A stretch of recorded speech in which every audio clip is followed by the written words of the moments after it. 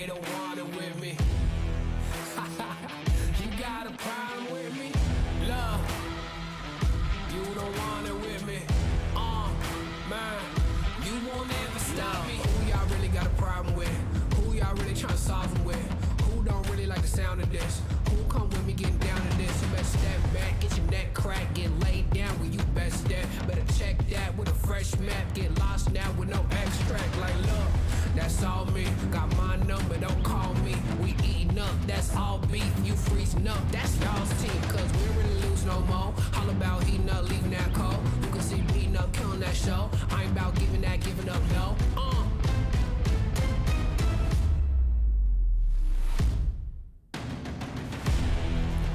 Nah, cause they don't want it with me.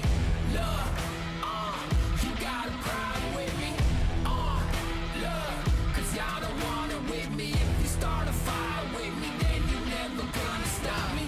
Ayy, sound the alarm. We about to go on. You getting it wrong. Time to go off. Can't hold us back. Truth hurts, you owe us that. My truth lurks, say y'all collapse. Now scoop first where your homies at. Cause my team with me right now.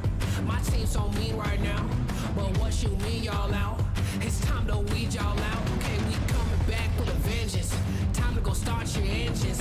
What is this thing y'all mention? Time for y'all stop pretending,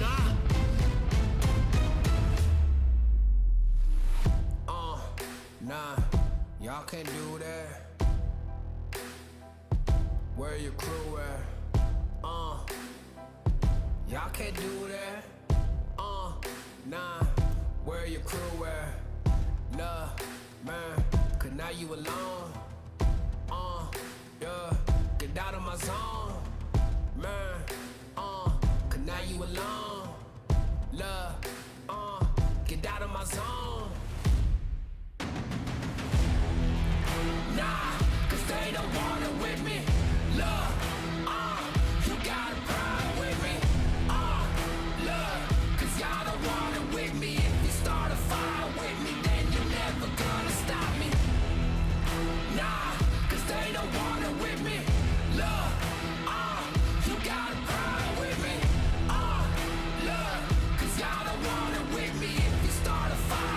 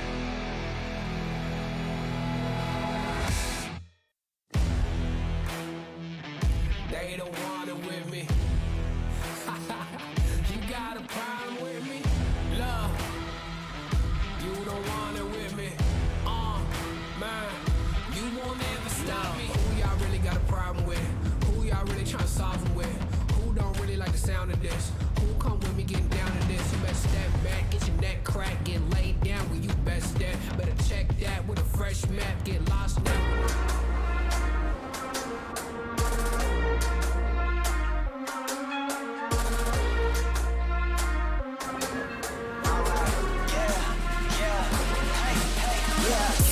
Won't stop going till a player on top know it. Rooftop, penthouse suite. If you really want it, gotta own it. Ride through it, we was at the lowest. Blood, sweat, tears, the components. Riding all year, now's the moment. We are not friends, we are opponents. Yeah, I'm coming for mine. Yeah, I'm making a play, the game on the line. Yeah, I've been on the grind. Yeah, I jump in the spot, I made it my time. Yeah, look in the sky. Yeah, the stars align, no shade to shine. Can't stop it already. Emotional work and devotion. We put in this time. Look. You won't stop.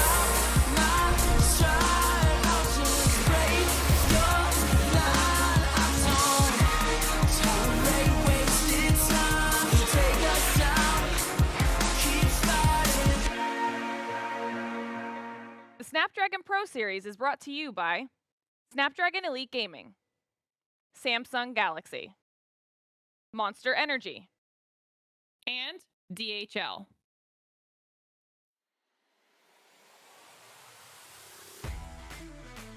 Welcome everybody to the Snapdragon Pro Series. It's Season 2, it is the Wild Rift Challenge Season Day 1 for EMEA. I'm Stress, joined by D-Man and Stuart for what is sure to be a great day of games. So finally here, we're finally in studio. We've had some online play leading up to this, but Lee, how are you feeling on day 1? It's great. I'm absolutely loving it. It's great to be back here covering Wild Rift. Obviously, it's been a little while for me. Not so long for you, Stu. Like a day. Just like a Basically day. a day. Like 2 days ago, me and Stress were on screens, and now we're back again. So yeah, more Wild Rift action. Really excited to get today underway. Stuart, you've been the busiest man in the off-season here for EMEA region for Wild Rift. We'll give you a couple of minutes to get settled before we get into the game. Don't worry, we've got some time before we get there. But for those of us joining us at home, we of course have a lot on the line here in the EMEA region during the off-season. We've got 8 teams joining us. They've played their way through the online portion of the bracket to the point where now we have a group stage, and I think that's the most interesting thing. Now we get to that round robin portion. When you look at those 8 teams facing off against each other, we got 7 days of gameplay so far to play through. Day 1 is going to be the starting point, and I think there are a few teams to kind of highlight as we go through. For me, it's going to be Rix, the kind of the favorites that we've expected to do well, but there's some stories coming into it from this week of play. Stuart, who have you got your eyes on as the top teams in Europe right now? Definitely for me, Formulation, like you said, after the what happened a couple of days ago, Formulation, beating Rix in that final, definitely a big team to look out for. But the other teams just below them as well, NASA, Parla coming through as sort of the big teams, and it's time for them to prove themselves as well. Yeah, it certainly is. Lee, any outsiders that you think in the VODs that we've seen? I mean, obviously we're talking top 4 is really what we're looking at to get through. And as you've both mentioned, it's hard to look past the likes of Formulation, the likes of Rix, that are almost certainly going to be up there. Things happen.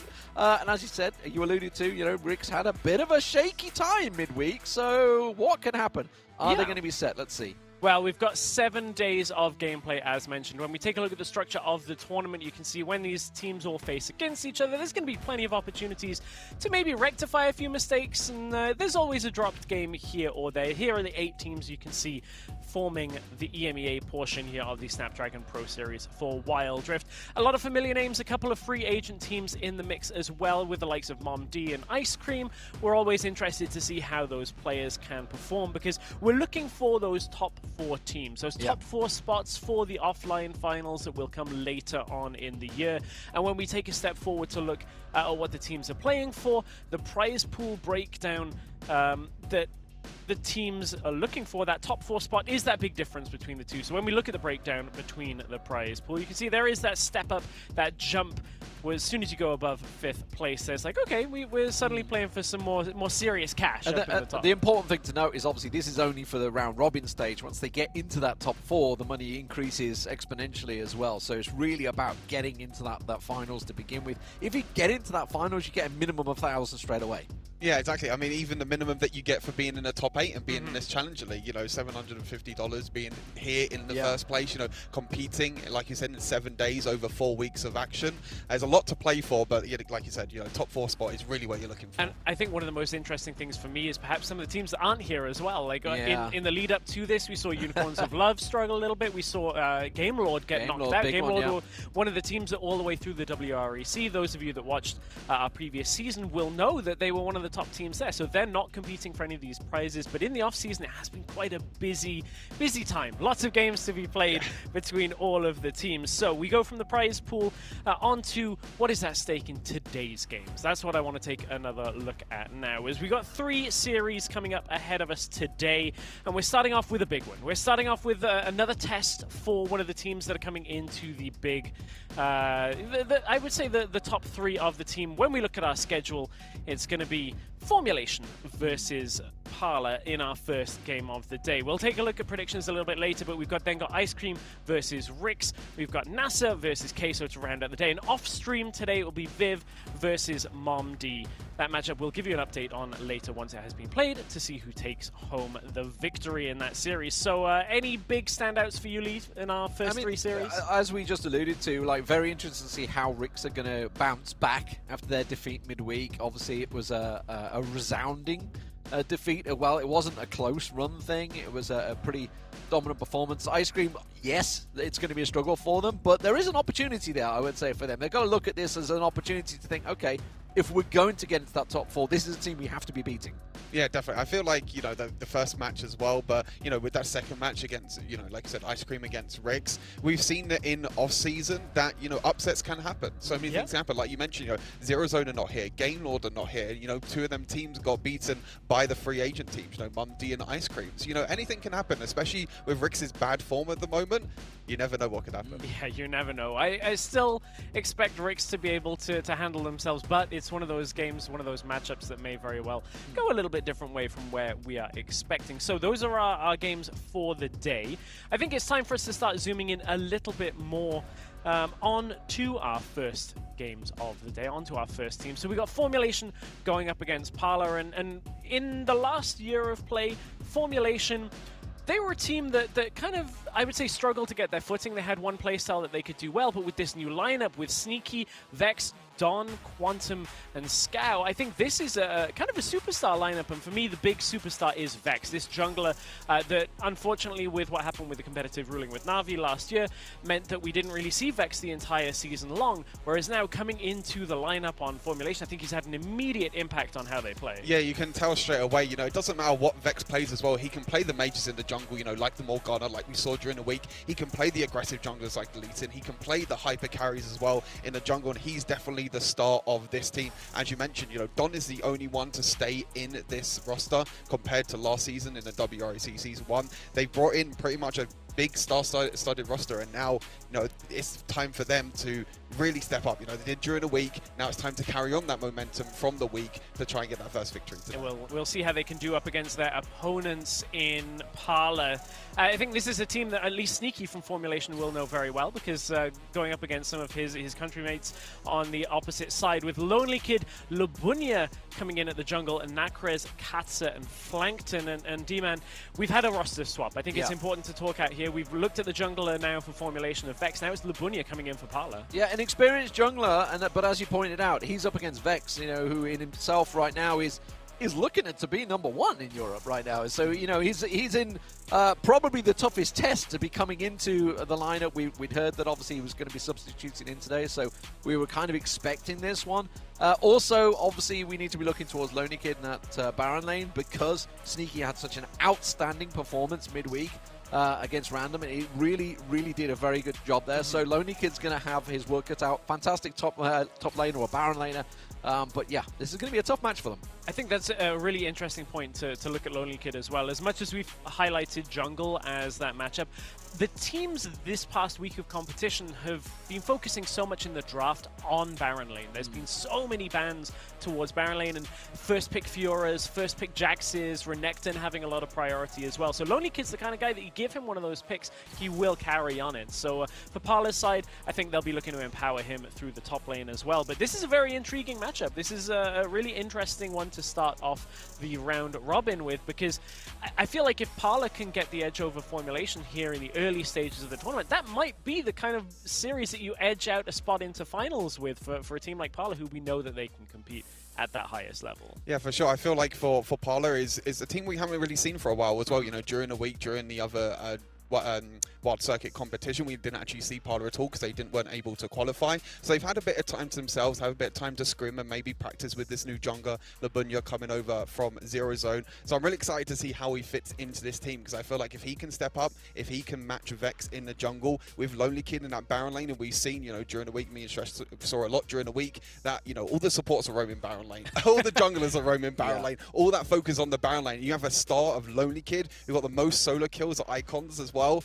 It's going to be an exciting matchup. It's going to be an exciting matchup. We've got our predictions locked in for this first series of the day. I think there's probably no surprise, given that Formulation, they of course were the victors earlier of the Infernal League Wild Circuit tournament. And no surprise is that there's a lot of faith in Formulation when it comes to our predictions. You can see I'm putting it a 2-0, D-Man, you're putting it a 2-0 as well. Faith for Parla over in the end there. And in fairness, I would say it is the first game. Yeah. The first game of a league. So anything could happen. There could be a bit of nerves in there. So there is a chance to get that one game. I feel like they definitely can have a chance to get it. You know, if Labunya can fit into this team very, very quickly, if he can gel with these players very, very quickly, I feel like he is a jungler that stood out to me during WREC Season 1 on Zero Zone. I feel like if he comes in, if he steps up, if he competes against Vex, especially, like I said, with Lonely Kid in the jungle and Nakriz in the mid lane, which we haven't spoken too much about, but he was one of the rising stars really in Barcelona in that finals of WREC Season 1. So I feel like that top side of the map, they definitely can have a chance in this series. I know you're likely to touch on this as we go through pick and ban, but there was some Lux Varus shenanigans out of Formulation this week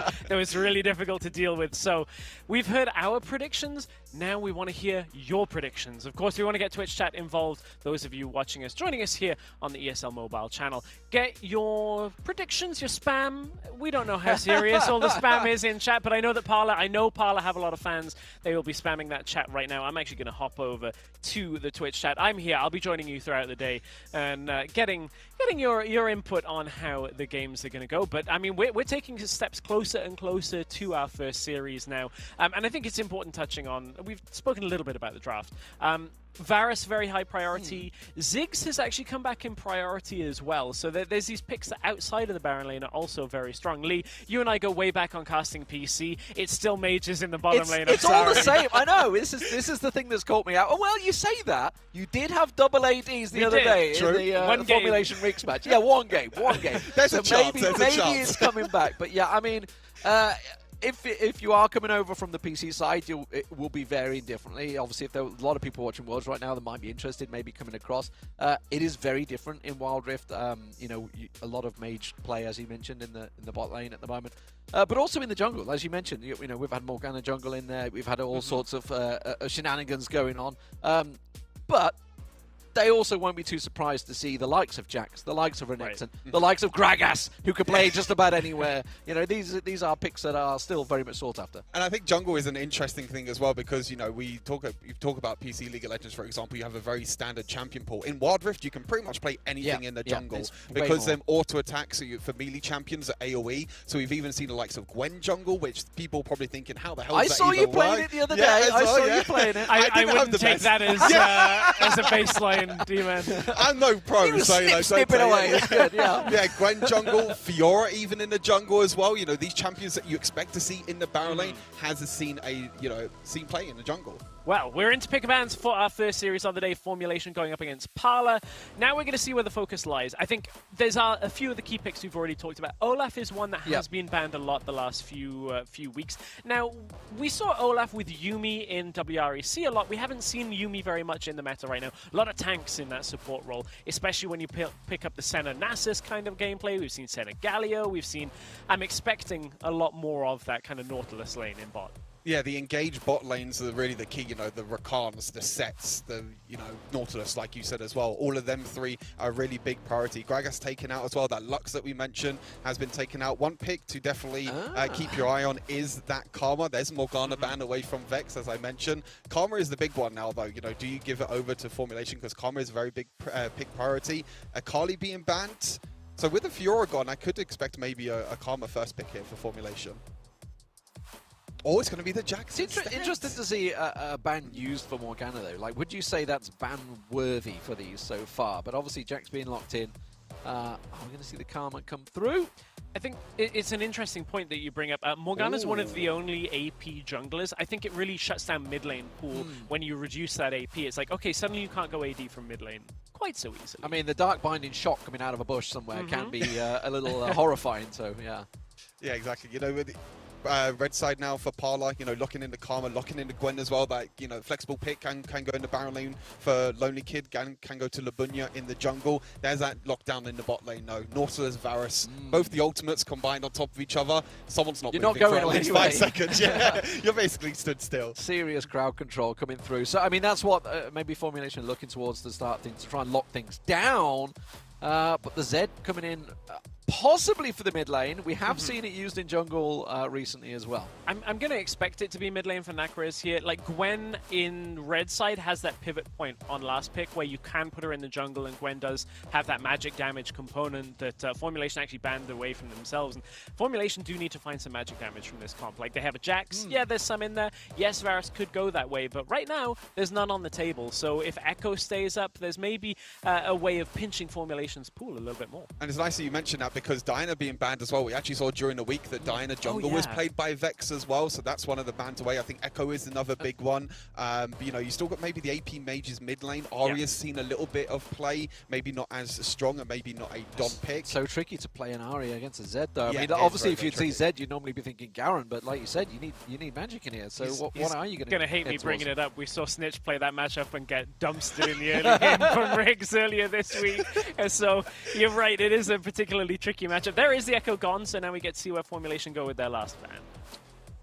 Very, very interested to see, you know, with Parla having first pick on this second pick phase, they're probably going to pick their support. Maybe the likes of the Set could be really good against the Nautilus. Rakan is also still open, and leave that flexibility of the Gwen, whether it goes into Baron lane or in the jungle. Malphite ban is a very, very interesting one, maybe realizing that they might have a lot of AD damage. Speaking of AD damage, and something that people might not know, is Yone is available in this tournament that's as well. True. Yeah, Yone is today, available. right? Yeah, today is the first time in the EMEA region that Yone is available. Probably not at this rate.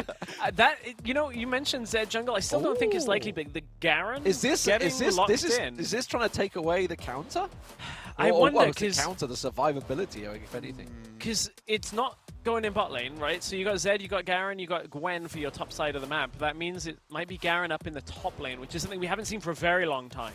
I think that also to mention as well, it's not really a Lonely Kid champion. No. We see, you know, Lonely Kid loves the hyper carries. Lonely Kid loves to go for them 1 versus 1. There's your magic damage, though. Yes. The mid lane Kassadin for Don. Actually, something that Don has not really played too much, but we've definitely seen a lot of popularity with Kassadin. Has a very safe laning phase with the long range on his second ability. He can just farm up. And when he scales into that mid and late game, it can be very scary as we wait for the last pick, which is going to be Kha'Zix in the jungle for Vex. So, you know, the top side is looking, you know, if you look at mid lane, not really the strongest, but at top side, Jax and Kha'Zix, you have to try and win that 2 versus 2. Like I said, potentially against a Garen and a Gwen jungle, I think it will be on the side of Parla.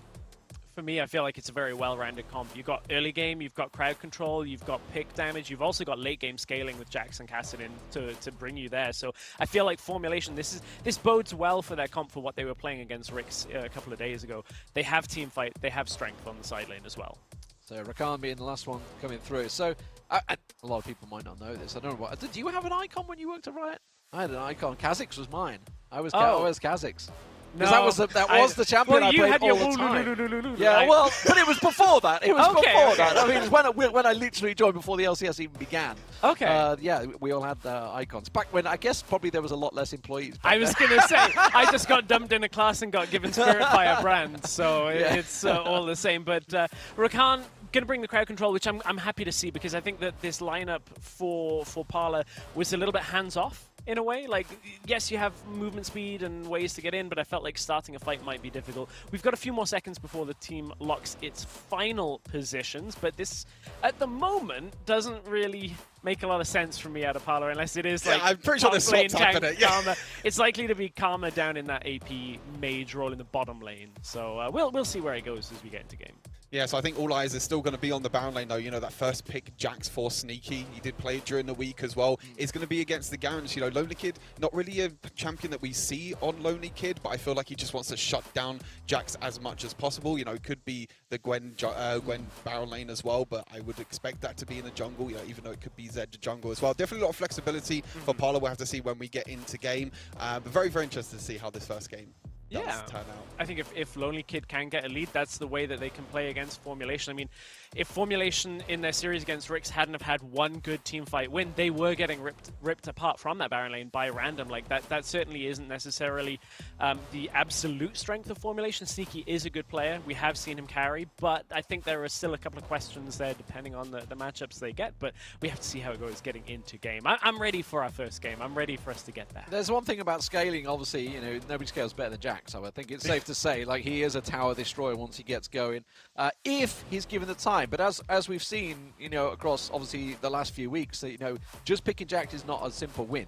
You know, there's a lot of ways that Jax can lose. You can get caught out. If you see maybe some team fights where they're going one by one by one, I'm not suggesting any team out there in midweek that may be played, but definitely it's not a win factor straight away. Well, we'll have to track that as we get into game. I'm going to pass it off to D-Man and Stuart as we get into our first game of the day between Formulation and Parler. So here we go. Obviously, big favourites, no doubt about it. Formulation coming straight off the back of a tournament win into the Snapdragon Pro Series Start League. Parler coming into this one as the ranked underdogs. I think it's safe to say. We've both, well, me and Stress have got them down as 2-0. You actually have a 2-1 result for this. I'd love to know what you guys in chat obviously think. You've been spamming out your chats. There's a couple of Turkish fans out there who are loving the Parler win. Hopefully they can get something out there. I would say game one, this one, is where you're going to do it. This is where you can get that surprise factor, what you've been working on. I know they've been scrimming and trying to get their practice in. This is where it's got to be point to play. For sure, and I think Parler maybe watched the games during the week as well, made sure that they were, you know, maybe kind of tried to figure out Formulation during the week. You know, Stress mentioned a bit beforehand as well that there was a little bit of early game, I guess you can say, downfall from Formulation, where Rix were able to come out on top. So maybe this is where Parler can look towards the early game. Even though they don't really have an early game comp, you can see that it is going to be Gwen at jungle for Labunya. So a lot of scaling and a lot of, you know, damage as well. You know, if you can get a team fight into the top side with the likes of Garen and Zed once they hit level 5, it is already engaged your bot lane. Yeah, immediately looking towards it, but you can see Bottom's just going to back away from this one. Didn't get caught. That was the Ignite's already used there, though. So a couple of summoners already burnt. Obviously, his flash was pulled out as well. So not going to have that available. Possible pathing chance. You know, do you think Labunya was watching your stream earlier on saying, Gwen jungle, that's a good idea. That's a good idea, Stuart. I'm going to do that. I have to admit, I think I was a little bit late on that, to be honest. I think people were trying out Gwen jungle when she got released a few weeks ago. Let's try out any jungle. Yeah, exactly. That's the crazy thing, is you can try out any jungle. It doesn't matter. As long as they're melee and, you know, as long as they can do that AoE damage, champions like Gwen jungle, which actually got a nerf quite recently as well in the jungle, got the passive nerf damage. You can see that both junglers actually pathing towards this bot side. We might get a little bit of a skirmish here towards this Scuttle Crab. It does look like Vex is just going to back off for now, go towards his red buff and just carry on clearing, try and get that level 5 so we can get his first evolve. And immediately, Lonely Kid getting caught up by Sneaky here, coming back to lane. Does get a decent amount of damage down on him as well. He's just going to have to sit and look around. No, he is going to back. He's going to try and get himself back topped off there. No, decides against it, so backs away there. Dom's going to have to play this one safe. This is the thing. Yep. This lineup, this is very much Zed dominant early game. Obviously, Kassadin takes a long time to get going, but when Kassadin gets going, it can be phenomenal. But early lane pressure against the Zed is going to be nigh on impossible. I think that's the thing, is like, you know, you have to play Kassadin safe, like you said. But one thing that maybe people might not know, maybe people like yourself know, you know, that come over to PC League, maybe see Kassadin PC League. That second ability, the range is like double the attack range of what you actually have normally. Yeah. So it's actually very, very easy to play as safe as Kassadin mid lane. You know, normally you're going to get dove under tower early levels. Normally you're going to get, you know, crazy ganks coming in. But mid lane is very, very basically on their own island, I can say. Yeah, mid lane, not a lot of focus gets put towards the mid lane. Normally it's towards either the Dragon lane or the Baron lane. So that means that Kassadin is able to scale up. As you can see, actually it looks like Sneaky Nacros read is this roaming like a book. Yeah. Absolutely, chapter and verse, just backs completely away. Triple dive trying to come in towards him. Nacros wasting a lot of time here, as is Labunya, but Sneaky read that so well. Did see, obviously, there was the ward in the river that caught sight of Nacros, so just completely waste of time for Parla there trying to get that gank. Didn't work out for them. They may try and actually get something back in the river. I can see there is action in the river there. You can see Dom did manage to catch on. The dredge line not quite catching on to Nacros. Yeah, you can see both supports already roaming, leaving the dual lane carries there. Both Quantum and Katsei is just able to farm at range, whether it's their abilities, whether it's their auto attacks as well. But the supports being able to roam around is definitely the key at the moment. You can see they're both in the bottom side river, both trying to get as much pressure as they can. But for now, they're just going to go back to lane, and actually it looks like Sko is actually going to stay around the top side. You can see he's currently around mid lane. You can see that this is something very normal that happens in Wild Rift. The duo laners are rotating to mid lane. You get the wave clear duo laners just getting that mid lane priority as Quantum and Katsei look to roam. And you can see both the mid laners now going down to the bot lane. Just a ping warning. Almost dead on, actually, where Vex was. So good guesswork coming out from Butler, because I can't see any ward vision there. So they've managed to just really guess that pathing well. I mean, obviously it's pretty much well timed out at the moment, so just making sure they are all safe. Just coming up to 5 minutes gone. Very, I would say, a very calm first game. It's kind of what we expect, you know, tentative. You're going into the league. Nobody wants to start with a loss. Yeah, exactly. You know, it's a best of three, so even if you do lose the first game, you still have that second and third game to be able to come back. But 4 seconds until the first objectives, it is going to be the Infernal Dragon is going to be the first one. Rift Herald is up as well. It looks like we might get a trade in objectives. It looks like Vex has already gone towards his Rift Herald and start up, and Labunya is going to go down to the Dragon. So I think they want to mess with them, though. Yeah, maybe. In It's the a bit river. skirmish. Yeah, definitely looking to get in there. Labunya going to get caught out. Popsy Sko just trying to back away there. Quantum taking a lot of damage. Going to get hooked back in, and it's going to get a quick double kill there. Was it Labunya that picked them both up? I'm not too sure. It wasn't. It was actually Katsa that got the double kill on the Karma. Not ideal, but they'll take it. You know, strong mage start.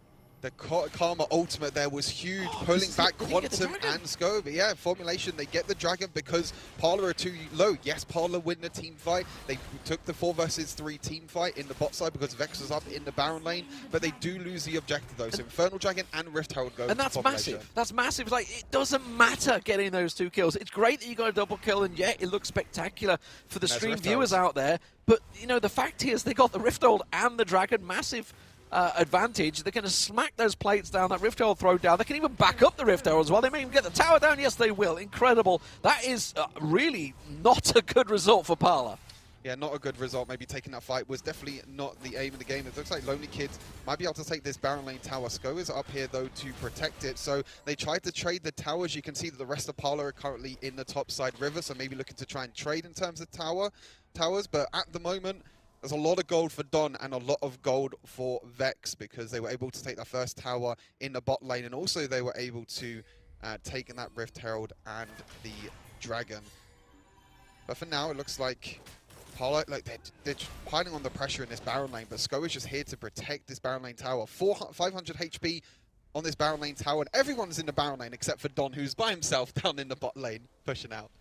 Well, let's see whether Sneaky just stepping through. Labunya going very aggressive there. Sneaky's going to back away. They're going to go full invade. They do actually try and catch out Vex. Vex manages to back away there. The ulti being used by Nacros. Not going to catch anything, though. And again, it was this time a 5-man dive, trying to get anything out of it. They didn't get a single kill. And while that was all happening, you've got Don down the bottom there, happy farming. Yeah, I mean, he's going to push out the lane. He's going to deny all the minions as well underneath the tower. You see Nacros is going there, but he's going to get caught by Don. He doesn't really have a lot of damage, and everyone else is here, so does need to be a little bit careful. But Rift Walk, I mean, it's just like a free flash it is the ultimate mobility champion, really. The Rift Walk's just, once you get going, you know, the split push abilities that you're going to get from Don is going to be off the chart. Sneaky not really been having too many problems against Lonely Kid up here either. Which, for a Jax early lane against the Garen, you know, is great. Obviously, Garen can bully the lane a little bit because he's sort of much stronger early on, but now that Jax has hit 9, that's not going to be the case. Especially with Hullbreaker built early on as well from Lonely Kid, so he's going to be able to get them extra resistances. So it might be a little bit hard for Sneaky, but you know, as you mentioned, you know, he's doing completely fine in this Baron lane. You know, the longer this game goes, the more annoying Jax will become, and how he can be that split push beast. But it looks like at the moment, Parla are actually trying to catch Formulation a bit off guard, as they actually are going to give up this Baron lane tower. Finally goes down. It feels like Parla have been trying to get this for the past few minutes. They will take that tower down, so it means even tower. But 2,000 gold lead for Formulation at the moment. Doesn't really mean too much, but definitely a lot of gold for Vex and for Don, because of the how much pressure and how much minions they were able to get on that bot side. Yeah, so even so far, just that singular Dragon and Rift Herald being the difference in gold. So it's time to start checking out the items. Everybody's starting to back off, get themselves prepared for the next set of skirmishes. Meanwhile, Don just continues his farming duties, which is exactly what Split Push Cassidy will do. Exactly what's going to happen. We see Karma's here as well. Luna's Echo first item, going for Prophet's Pendant into Void Staff. Going into this, it's very standard build for AP champions now because of the recent changes that happened to the AP items. So we actually see, you know, the flat penetration, magic penetration that you get from Prophet's Pendant is a very early item. But second, Rift Herald is up. Both teams are around this objective. Rift Herald does spawn a little bit earlier than Dragon, so you can see not a lot of vision control around the bot side for either of these two teams, and they're just grouping around at the moment, trying to maybe take this second Rift Herald. I have a worry for Parla, and that is that Katsa, if they're trying to put a bit onto Katsa, I mean, Nakras is going to obviously dive the back line. Katsa, though, has got to worry about the Jax jumping in, the Kazakhs jumping in, and obviously then you've got the long range. You could have Don jumping in. Everything is going to pile on it. And, you know, Karma is a squishy champion.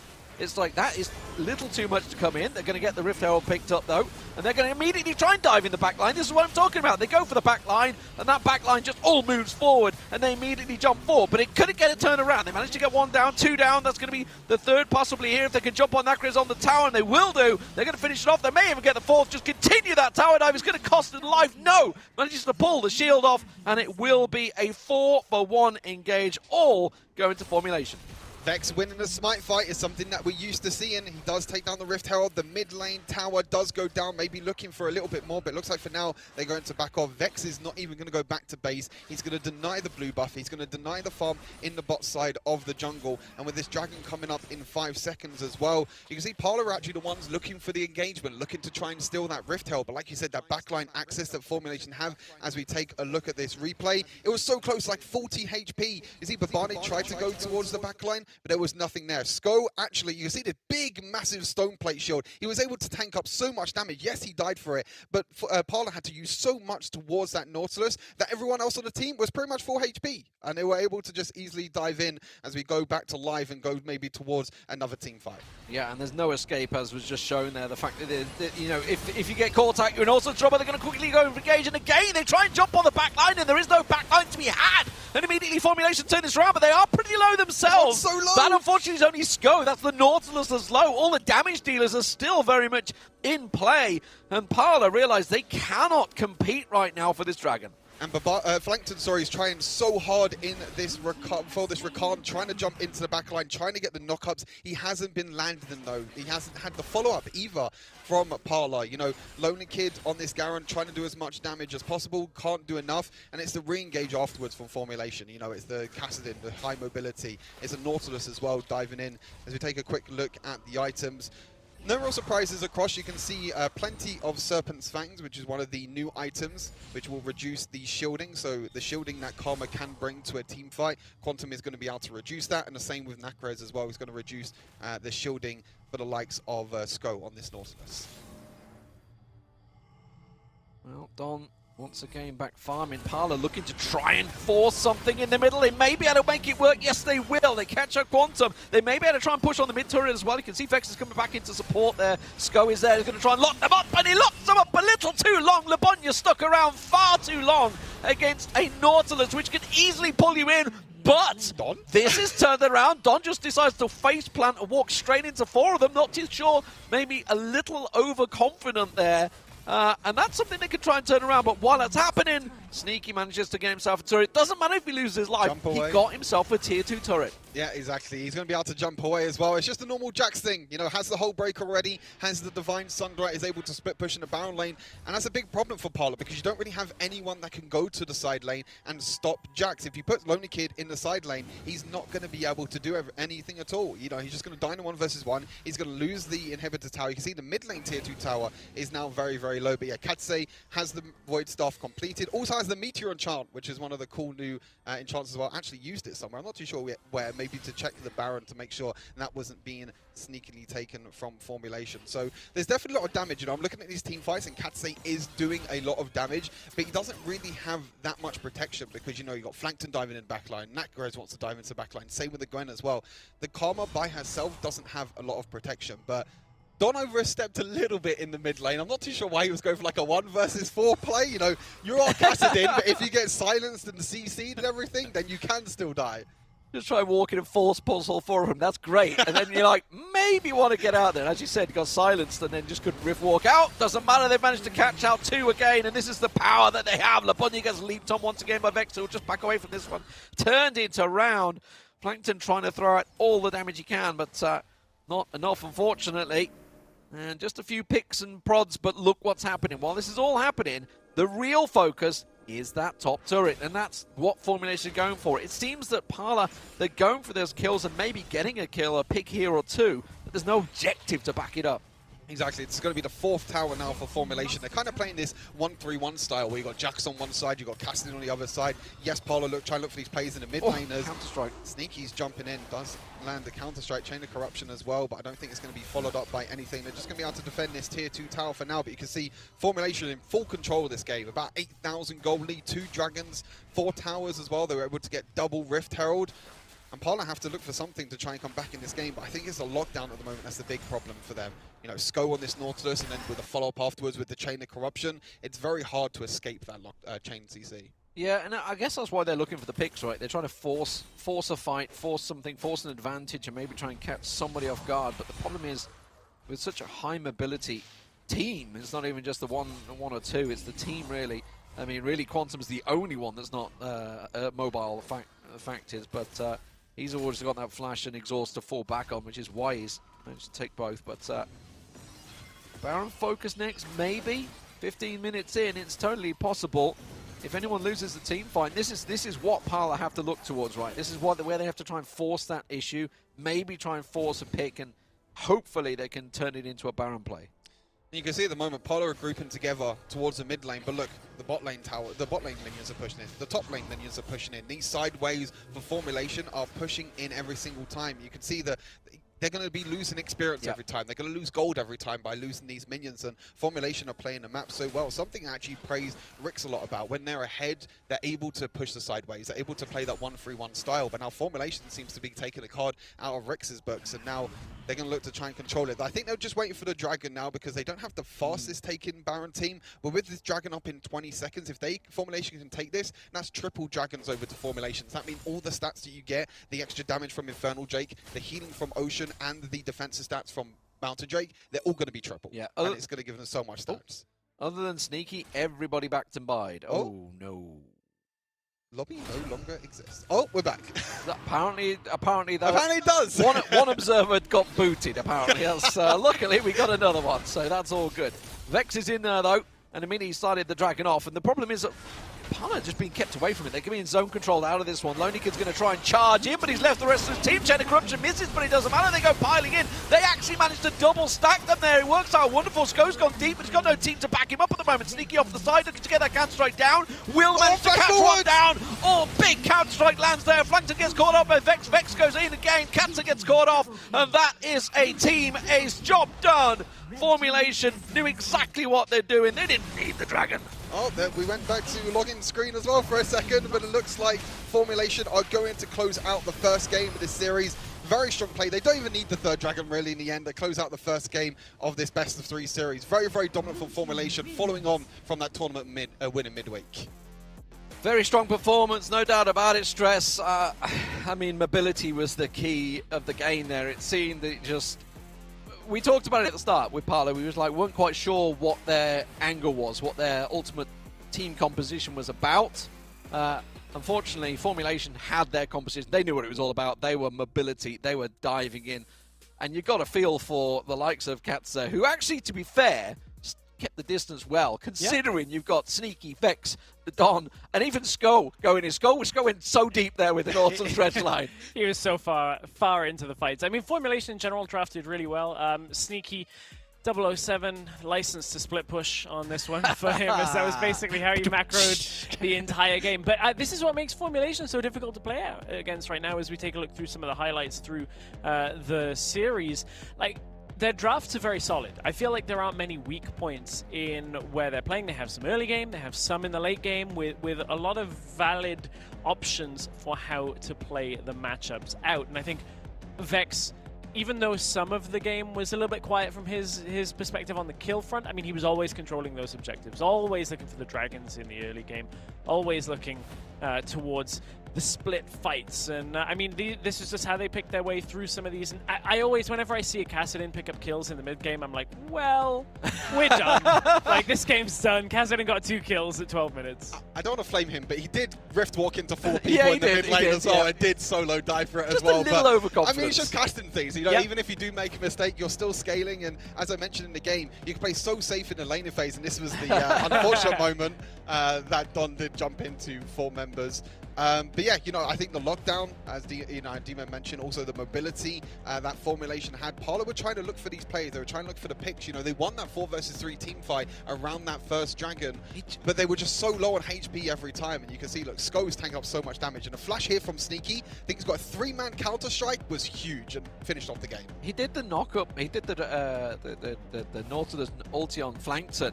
And I think Nakras went into it and got caught, like, at the same time, like, stacked on top of it and got double knock up.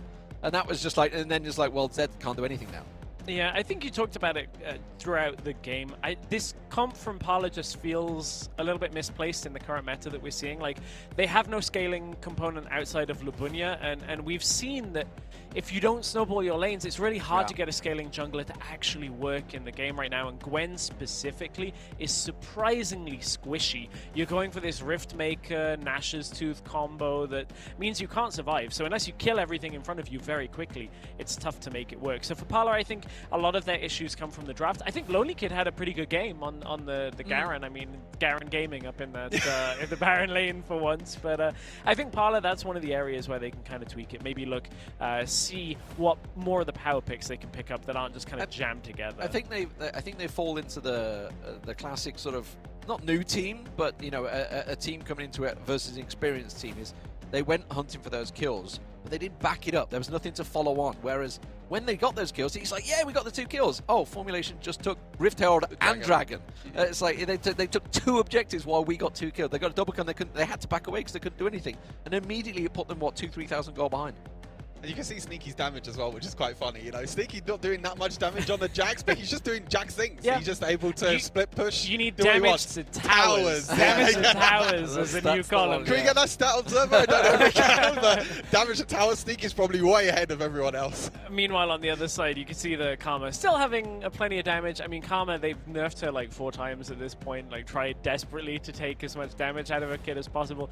Still managing to out-damage everybody, but it wasn't enough for Parla in our first game of the day. A fun first game, and it's a really good indicator of why Formulation are so strong right now, why we put so much confidence in them. Is like their macro game was on point, like first Dragon, first Rift Herald, first turret, like everything they wanted, the Formulation just got. At no point did they look like they're in trouble whatsoever. No. Even when they got that double kill on them early on, they still managed to turn it because they were just like, they were so calm and cool. They were just like, yeah, we're getting Rift Herald, that's fine. Oh, they're going to get Dragon? No, actually they can't. We're going to go get Dragon. We got Dragon with what, 2-3 people max. Exactly, yeah. They were able to take that first Rift Herald basically by themselves. Yes, they lost the team fight, but Parla were way too low to even try and take the Dragon. So Vex was like, cool, I took the Rift Herald, now I can take the Dragon. Just strolls on down. Yeah. Get everything they wanted from the game. And everything that we want right now is to take a moment for our Snapdragon takeover.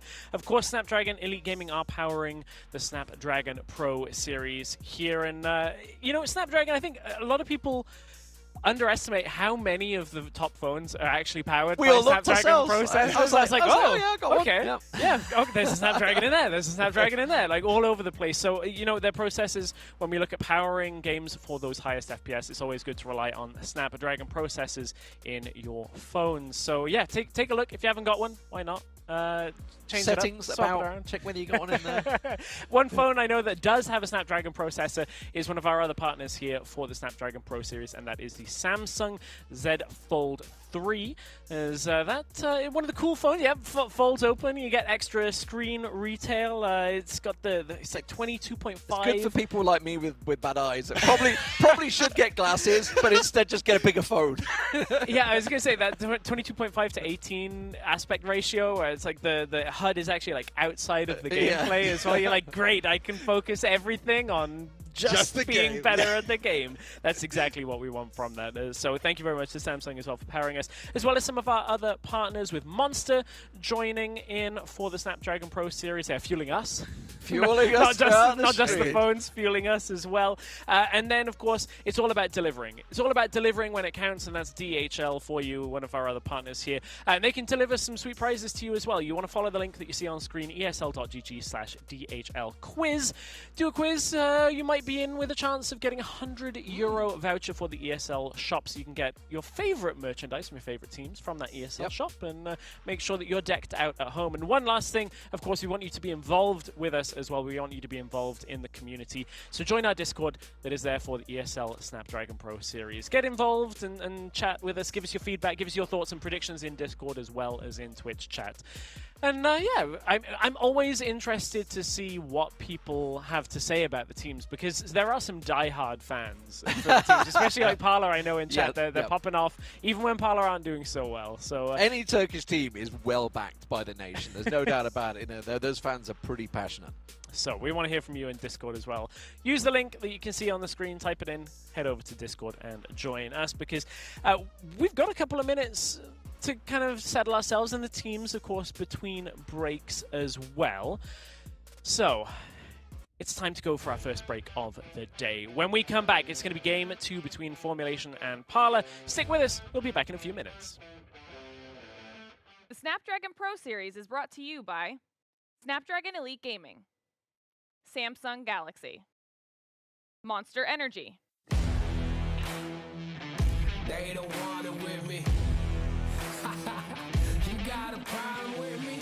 Love, you don't want it with me. Man, you won't ever stop me. Who y'all really got a problem with? Who y'all really trying to solve it with? Who don't really like the sound of this? Who come with me getting down to this? You better step back, get your neck cracked, get laid down where you best step. Better check that with a fresh map. Get lost now with no extract. Like, look, that's all me. Got my number, don't call me. We eating up, that's all beef. You freezing up, that's y'all's team. Cause we ain't really lose no more. All about heating up, leaving that cold. You can see me heating up, killing that show. I ain't about giving up, no.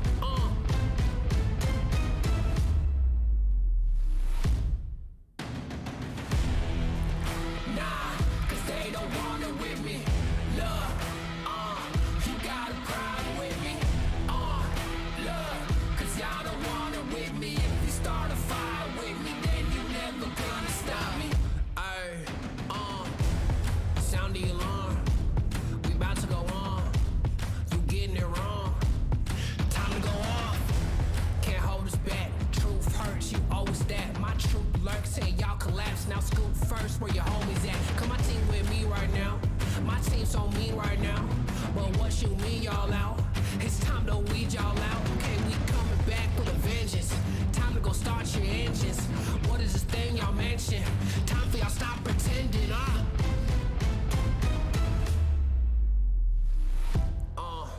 Nah, y'all can't do that. Where your crew at? Y'all can't do that. Nah, where your crew at? Love, man, cause now you alone. Yeah, get out of my zone. Man, cause now you alone. Love, get out of my zone. Nah, cause they don't want it with me.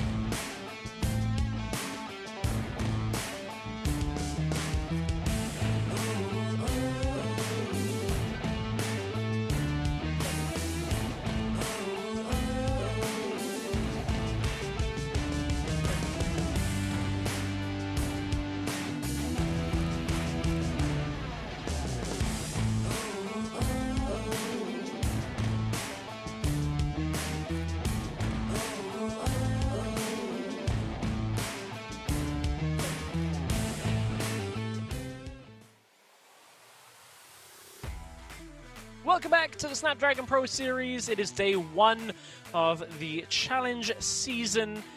I mean, it was an interesting first game. Like, I think it was a good starting point for us to kind of build some of the building blocks of how to play the meta right now and maybe how not to play the meta right now, if I'm being a little cruel on Parla. I think their comp was a little bit of, like, pick the shiny things like Gwen in draft and like, oh, yay, we can get some good picks, and then not really think about how they go together. They're kind of like when, we got damage! We've got nothing actually to survive. How do we survive? Like, not looking at what they were up against in terms of, like, what is going to jump on us and like what can all this thing. I guess like from their point of view, they're thinking, yeah, Zed's going to go in, it's going to be great, and obviously not thinking of the what's the word I'm after? The repercussions of their actions. Well, one of the repercussions that rippled through that game was that Vex picks up the MVP for our first game of the day. No surprises there for this jungle. We kind of highlighted him as the superstar, and you can see the statistics do not lie at all. Not only high kill participation, high kill KDA, you know, all of the good stuff that you normally would see, but the stats that are hidden here is the objective control that came from it. Like, they got all the dragons, the Rift Heralds, all of that, everything they needed. And I don't think it's like, obviously, well, we can talk about Vex. I think we should talk about Labunya as well. I don't think it was anything bad against Labunya in that game, purposely. Obviously, if you think of the Baron lane, Jax pretty much played it safe and stuck around his tower, so there was no options available for him there. So then you look at the options in the bot lane, well, wasn't really much open there either for him. So Labunya really was just sort of chasing shadows, if anything, because Formulation read the game so well. I think the big thing as well, you know, Labunya's still coming into a new team as well, so maybe need to takes a little bit of time to gel, maybe understand his teammates at the same time. Yes, they would have had scrims, but this is their first competitive game with Labunya in the jungle. Didn't really have the best performance, but you can see that, you know, Formulation, they played the map so well. They took the early objectives, and from that, then they weren't able to really come back. They were trying to make these picks. They were trying to group together, so Vex couldn't get the isolated targets, but he still found them, and with a 10 KDA in the end, which was... I think of the top lane engage where they tried to go for Sneaky, and Sneaky just backed away so early that they... 3 of them all focused and stayed there for a good 30 seconds. It's like, nothing's happening, guys. You're not going to get this. Sneaky's playing it too safe for you. Yeah, and I'm glad that you brought up a little bit of the changes there coming into it with Labunya coming in.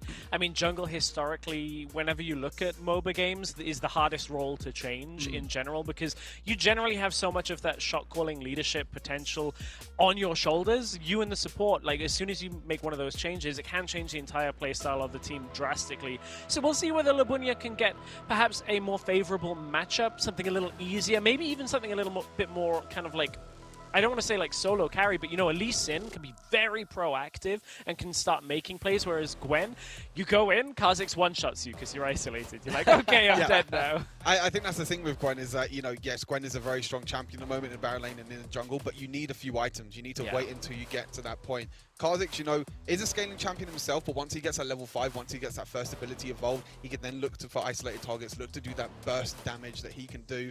And in terms of draft at the moment, nothing too much has changed so far. Exactly, you know, the same, two bans, I'm expecting Parla to switch things up. Formulation could just stay with what they did because they played the first game so well.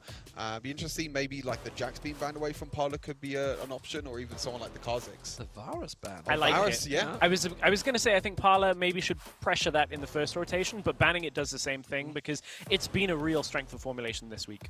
And it's a big strength for Quantum as well, one of his most played champions during the off-season, a very good comfort pick for him. And with Lux banned away as well, he might have to go down to maybe some of the champions that he maybe doesn't feel as comfortable with. Morgana's still taking off as well, worried about Vex as well, obviously that can be changed. And there's a Jax ban as well, so there's a few other things. So big things that are open. Gragas is open. Oh yeah. Most likely going to be first pick here from Formulation. It has to be. Gets played in the jungle a lot by Vex, and there it is. Gragas first pick. So strong at the moment, 4-role flex pick as well at the same time. You can play it in pretty much any role except the for perfect Dragon first lane. pick. Exactly. And then also, you know, the amount of damage and the amount of just burst damage is huge. But Akali was left open as well. So that, well, I mean, it could be Lonely Kid, it could be Nagres, we don't know, and Ashe being locked in, okay. It's been a couple of weeks. Ashe was like spiking in the meta in the Open tournament that we saw a couple of weeks back that Unix Scoundrel casted, and then just dropped off the face of the earth and hasn't been seen for like the entire time since. So we'll see which build this ends up being, whether it's that volley-based one, but that's going to be the Nasus, and Stuart, talk about it, like they've been playing it for Formulation without the Senna. I think that's the big thing is like, you know, we talk about Nasus, we normally see Nasus Nasus with Senna, but Formulation is a team that can just, you know, play the draft whatever they like. You know, if they want to put Nasus in the support role, if they want to put Nasus in the carry role, which is most likely what this is going to be, it's probably going to be farming Nasus in the bot lane with Karma as the support. That's by AP his Nasus, side as right? well. So it'll be AP Nasus with the third ability, spamming the third ability, getting all the slows and utility. But there were so many open picks in this draft because the likes of Jax and Varus were banned instead, that Formulation were able to get Gragas and Karma in the exact same draft, which is crazy to feel, you know, to think about. Interesting that they go with the Renekton ban. Does that mean they almost certainly feel like Akali's not going to be in that top lane? I think most of the time, I mean, it can be flexed, you know, can be flexed into Baron lane or into mid lane, but I think most of the time it does get played in mid lane because normally you have better matchups in the mid lane as well. When you're up against some bruisers, Kali doesn't really do too well against the bruisers in the early games. You know, putting it in the mid lane, and especially because, you know, there's no mid lane at the moment. Yone actually being banned. We talked about it. Maybe they went, you know, we don't, just in case. I mean, Don's definitely been teasing it as well. He's definitely been, you know, messaging people. You know, even had, you know, Darkbreaker message me back saying, "Can't wait for you to flame Don's Yone." Well, so don't get to see it this time around. It won't be this game, but I mean, Don is an Irelia player when like as used to be a one trick. So those mechanical champions, we keep memeing him for playing Garen the entire time. Like he can play the mechanical champions exactly how they need to. Galio banned away now to try and take away some of the tankiness, some of the team fighting, because when you got an Ashe already and then an Akali and a Gwen going in, if you can protect them, you have a good team fight start at least. I think the big thing at the moment is where is this Ashe going to go? Is it going to be, you know, the dual lane carry Ashe build, or is it going to be the support Ashe build, which, like you said, Stress, you know, has been very, very popular in recent times with the Imperial Mandate, with the Manimune, just spamming out your abilities over and over again. The Zed pick makes it, maybe it is Baron lane Akali after all. Could also be Baron lane Zed. We have seen it ever so often. I don't think it's really a lonely kid champion. I think he's a lot more comfortable maybe on the Akali. But again, there's a lot of engaged champions and a lot of dive for Parla. Wukong. That's a pick I wasn't expecting. We did see one out of the jungle this week, and it didn't do an amazing job when we saw it. I think it might have even been 7 playing it, but I might be mistaken on that one. Wukong does fall down a little bit in the meta. We'll see where it ends up going. It can, of course, be played in a laning role in that Baron lane. Now we get to see the Karmas here. Oh, we just set it up for it perfectly. Don now going to be piloting his one-trick Irelia that was very difficult for teams to deal with in the WREC. One trick is definitely the word to use. You know, WREC, he was known, you know, he was known and Formulation were known as like, if Don doesn't get Irelia, then they can't win games. Yeah, exactly. They're in trouble. There's been a long off season now, so Don has actually played a couple of champions. Zig's being locked in, so this is actually going to be support Ashe in that duo lane as well. Going to be building the Manimune with Imperial Mandate. So Zig? Yeah, okay. Zig's duo lane. Zig's a lot of poke. Just poke down the duo lane, do whatever you can. And, you know, against the Karma Nasus, especially now Nasus going to be walking up and trying to farm, you're going to be taking so much poke damage. But one thing I want to highlight, you see the Irelia and you opt away from a support.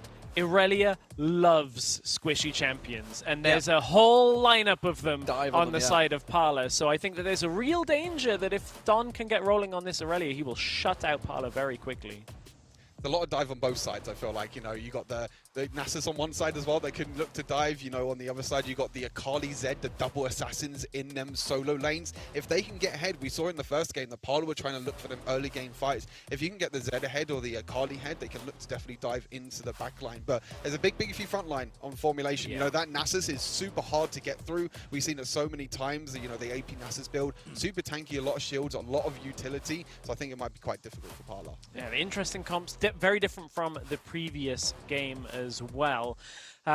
Didn't see the center picked up at all. I think that's one of the most interesting. Was left points open, with the was Nasus. left open. Could have been picked in with the Nasus, but as you say. But I mean, you pointed out obviously the double dive going in. You're going to Wither. You're going into Exhaust. So it's going to be a tricky one, I feel, for Parla here. Even when they have that aggression, they can get in there. They're going to be immediately countered. And as soon as you see them solo lanes dive in as well, then the Ashe and the Ziggs are going to be completely exposed. Yep. In goes Irelia. Yeah, exactly. In goes Irelia, in goes everyone else. As you can see, this is... I believe we just have a moment before we get into the game. So Wukong top. We can take a look at the finalized draft a little bit more. Looks like Wukong, as you said, going up into top lane. Karma being played from Skow's support role. And yeah, we've talked a lot about the dive. I think the other part about that is Gragas can stop dive quite quickly. Yes. With the ultimate, yes. with the body slam, he can be like, nope, just putting the brakes onto all of this. Like, get away. But it Same can with also Wukong. separate the team so well. I mean, that's why Gragas is so good, right? It's got so much utility. Obviously, it can be a tank, can be the slam. You know, the explosive cast can be absolutely massive. It could just send the two away, or it can just say, okay, you're going to dive in. Come with us. Come dive some more. Come to us. Well, we're ready to get into our second game of the day. Formulation versus Parla. If Formulation win this, they will take the series 2-0. It's time for D-Man and Stuart to take us into game. So here we go, ladies and gentlemen. Formulation 1-0 up after the first matchup, which was very much all about aggression. I think it's safe to say, diving in, they had full control, full objective control, it's safe to say. Obviously, the early fighting did favour Parla, and that's something they're going to look towards once again here. But let's look for the squishy targets. There's not really too many. Yes, Wukong and Aurelia can be squishy early on. Karma absolutely will be squishy on them. But you're not going to be looking towards the Nasus. You're not going to be looking towards the Gragas. They're not targets you want to be focusing.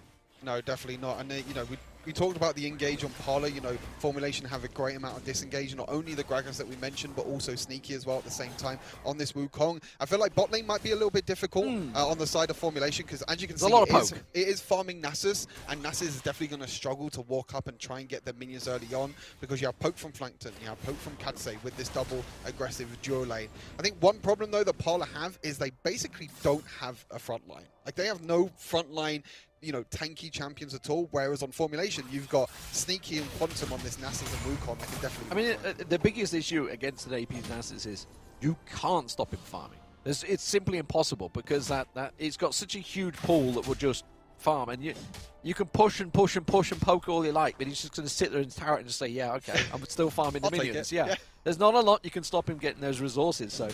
it's going to be very interesting to see where they can focus their abilities. Speaking of, that's actually pretty much aggression coming out from Sko early on. That's what I love to see. And actually catching them both off. Now, obviously, the downside is here, other than obviously Katsa can bounce off his bomb and bounce away. But other than that, there's not a great deal of mobility down the bottom here. So I do wonder whether we're going to see Vex possibly making an appearance on that Dragon lane. You can see right now, though, it looks like Don is actually the one roaming up into the Baron lane. As Lonely Kid's just underneath the tower, and there's a huge wave under here as well. That's a big dive, but it doesn't matter when you come in like that. The flash slam, Vex may well pay the price, and he will do. It's going to be a 1-for-1 trade. First blood gold going across, though, still to Formulation. And I think the big thing is there that Lonely Kid missed an entire wave of minions, maybe even a wave and a half of minions into that Baron lane. So Sneaky is probably so far ahead. You can see that Sneaky actually played that lane so well. You can see the gold difference already. Already 500 gold in the lead at the moment in the Baron lane, being able to shut down Lonely Kid as much as possible. It's going for that Rift Maker first item. But yeah, he played the lane so well. He just set up the slow push, and as soon as that slow push put in under tower, you can see Vex and Don roamed up to the Baron lane and execute the tower dive. But Vex did die for it, though, so that means a little bit of a gold lead for Labunya in the jungle. Well, Dom just chilling. I mean, this is two that won't be too involved. Obviously, they both hit 5 now, so ulti's starting to come into things. But Dom can happy farm, I think, against the Zed. There's not going to be too much that's going to worry him against Nakrid here. Nakrid, yes, he can try and engage, but generally is going to get punished, and you can see just how aggressive Dom's being there.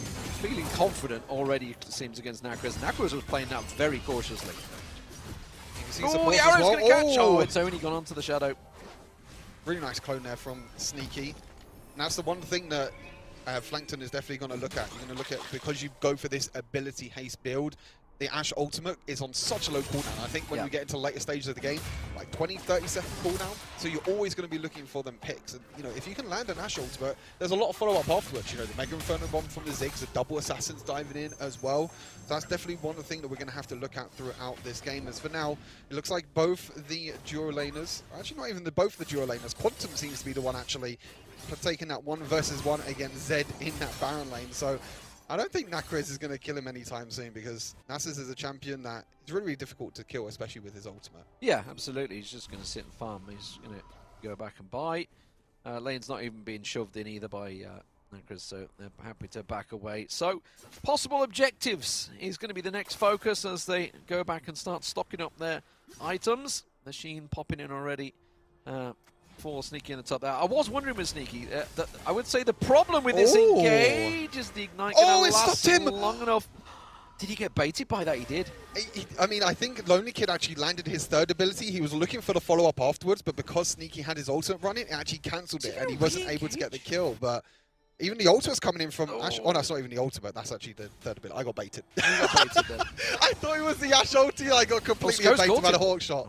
But it looks like he's going to be able to escape. I was just about to go back. Before they actually engage, I was about to say Sneaky's going to be careful with this engage because he's running out of mana. Because it's all well and good him getting the poke, but, you know, the mana only lasts so long, whereas Lonely Kid can just keep on re-engaging.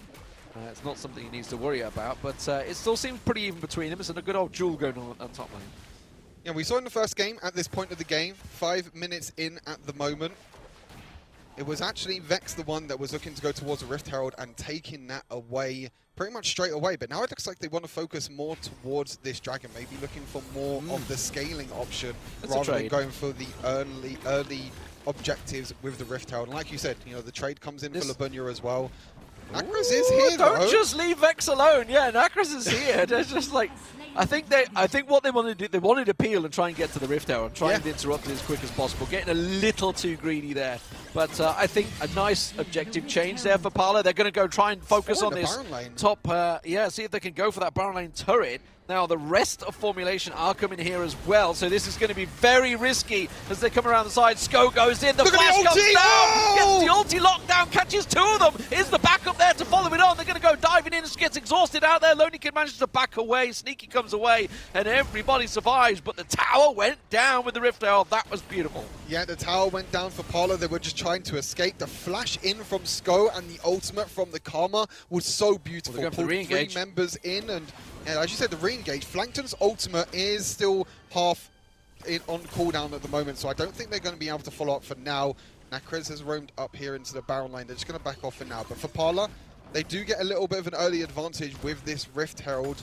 The goal lead is basically even, and with the Infernal Dragon going on to Formulation, it's a big, big dragon so far. So, calm down at the moment. For a step away, but I like this. This is a nice improvement from Parla. This is objective control. This is what they need, what they were lacking in game 1.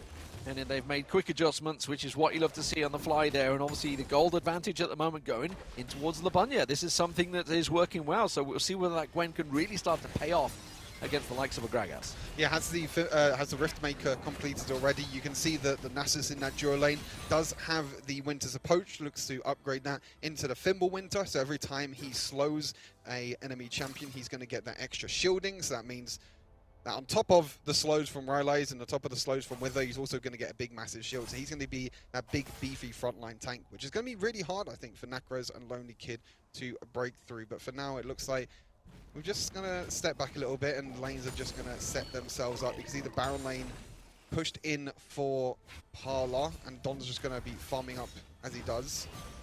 And for now, it looks like, you know, it's definitely a lot better early game from Parla. They were able to take at least one of the objectives this time. It wasn't Formulation taking them both. I would say the one great thing that Parla have here, obviously we know that they've got the Ziggs and Ash. They have great poke damage, so they can just whittle away Formulation if they do manage to catch them on the turret and start to just work them down, which we already saw there, so they can try and work down that health bar in, obviously the honey fruit being there, which is exactly what Katz is going to get right now. I wonder if is that the same in German as it is in Turkish? I wonder if Katza, obviously it's a cat, is what it means, Katza. That arrow just caught onto Sneaky there, just came from downtown. Labunya gets baited into it, and he's going to be the focus fire. Are they going to be able to get away? Yes, Sneaky manages to back away there. We want to look further north, though. He does get exhausted and backs away, so Labunya escapes on the Gwen. Meanwhile, Nacra's going to try and re-engage. Finds Sneaky in the bush there. Wasn't stood on top of any water or anything, so I don't know how they managed to just catch him off guard, but either way, he managed to find him. I think it was just a chance that Nacros took and a chance that Parla will take. You can see the Ash Arrow again for Flankton, landed onto Sneaky in that bot side. Took him low enough and was the reason why Nacros can kill him off. And a bit of a risky recall, to be honest with you. But another kill over to Parla, though, 2 kills to 1. And again, you know, I think all eyes are on Flankton this game for Parla. If he can keep landing these enchanting crystal arrows across the map, if he can keep landing this crowd control, then they have the strong follow-up. You can see that Gwen and Lonely Kid was able to follow up after to the bottom. I'm going to point one thing out from that fight. There was 0 objectives pushed on it. It was simply a single kill. They didn't put any pressure on the turret. They didn't put any pressure. They didn't get any plates off it. They just simply got the single kill, and that's what they're going to try and do once again onto Don here. This time they can see if they focus him off. Lonely Kid will get taken down very low. Actually goes for the re-engagement. LeBunya should finish him. Lonely Kid will go in. And that is a solo kill that they were looking for. Now, what are they going to get from it? Rift Arrow comes up. Are they going to try and go for that? No, it's actually Formulation, I think, to start it off. Yeah, I think this is very, very risky, though, that you can see the Mega Inferno Bomb, how much damage it does, and I think Formulation just have to give this up. Dom gets caught in the side lane. Maybe they can look for a steal here for Vex, as the Rift Herald actually does reset, so it's going to heal back up as well. You can see that they're trying to zone out. The Meteor does come down as well to do a little bit more damage over to Parla. It reset. But looks, you can see the Meteor's coming in again. There's a lot of damage. Yeah, they're back off death timers because it's taken so long to get it. No, it doesn't work out for them. It will be Parla that managed to lock it down. Can they get some kills from this one? LeBunya manages to flash away. You can see Exhaust. He will get taken down. In they come. This could be a triple. LeBunya manages to escape from Quantum. Quantum finally gets him down. Dom now comes back into the fight. And you need to run away from this one. He could clean them up here. And it will actually be a 3 for 2. Yes, they got the Rift Herald. Actually, a 3 for 3, sorry. They get the Rift Herald. Did they manage to make use of it? I don't think so yet. No, they haven't used the Rift Herald just yet. But, you know, like you mentioned, because the Rift Herald got reset, it means that Don was able to come back into the fight. As we look back towards the replay, the Rift Herald was so low. He's still coming. Yeah, he was still coming. You know, he died. You know, he still quick death timers at this point of the game. And you can see that the front line tankiness of Quantum was not enough this time around. He did survive just on 1 HP, but the re-engage from Don as well. You can see why he is one of his most played and one of his best champions at the moment. That's like a sweet, a wet dream almost for an Aurelia player to come in on the back when there's so many players that are low. It's just like, yes, I can dash around everywhere and pick them up. But the Dragon is up, and that's what we're going to be focusing on here. Blue Buff also being picked up by LeBunya at the moment, but the Dragon, I think they've given up on the leash here, it seems, Formulation. Yes, they have. They've given up on it, so it's going to get a reset on the health bars there as the Blue Buff was picked up. Now it's about ward control, and it is very much Formulation that have that coverage. You can see Formulation actually wants to start the Dragon. If they can take this Dragon, that'll be a really, really strong point for them. They've got 2 Dragons. LeBunya does use his Gwen ultimate, but nothing else there. Actually, they catch out. Oh, that's a good catch as well. And they can see the Mega Inferno Bomb followed it up there. They're going to get the knockup. That's going to be one being picked off, but it didn't manage to secure the kill. LeBunya comes back around. A quick snip onto Quantum. Goodbye. You've got to back away from this one. Oh, Lonely Kid, they dive back in onto Lonely Kid. That's not an ideal opportunity. He tries to dive again. Did he click the wrong button? I don't know. Is he committed suicide there as he goes slaming back in there? And it's a 2 for 0, and almost certainly Dragon control should go to Parla. And that's exactly what I was talking about. Flanked him with the ultimate, was able to catch out Sko, and you can see the follow-up afterwards. Nakra is basically one-shot him. Asher comes in again! Arrow catching on! The cooldown is just absolutely rocking on. The second arrow catches! They can't. That was just simply sneaky shadow. I'm getting so excited about it. Vex comes in. Can he get the steal? He does! Got it! He gets the steal away! And oh, they can come in and wipe them out here. Sko's going to try and chase them down. Vex should be able to get the lock, and he can get the dash across now, and he will manage to catch off. He tries to turn it back around. Vex is back behind him. Should not get that one. Lonely Kid's going to come back in. Lonely Kid, what is going on in this game? The body slam absolutely slams Lonely Kid. Oh my word, what is this game? How did Formulation get away with stealing that Dragon? And there's one thing that you cannot do against Formulation, and that is start objectives under Vex's nose. He comes in with another steal. It feels like over and over again, Vex is the one that steals the objectives. And that's huge for them. That means they got 2 Dragons now over to Formulation. They can look for that 3-Dragon win condition. The fight looked good, though. You had the re-engage afterwards. Flanked him with 2 ultimates. You can see how low the cooldown is of that Ashe ulti. But Vex, 1 versus 5 in that pit. Uses the first ability, uses a smite, and takes the objective. Wow. Ah, okay. Should we calm down a little bit here? Should we calm down for a moment now? I was just about to say, what happened to the Rift Herald? And, well, absolutely nothing is simply what it is. He just threw it down in front of 5 members of Formulation, which quite happily farmed it up there. That was a bit of a waste, wasn't it? Didn't really think that one through, I think. No, unfortunately not. You can see Flankton's Ash build has the mana immune already, already upgraded. Arrow. Look for the arrow again! Oh, but he got stunned at the same time, so he didn't really manage to benefit from that one, Chris. Not ideal timing. Pretty lucky timing, I would say, by Don there, to be fair. You know, being able to land his third ability as soon as the Ash arrow hits. And actually, it looks like Sko actually got a killing spree, actually. I think Lonely Kid died somewhere. I don't know if it was mid lane or bot lane. I'm not too sure what happened there. I think we missed it. I think Lonely Kid might have died down in the bot lane, but to pick onto Lonely Kids, and that is going to give Formulation a little bit of an advantage for now. In terms of towers, it's only 2 towers to 1. Not a lot of towers have been taken this game, but again, I think for Formulation, they're just going to play it passive for now, try and get these picks in the side lane, which is what they've got, and try and wait for this 3rd dragon to respawn, because I think it's too early in the game to be looking towards Baron at the moment. Yeah, the advantages of the 2 Drakes, though, could be big for Formulation. Obviously tied on gold. Yes, they've got that middle turret down, so in terms of vision, it's great to get rid of it, but you can see in terms of ward control, very much Formulation have it pretty much covered. Arrow coming across, and it catches once again. This time Nacris can back it up, but unfortunately for him, Sko is there. Look at the damage he can now put down him. Should be able to finish him off, but Sko will come in with the shield and save the day. And Nacris not able to follow that one up, unfortunate. And Don again with the timing. As soon as he saw the Ash arrow, he realized he couldn't dodge it. He did have flash, so he could have flashed away from it. Actually uses his second ability, which reduces the damage of everything coming towards him. So even though he does get caught by the Ash arrow and Nacris' ultimate, he's able to reduce the damage. That means he does survive in the end. But you can see exactly what Parler's plan is this game. It's use the Ash ultimate, try and get the picks in the side lane, but look at the damage! Oh, he just got It's just deleted by Vex there. Gragas Gaming. There we go. Did he catch? It didn't look like he caught him with a slam. But the damage came through, so I'm not sure if it was maybe it wasn't Vex to put the damage down, but either way, he got spiked out there. And, well, the explosive cast just finishing the job. Nacris, you need to be running, son. He's going to get a triple dive on the top of him. You can see Labunya is going to try and come and help, but this is going to be way too much too late. Going to go stasis. Is it going to be enough to get away? Should be able to dive away from this one. Turns back and around. Lonely Kid comes in. Labunya's there. Not able to get the damage down. Simply put, crowd control there. I mean, this is what I talked about earlier. If you're pushing in against the likes of a Wither, the arrow caught. He's on a ward, but it's not going to happen. Lonely Kid, meanwhile, in the top. What?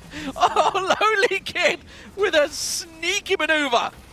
And that's one thing you can't take away from Lonely Kid. Another solo kill to add to his collection. You know, you can write a whole shopping list of solo kills that Lonely Kid has got ever since he's joined. He needs to get the turret. He needs to try and push and get the turret. But Lonely Kid, great solo kill here against Sneaky, and maybe that will give him a little bit of advantage, maybe get the tower in the bot side. But meanwhile, on the top side, Formulation actually come out on top. You can see the power of Gragas, how much damage this champion does. We saw briefly the items there as well. Has Luna's Echo, has Death Cab, and Infinity Orb completed. That's 3 items for Gragas.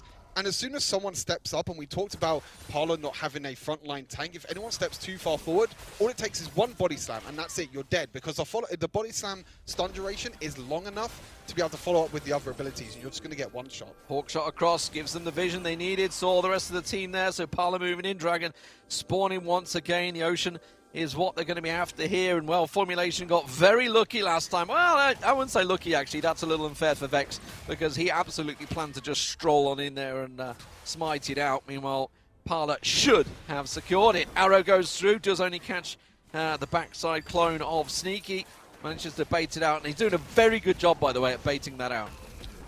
Exactly. Ash Arrow, though, going to come up very, very soon. You can see Labunya's ultimate. Actually, this is risky. Damage. Yeah, I mean, it's risky to just try and group up in the pit like that when there's so much damage coming out from the Ziggs and the Ash there.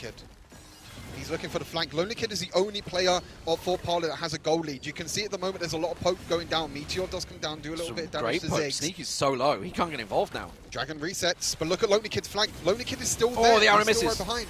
There goes for the arrow. They're going to go on the back line instead. They're going to try and jump onto Katza. Katza's taken very low. Will get picked off at the side there. Is there enough damage? So, I tell you what, we were talking about. This is the problem with Nacris. You go for that flank. You have to make it work, but it didn't pay off for them. And in the end, Formulation read it well. Nacris does try and come in. Can he try and finish off. He's going to get baited Oh, in. he's No! dead! He gets taken down. And the third dragon will go the way of Formulation. It is always so risky to go for that little pincer play. And Formulation read it so well, catching Katsarov. In Nakrez and Lonely Kid as well. We didn't see what happened on the other side of the fight, but Lonely Kid was trying to get the flank. He wasn't able to take it. I'm not too sure this could be game, to be honest, as we're reconnecting, but it looks like Formulation are going to take this second game. Yeah, just like that, straight up the mid, 3 dragons, 2 that they really probably shouldn't have had, in all honesty. I mean, especially the second one was a big loss for Parler, but honestly, overall, you've got to feel a little bit for Parler in the end there. They had the right ideas, but it was the wrong execution, simply put. Formulation read it so well, read the danger moves that were coming in for them, Stress. I mean, there was the ideas were there, execution not. Yes, and we can confirm that Formulation did close that game out. Yeah, we didn't see the Nexus go down. I think that was pretty fact obvious, that yeah. the game doesn't exist anymore as to the fact that Formulation closed that out. So apologies we didn't get the Nexus explosion there on screen for you. But Formulation very convincing around the dragon fight there, and especially Don. Like, we talked about the flank that came through right at the end there from Nakrez and Lonely Kid on the bot side of the fight. But Don just goes, all right, I'm going to 1v3, go in. take off a bunch of people's health, and then in comes And it's almost what we talked about right at the start. We were saying it's like you can go around and you can try and get in there, but the problem is the mobility that Ziggs and Ash is just lacking. You've got a flash and that's it, and maybe you get a Satchel charge away and that's your lot. But as soon as like that arrow went out, the arrow missed instantly, and you saw Formulation go, that's it, go. Like that one opportunity to lock us down. And I think for Lonely Kid, in fairness, he did see Sneaky was low. That's what he was going for. But when you do a pincer, you have to be so precise to get that working. Yeah, I mean, the engage from Don, right at the end, there's no front line at all.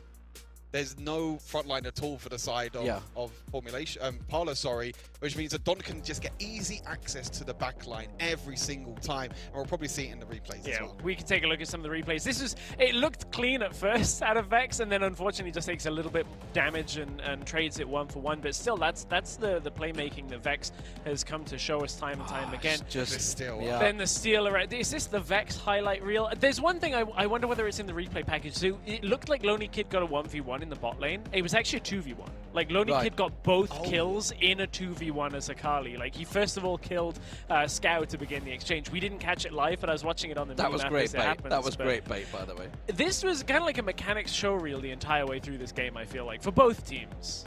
I mean, I feel like, this is the last fight here, what we're going to see. You can see Don just being able to get easy access to the front line. Yes, you have a Gwen there to try and protect your back line, but Gwen's not tanky enough at all. And you can see, Don's just going to be able to clean up so easily. So Lonely Kid was on Vex and Quantum. So it was actually a 3v4 that Formulation won when the gun. So because Lonely Kid took 2 of them out of it, kept them 2 out of there. Yeah, so... And that's the squishies, right? That's kind of what we summed up at the end of the draft, is like, if Don gets ahead on this Aurelia, he'll melt your squishies one at a time, and then even if he dies, which happened a couple of times in these fights, but you still have the karma to follow up. You still have a bunch of other champions that can get those last little bits of health. And you think back to the Rift Herald fight, right? When it got that reset was so crucial in that fight because it bought that extra 10 seconds that Don needed. Gets the respawn, comes back up, gets himself a double, ends up being a 3-for-3, which should have really been a Rift Herald picked up with ease, and 3 kills, thank you very much, we walk away. But that one little reset absolutely cost them. I mean, the big thing as well, if you go back to the draft as well, when you're giving away that Gragas, we saw what Vex can do on this Gragas. And it's not just, Vex as a player. Vex is proving to be one of the best junglers at the moment in the EMEA region, but it's the champion. That one shot that he got in that mid lane to Ziggs. I mean, there was no other abilities. It was just one combo from Gragas. That's it. He got deleted. Just Yeah, absolutely. It just shows the power of the Gragas. Yeah, and not only just the damage, the mobility that you have, you can survive a whole lot. It just gives you everything in a team composition that you need, really, from a jungler. Like, the entire package from that Gragas. That's why we see him on the ban list. It's the perfect first pick. I mean, like you say, it can be played anywhere. There's not really a role. I mean, literally anywhere. There's not really a role that you can't use him with. I know, we were joking about this, because previously, in other days, Gragas is like, okay, 4 roles, because probably not as a bot lane carry. But now I'm like, just get a center support. Like, just play Gragas for center. It's all good. So we've talked a little bit about the Gragas. Now it sets us up for our MVP discussion on who's going to win it. Vex won it in game 1. It's Vex again in game 2. Yeah. On the Gragas. surprise. Slightly less KDA. It was definitely a more open game this time around, which was great to see. But I mean, in fairness to them, I think Labunya did very well again in this game. So both games, in terms of junglers, that I think he did very well. Had a lot more opportunities this time. Lonely Kid definitely was starting to pop off a bit more in this game. But just unfortunately, the team composition, which you pointed out earlier on for Parla, you know, with a new player coming in, it's just that slight bit lacking. But formulation, they were pushed there. They were pressured. Yeah, definitely. You know, we spoke about before the series. You know, formulation, the early game, especially against Ricks during a week, they weren't the strongest. They definitely tried to work on that. You can see the early game was a little bit better this time around. But I felt like Parla, they'll definitely look to try and bounce back. It is a very difficult opponent to come in the first week of this challenge season. But I feel like, you know, as the games go on, as Labunya settles in as well into this jungle role, I feel like, you know, this squad will still do very, very well. Yeah, I think so. I think Parla have got a lot there to kind of rally around for the rest of the tournament. Remember, of course, we've got 7 game days, so plenty more matches to play out. And of course, our game days are powered by our wonderful sponsors. Thank you very much to all of them for the Snapdragon Pro Series, starting, of course, with Snapdragon, powering many of your favorite phones, getting high FPS thanks to the high-quality processors in, you know, the Snapdragon series. There are many different ones, and for years they've been powering a lot of the best gaming phones on the market, including one of the latest Samsung additions to their lineup, the Samsung Z Fold 3.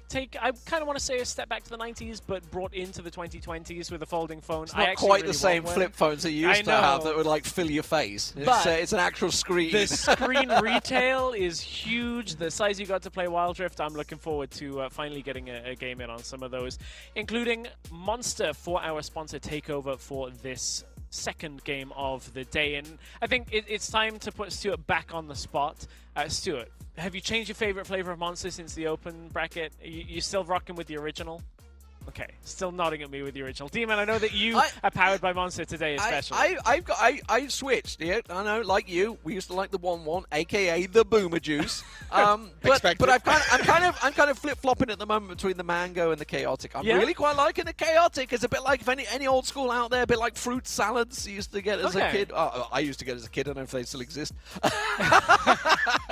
And just to prove I'm not just shilling, like this is I could reach down and get one as well. That's actually open, so production will probably go crazy at me for getting a couple of drops on the floor. It's empty though. It's powering me with the. What was that, watermelon or punch? No, there was the punch one. I can't remember the exact name. Is a pipeline punch? Is the one? Punch. Yeah, I made a note because I'm like, get that one from the fridge again. But yeah, Monster actually legitimately powering us here on the broadcast today, and of course delivering high quality games of Wild Rift is not just what we're all about. Of course, DHL, our delivery partner, esl.gg/DHL quiz is where you want to go get the opportunity to win a €100 ESL shop voucher for merchandise for your favorite teams. And while you're at it, while you're typing things into your browser, while you're looking for where to go, you want to join our Discord server as well. Give us your thoughts on the Snapdragon Pro Series. Join in, support your favorite teams over on our Discord, and support them as we head towards our next couple of games. I mean, first series is in the books now. That one's in the past for Formulation and Parla. We get to see one of the teams that we're tracking very heavily in Ricks coming up in our next series, playing against one of the free agent teams of Ice Cream. Another best of 3 coming up. Stay with us. A few minutes time, we'll be jumping into that series. The Snapdragon Pro Series is brought to you by Snapdragon Elite Gaming, Samsung Galaxy, Monster Energy, and DHL.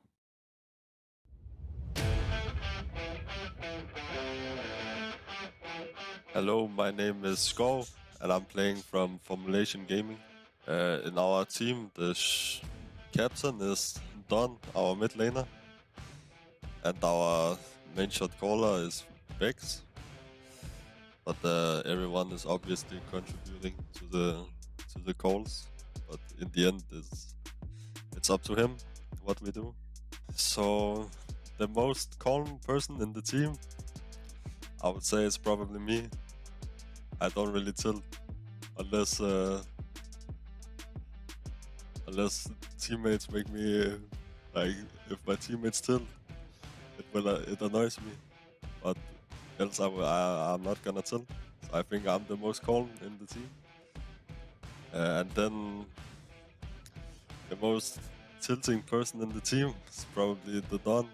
Our expectations in the team is to win the whole tournament. Yeah, we hope and expect to win the tournament. I mean, there's also other good teams, so it will not be easy, but we definitely have decent odds to win the whole tournament. To the Formulation Gaming supporters and viewers who root for us, thank you very much, and continue to root for us. We appreciate it a lot, and we hope you will continue, and we will continue to make good results.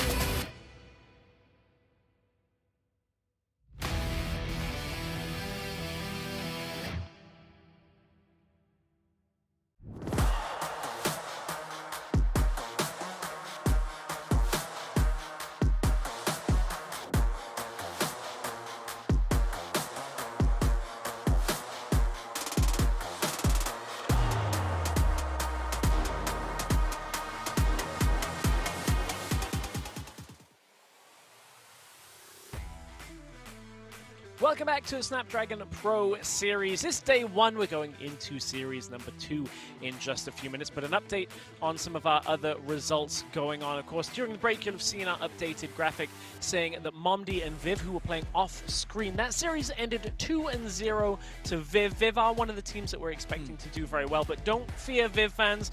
We will be making sure that they are playing in our other featured days. We have enough games that we have to make sure all the teams get on screen as much as possible, so unfortunately, Viv and Momdi were our first team selected to be off screen. Are you suggesting you didn't want a 12-game day? With all I'd have done it. I'd have done it. I'm saying I've experienced that myself. Not the best thing. I'm not gonna lie. Me and Excalibur beforehand were kind of losing our minds, and I wouldn't want you two to lose your minds as well at the same time. Have you... Come on, that sounds like you have no passion for Wild Rift, Stuart. Stuart. I can't believe the entire European scene is disappointed that this one Stuart, series guys, is the line. Twitter at It's Stuart, no passion. No passion. I can only take so much. Well, we've got another series coming up, and one of the teams in this series is perhaps one of the most beloved teams right now in Wild Rift Esports, and that is Rix, going up against the free agent team of Ice Cream, who they kind of shocked a little bit through the open play. I mean, as we said before, there are some organizations not here with Gamelord, not here with Unicorns of Love, but one of the big organizations, we've already mentioned them before, is Rix. In the top lane, it is random, or I should say Baron, with 7, Snitch, Doom, and Clue, an unchanged lineup from the WREC. And this team still, despite a couple of recent results, are still the team to beat in my mind in Europe. A very experienced experienced team. There's no doubt about it. Obviously, been around as a 4. Well, actually, not even as a 4, as a 3 for a year and a half. Obviously, Random, coming in almost a year ago now, I guess, was and is still considered one of the top Baron laners in Europe. And obviously the addition of 7 coming in, doing very well. We should obviously mention that they also have the sub as well, still in there, still active, still doing his job, which I can't remember his name. It is Leon, of course, who I had a great time with when I met him in Stockholm a long time ago. It was almost a year ago now, I think it was. Nice young lad, but he's still around as well as the sub. But these guys, they had a tough week. I think it's safe to say they struggled a fair amount against Formulation, which we just saw there, getting 3-0'd. Probably expecting them to bounce back pretty strong here. Yeah, especially against, Ice Cream, a free agent team as well. I think it's kind of expected to come into this for Ricks to win. And we'll take a look at that Ice Cream lineup that you were talking about as we go towards our second team in this series. So it is Ice Cream. They are a free agent lineup, so no organization holding them together, but Iman, Citrus, Chingsi, Ibu, and me like Solo Bolo coming into this lineup. Some familiar faces there. I think, Stuart, I want to jump across this one because I was watching this just before we went live. I was watching their open qualifier. It's safe to say without Citrus's hero plays, they wouldn't be here right now. Citrus as a jungler has definitely stepped up. He was also known as Sanji before. Some people might recognize that game from WREC Season 1.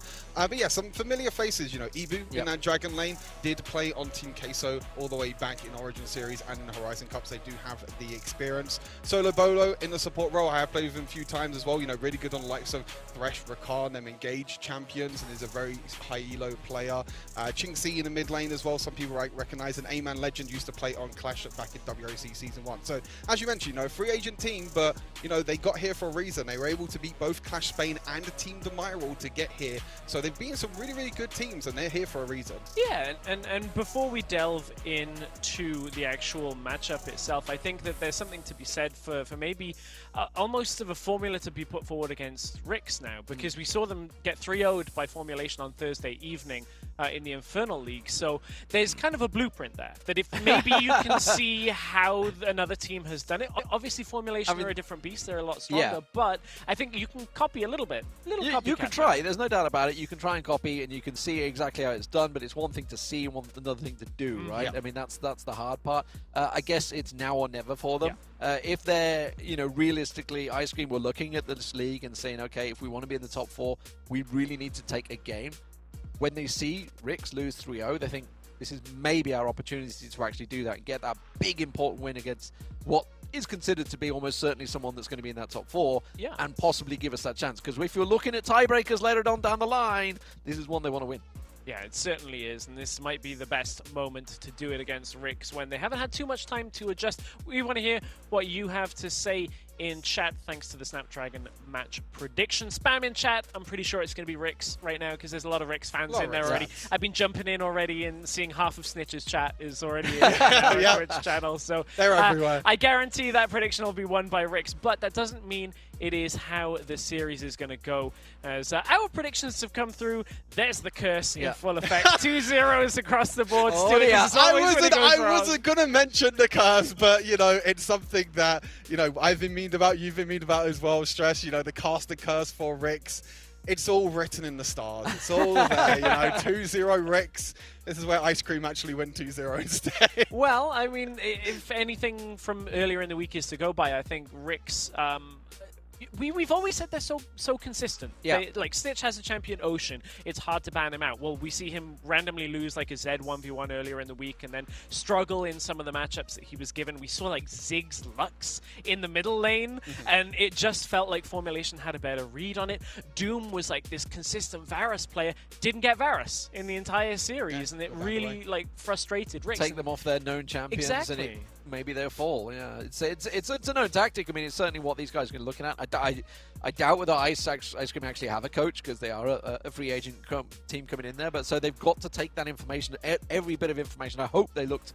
I mean, I'm almost certain they would have watched the Formulation Finals over and over to take a good look at the bans for them. So let's see what they go with. Yeah, we'll find out now as we head into the first draft between Rix and Ice Cream. So Rix, for the whole series, all week long, basically, drafted for random for first pick. They either gave Jax, Fiora, and we even saw a Camille, I feel like, at one point, if I'm remembering. We also saw a Nectin. There was just a lot of top lane priority. So if Rix continue with that playstyle, it'll tell us that they still feel confident despite that 0-3 result. Ice Cream, on the other hand, they have a lot of tape to watch. And if you use the old terms for it, they've been watching Rix tape all week and nobody's seen Ice Cream. Does anyone know? Does anyone realize, like, in chat, have they ever seen a videotape? Exactly. I'm like, they got VODs, they got streams. I should just go with that. Yeah. Online technology, you know, it's definitely evolved. They've got the tail of the YouTube tapes. Yeah.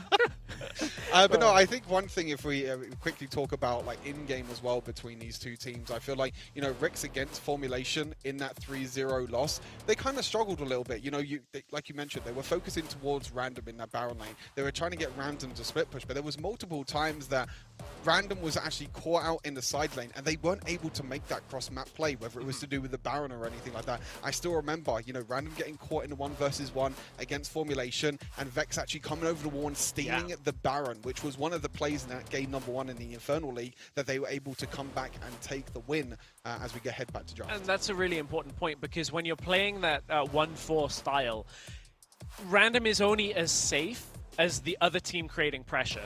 The four-man stack has to be doing something, otherwise Random just gets caught and dies, and it's not necessarily an individual mistake at that point. And it's a weird thing that we saw Rix getting wrong, because earlier in the week they were very good at it. We were just seeing them immediately start Baron, take it, no real way of coming back into it. So it's interesting how it has changed, but one thing that stays the same for Rix, their reluctance to play Senna compositions. They banned it out in the week as well. They just don't want to deal with it. They'd rather play that Varus. They do not want to deal with that. Two other champions that Ice Cream don't want to deal with is Fiora and the Gragas, which we saw perform really well. Jax actually being banned as well on the side of... Yeah, I think it is going to be a Varus first pick. Fiora taken away, Jax taken away. You know, get Doom on Comfort, get him on that first pick. Maybe Karma first pick could be Lux there as well, but Lux is also open. So there is a few champions that Doom and Rix can look towards. Oh, no way. Insta-locked. I was just about to say he's available, and everyone's avoided him and banded him away, but okay. The question, day one. We'll see what he can do. The question is now, this is the first time we've seen Yone in competitive. Is it jungle? Is it mid? I think it's random. Baron lane? I think it's because random. Because I was going to say it might be jungle. Garen is up. Oh, it could be jungle. It could be 7. But Garen is up, and I don't feel like Yone is going to get enough of a lead up against something like a Garen in mid lane. I'm not familiar with the matchups yet, especially not in competitive. Nobody is. Exactly. Nobody is. This is day one. I'm sure Snitch is in solo queue. Yeah. And with the Lux coming in here to give them a little bit more of that AP damage, this is wildly different from Rix. I mean, that's the thing, right? Solo queue is one thing. Like we've not been privileged to see the scrims, see what they've been doing, see what's been happening in it. But obviously, you know, it can be very different what everyone's been doing in solo queue. But what are they going to use him now? Well, I mean, they've got the Lux and Nautilus coming straight in. So, are we going to see the Lux mid lane again? I highly doubt it's it. Doom, right? It's Doom. Yeah, I think Doom will definitely take it. I mean, it's a very strong combo in the bot lane as well. You know, the lockdown potential, the Nautilus ulti on top of the Lux ulti as well. So much lockdown. So much lockdown, so much damage as well. Galio is actually the response, it seems like, from Ice Cream in terms of the lockdown. Very, very good for disengage and very good for maybe stopping the engage. Yeah, and does quite well, I would imagine, into Yone, because Yone has a limited amount of time that he charges forward, right? It's 4 seconds, or at least it was on PC on release. I haven't played Yone on Wild Rift. So So you just taunt him. It's a little telling what they're doing. So there's a lot of focus on still top lane, still banned out the Garen, still banned out the Olaf. So they assume that Yone is going jungle, I got to assume here. Because they're still focusing what would be a top lane. I mean, Olaf is mainly a jungler. Yeah. I mean, it is interesting to see. I mean, we'll have to wait and find out. You know, this is going to be the pick for Ice Cream now to see what they take. They do take the Gwen. They do take the Karma. So that's a lot of AP damage. So and even the Galio as well is a lot of AP damage. So we're looking for maybe some source of AD damage. Might be a hint that the Karma is going mid, the fact they banned Garen, because I was looking for Garen to be the mid laner if it was going to be a Yone matchup, whereas with the Varus picked up, that's exactly what that signals. Varus brings in some of the I AD would not that put we it were past lacking. Snitch going mid lane over Yone. No, like if someone's going to pull a a new champion out on day one. I would say Snitch is probably the person. But And here's the Other flexibility. Here's the flexibility, though, with the Yone pick and with the Lux pick. I do think it's going to be Snitch. Doom right now is like, damn it. Picking in this rotation. Yeah. We'll see where they go. Now that he knows he's against and Karma. Rix as a team is not afraid to pick different champions. Definitely not afraid to pick different champions. The set pick, most likely in the Baron lane for random. We have seen, some slight, Nautilus top lane, Nautilus jungles, but most of the time it's not really been a thing.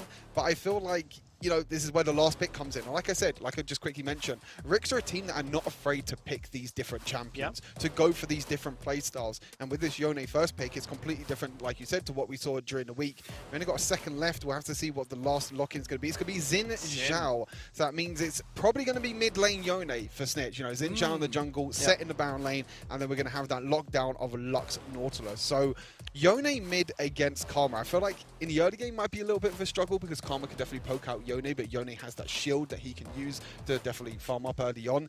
But I feel like as soon as you dive in with Yone, you've got so many targets to lock down and so many targets to jump onto, the Karma and the Varus.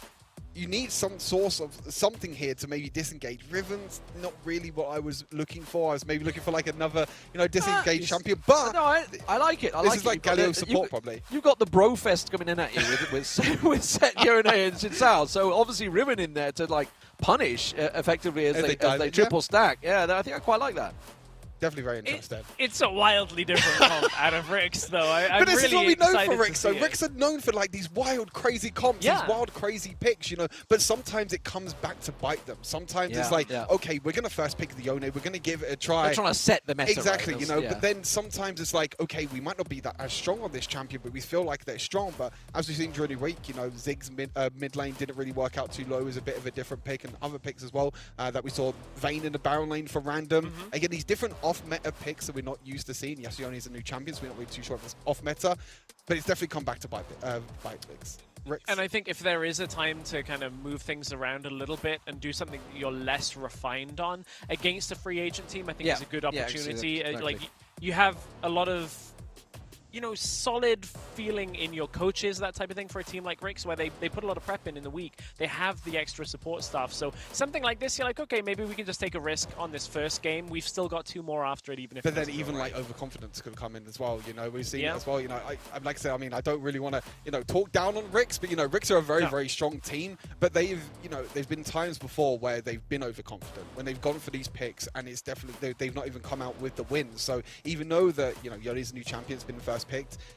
It's interesting to see if, they're actually going to convert that into the game itself. I would say, like you said, the safety mechanism, it is a best of 3. Yeah, right? true. It's a best of 3. Well, let's try it in game 1. If it doesn't work, then oh well. If it does work and it goes well, then suddenly Ice Cream are going to be looking at this and saying, oh, we need to change our bans. Like, something happened. And they're always always going to have like an actual meta set that they can just fall back on if it doesn't work.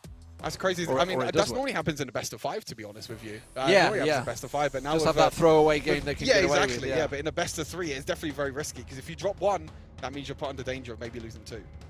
Well, I scream, you scream, we all scream for Ice Cream. They're taking on Rix. It's game 1 coming up as D-Man and Stuart take us through the first game with Yone.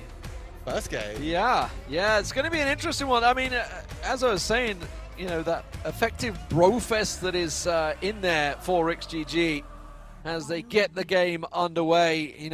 We know the possibilities. Obviously, Set can come pile in there, absolutely slam you. He's having a little run around in the waiting for his item. What is he doing? He's chilling. Random. There we go. Maybe he's thinking. No, he bought longsword. Waiting for a longsword and a ruby. But he bought longsword. And then longsword he then undid it. Yeah.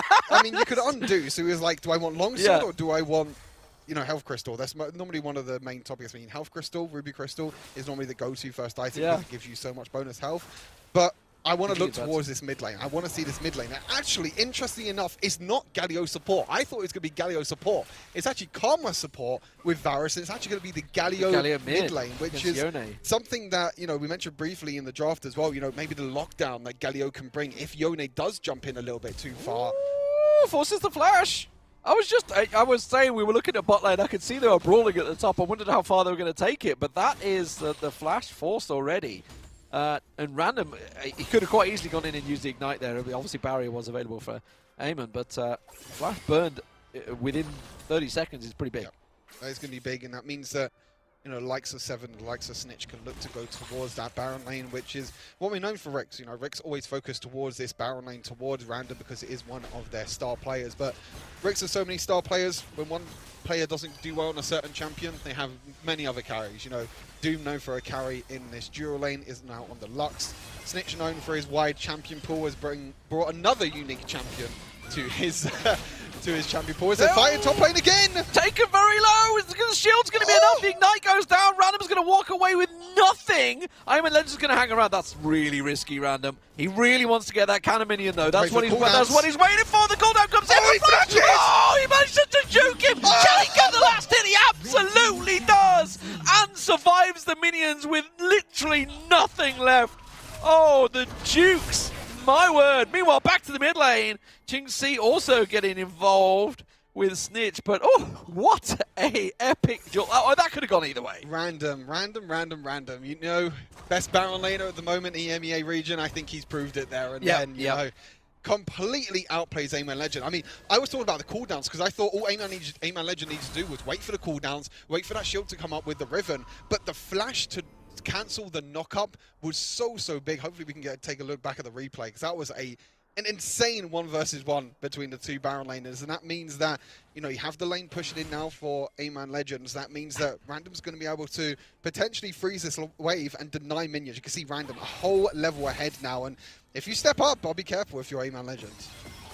I would say for Eamon, he did just go get the fade, so he's got a little bit more health to play with than before, so he should be... I mean, still, that's going to knock the confidence, isn't it? Oh, they've actually gone straight back in. In comes Citrus. Citrus trying to get involved. He can't get quite around there. Random taking low. Seven joins the party. And now we get Nautilus coming in. Dredgeline not going to land, though. And should be able to back away from this one. Solo Bolo also involved. It's a full-on party at the top here, but nobody really being punished. Competitive Wild Rift and party at the top. That is two things in common. It looks like he's engaging mid lane as well. Snitch, you can see, you know, every single time Snitch looks to dive in, Ching-Si uses a taunt, uses that burst damage, has electrocute as well. So when Yone looks to dive in, it is a little bit careful for Snitch. I feel that's why they've gone with the Galio. Oh, he's got a little engaged heavy there. That's forced the flash out. That's what they were looking for. I was about to say, I feel that's why they maybe went with the Galio, just to play it a little bit safer there. Back someone is not playing it safe. Citrus going to get taken down. Random will be picked off by the turret, and now suddenly it is a support versus a Baron laner. Not what you want to find. Iron Legend has got flash, chose not to follow it up. Oh, back in the mid. Well. Seven's actually dived onto Ching-Si. That's not going to land there. The final spark from Doom trying to catch him off guard. There's a lot of action happening. The dive's still going. Going mid-turret deep. Iron Legend. He survives. Clue manages to Dreadline away. Now, is this going to catch someone? I don't think anyone's got teleport now. They don't, so they're not going to be able to come behind. Nothing too crazy in terms of... Actually, the game comes in from Random! Gets himself the slam, should be able to get the kill, he will! Can he try and turn it into a 2? No, he won't. He's going to back away. Random, you're so... Are they going to dive? Damn! Solo Bolo.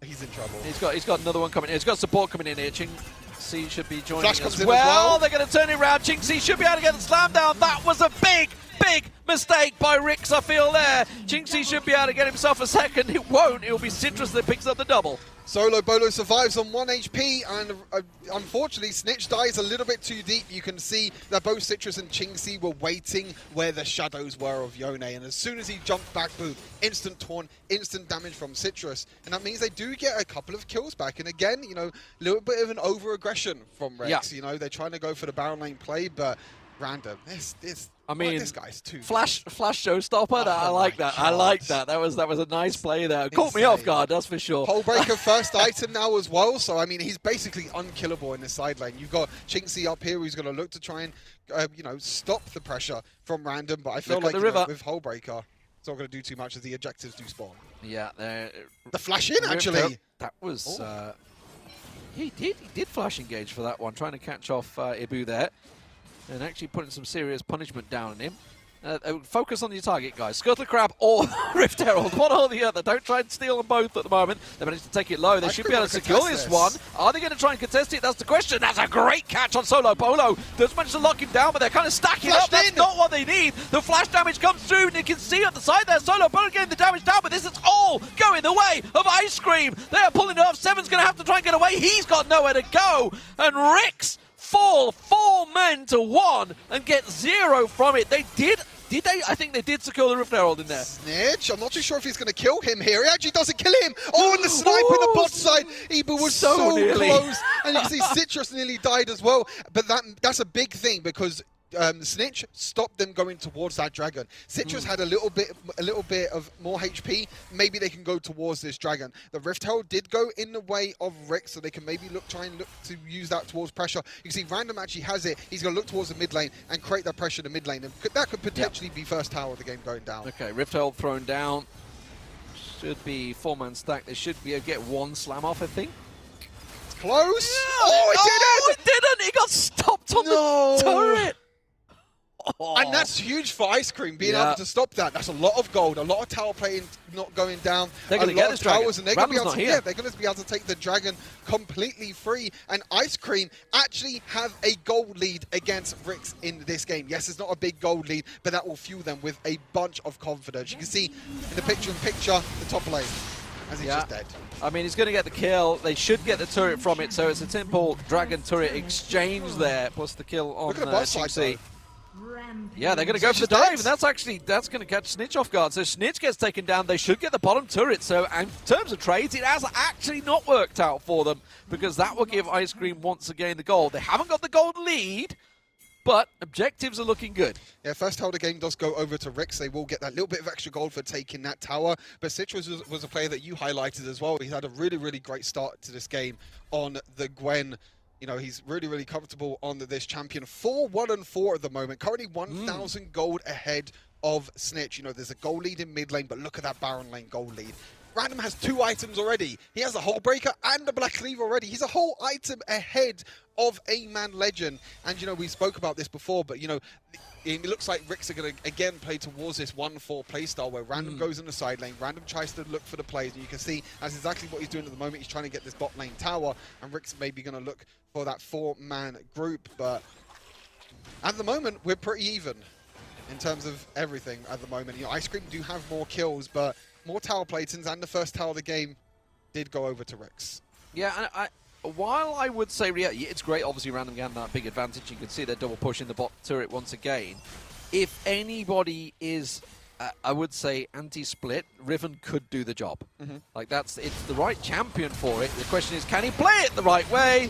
Well, when you walk into 2 like that, that's not going to... Why did he do that? He knew there was 2 there. Yeah, and Snitch might even die again here in the Baron lane as Chingsi again. Solo Bolo's here as well. Flash is available for Snitch. Yeah, he's going to be able to flash away. He's going to ulti away as well just to guarantee that he is safe. But again, Seven is prioritizing Random. I feel like that's like the 4th or 5th time that Seven has gone into the same lane as Random. Again, a trade in towers though. Ice Cream are doing really well with this cross map. Mid lane turret. Mid lane tower is going to go down though. So that is 2 towers to 1 for Rix this time around for the trade. But Ice Cream, if you make one play on one side of the map, Ice Cream doing really well to make a play on the opposite side. They're countering really well at the moment. They are 1 turret down. Seven's maybe going to get caught out here. The snip goes down. Just try and get the slow down. That's going to be the chain of corruption, and he is gone. Now, can they convert this into the mid lane turret pressure? They have to try and get something from it. You can see the Rift Herald going up. That's where the pings are focusing, but the rest of Rix will be back in time. Yep, the Rift Herald comes up in 5 seconds. Seven's dead for another 15, though, so they have 10 seconds, and they're going to try and take this advantage. They're going to try and burst this down. 10 seconds for Seven, but the rest of Rix, they want to come. It looks like they're just going to give it away for now. You can see the stats and everything at the moment, but Citra is going to take that. Rift Maker already completed, probably looking towards the Nashor's Tooth as the next item. And Gwen jungle, baby. You know, we've seen it quite a lot. We saw it 2 times already in the first series of the day. This is the 3rd game in a row now that we've seen Gwen in the jungle. Very, very strong pick at the moment, especially after the buff that she received in the latest patch. So, well, we're very much on the fence in terms of this meta pick that Rix have tried. They do still have the gold advantage. They have the tower advantage. Obviously, we've got to see where that Rift Herald is going to get used. I assume the mid is going to be the focus, which is why we're seeing Doom and Clue sort of stacking out here at the moment, trying to keep that wave. That's the one thing, obviously, Doom will always have on the looks, is the ability to just wave clear very cleanly. Pings all around the blue. That's not going to get stolen away. Citrus will secure that. And at the moment, I've got to be honest, I'm impressed with Ice Cream so far. Yeah, Ice Cream definitely performing very, very well. About 1,500 gold behind, you know. We expected this to be the comeback game for Rex. We were expecting a strong performance out for Risk, but this is definitely far from strong. Ooh, good flash. Catch out Ibu. Yeah, that's really nice. Nice combo there. They have managed to catch up Ibu. It should be going down, and that will be the cover. The Chain Corruption does manage to catch 4 of them off guard, though, but there's no damage to follow it up at the moment. You can see Rick's picking up. You can see trying to get in. Doesn't quite have enough there. Aemon Legend tries to come in ulti and try and pick them off, but it is very much the classic 1-by-1-by-1 fight style. Ricks were there in a group, and they were ready to fight. Yeah, 3 for 0 for Rex. They're going to look to try and take the jungle camps for now. That's pretty much all they can get at the moment. They've got already 3 of the outer towers. Dragon is up in 30 seconds now. The rest of Ice Cream will still be here, but yeah, the engage from 7, engage from Clue as well. That flash Dreads line onto Ibu on that immobile carry. He had flash up, it looks like, but he couldn't even use it. The chain CC was just too much, and he wasn't able to flash away. And they're looking for it again.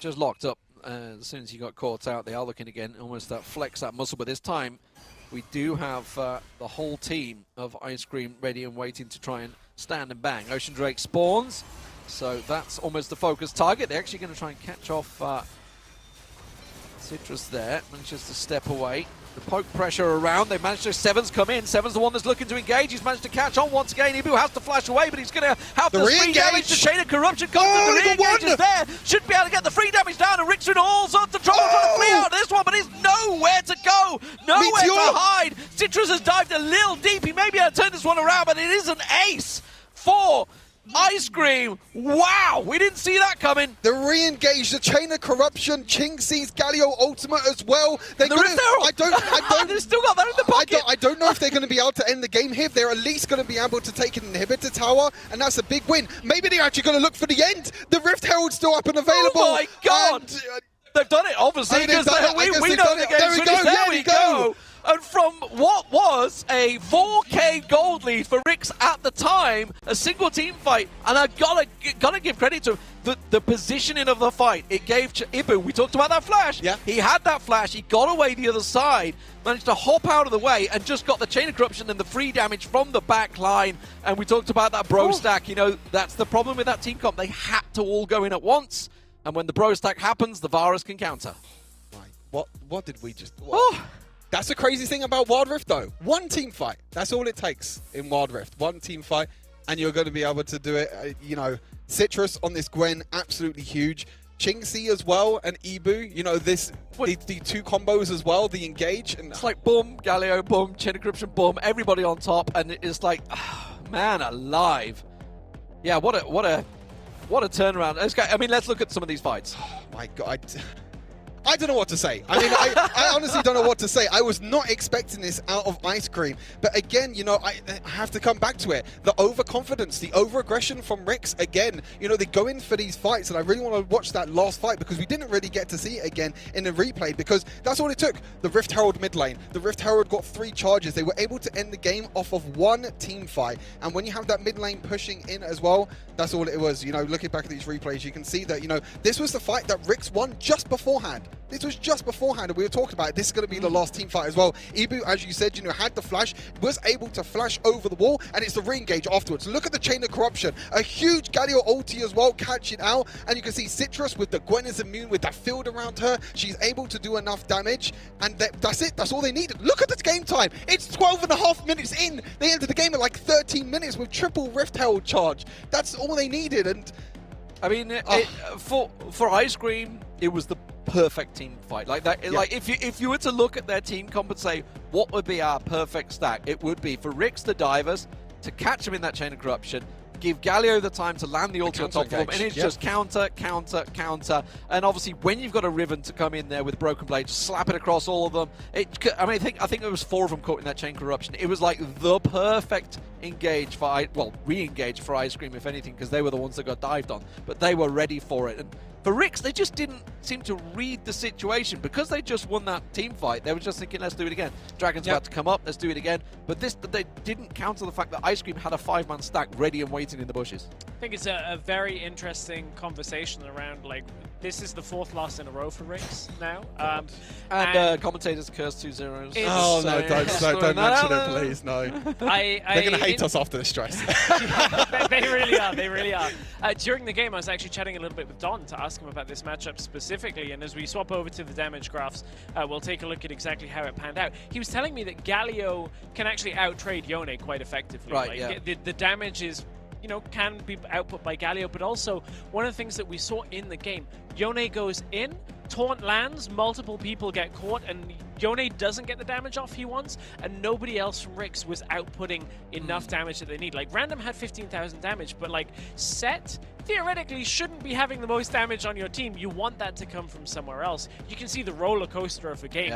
Barely did Ice Cream even end with a gold. It was a 4K lead. Yeah, as you mentioned, as you mentioned, you know, 4K gold lead. But that's a good point to mention because, you know, in the draft we thought it was going to be Karma mid lane. We thought it was going to be Galio in the support role, but they change it around. And the one thing that Yone is really strong at is using his third ability to go in and basically get free damage and back away to safety. But when you go in as a Yone against a Galio, if you get caught by a taunt, especially because he has Electrocute on top of that as well, taunt, auto attack, first ability, huge burst of damage. So you're not actually winning the trade every single time. And it was actually a really, really clever counter pick and a really, really clever draft on the side of Ice Cream. And that's one of the awkward things that now, basically 4 games in a row I've felt from Rix is they're drafting these power picks first, theoretically. I mean, I'm just going to say Yone is for this purposes, and then not setting them up to win.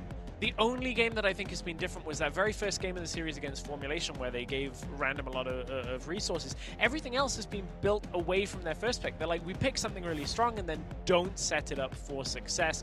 Success, however, came to Ice Cream. We've got the MVP, the lemon sorbet, more than some ice cream here as Citrus having a good performance on that Gwen. First time I'm actually impressed by a Gwen jungle. I was kind of starting to think it's a bit of a bait pick, but there was damage there. I honestly, massive credit to Citrus, because you talked about it in the game, like 7 was basically in the pocket of Random for the majority of it. So everything that Citrus did, he knew he was always going to be up against the likes of 7 that was going to be there, or he just simply played around it, which is what a lot of it did. That's why Snitch, actually, while we're talking about the Yone, Snitch did kind of get left on his own. Yeah, I mean, for a long time. He did get caught in that side lane a few times as well. You know, I was talking about in the game is like, yes, you get in trades on one side of the map for Rix, but Ice Cream are always looking for that response. They're always looking for the cross-map play, where it is always on the opposite side of the map to Random. And Citrus, you know, a player 93% kill percentage. I mean, that was what, a 15 kill game as well. It's a player that I've actually played with personally as well. You know, quite a few. You know, about a year ago now. Just slipping that in there, you know. But no, a player that I saw the potential in as well, you know. And he played, Here you go. He's actually been, you know, he's been a player that, you know, Scout Stewart on the case. No, not talent scout. No, far from it. Far from pro players. Don't talk about this. Way. I don't think both you and Stuart and the Ego can fit on the camera shot. Come on. But no, you know, it's very, very strong performance from Citrus, and yeah, Ice Cream 1-0 up now, and it's looking shaky for Rix. Yeah, I mean, it's not a good spot for Rix to be in, to speak seriously. Like, something's going wrong in the draft as a first point for that. And they're going to have a few moments to kind of fix that as we head towards Game 2. We need to take a quick moment to thank our sponsors here for the Snapdragon Pro Series, with our first sponsor that we're going to have as a takeover being the Samsung Z Fold 3. As, you know, I've been eyeing up that Samsung Z Fold 3 a couple of times now. I know that Xcandral was looking at it. My friend just got one as well. There's some pretty cool stuff about it. I mean, not only has it got the Snapdragon 888 processor that I think is, you know, cutting edge on gaming performance. You've also got water resistance, as you would expect off a top tier phone right now. 7.6 inch AMOLED, 120 hertz display. It's 120 hertz that's the important one. When you start playing on 30 or 60 hertz on a different phone, you're like, ooh. This makes does a difference. Not feel good. And of course, all of that extra screen real estate from it. Does it come with large font? Because I need that. I'm sure there's a font accessibility mode in that, T-Man. Don't worry, it'll be in there, I'm sure. But of course, it is being powered, just like we are, by Snapdragon processors for our games. So thank you very much to Snapdragon Elite Gaming for powering us here for the Snapdragon Pro Series. Not just the sponsors we've talked about as well. We, of course, have a number of sponsors helping us stay on top of our game this weekend. Monster, one of them. We've already talked a little bit about how they're powering us. Specifically, the takeover. I've already thrown Monster around the studio a little bit here. I'm probably going to crack into another one on this break, so I have to... a double Monster day. I know. Oh. I know. I have to figure out what flavor I want, though, this time. You've already It's wrote risky. down your punch flavor, right? But now I'm going to mix it up. What was it? Was it Chaotic, chaos? chaotic. I recommend. Yeah, that's Okay. quite. What does if that you like? take? If you like fruit salads. Okay. In the old day, fruit salads. Otherwise, obviously mango. You can't go wrong with mango. Yeah, and there are some original there I can fall back to. Or you if go I back feel to your like boomer it. juice. Yeah, well, they don't have any of the Ultra. We're just going to call it the Was it Ultra. not there? No, I I thought didn't there was see some any of there. the white cans. We'll have to get Oh. some for tomorrow and next week. It's your eyes Yeah, deceiving you, Demon. That's I've why not you did looked. the Ultra. I didn't look.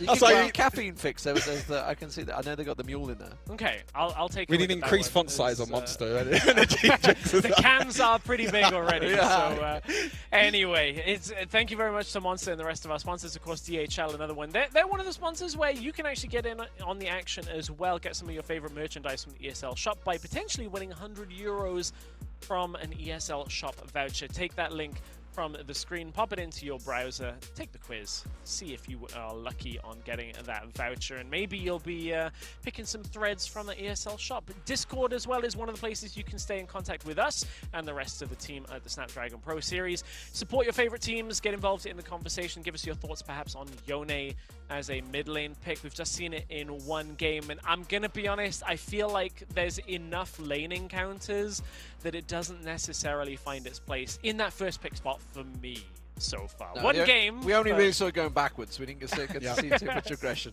Yeah, and I think maybe a readjustment on the draft for this Yes. second game between Ricks and Ice Cream. It is a best of 3 series though between these two teams, so it's not all over yet. As we take a couple of minutes, I'm sure the Ricks lineup will be doing the same for themselves, figuring out that draft for Game 2. We'll see if they can bounce back or whether Ice Cream can shock the world and win the series. Game 2 coming up in just a few minutes' time. The Snapdragon Pro Series is brought to you by Snapdragon Elite Gaming, Samsung Galaxy, Monster Energy, and DHL.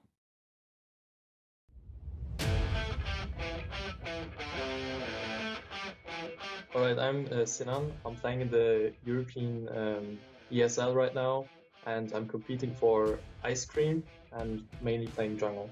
I would say our main player is Kingsley on the mid lane. He's a pretty skilled player, which is like one of our main forces. But we're not only dependent on them, we have also a strong top side, which is also really communicative. And also I'm trying to make the calls and for the objectives and stuff for the turns. And yeah, this is pretty much what our team is round about. I would say the most calmest one is our top laner. He's pretty experienced and he knows how to keep his calm, which I respect him for. And I would say the most emotional one, it's myself. I mean, yeah, I'm also one of the most youngers in the team, but I try to keep my calm as well, but it's hard sometimes. Of course, we're trying to achieve first place in Europe, but I think the main focus for right now is to get into the top, getting an organization which will sign us and get onto the international stage maybe even after. But yeah, personally for me, I would like to play against Gabriel. Of course, they've won 2 times the European WRC, which is really respectful, and especially I want to play against players like Underset and Beos. And yeah, I'd like to have my shot against them. Just root for us, we'll try our best, and yeah, we'll make and try to entertain you as much as we can.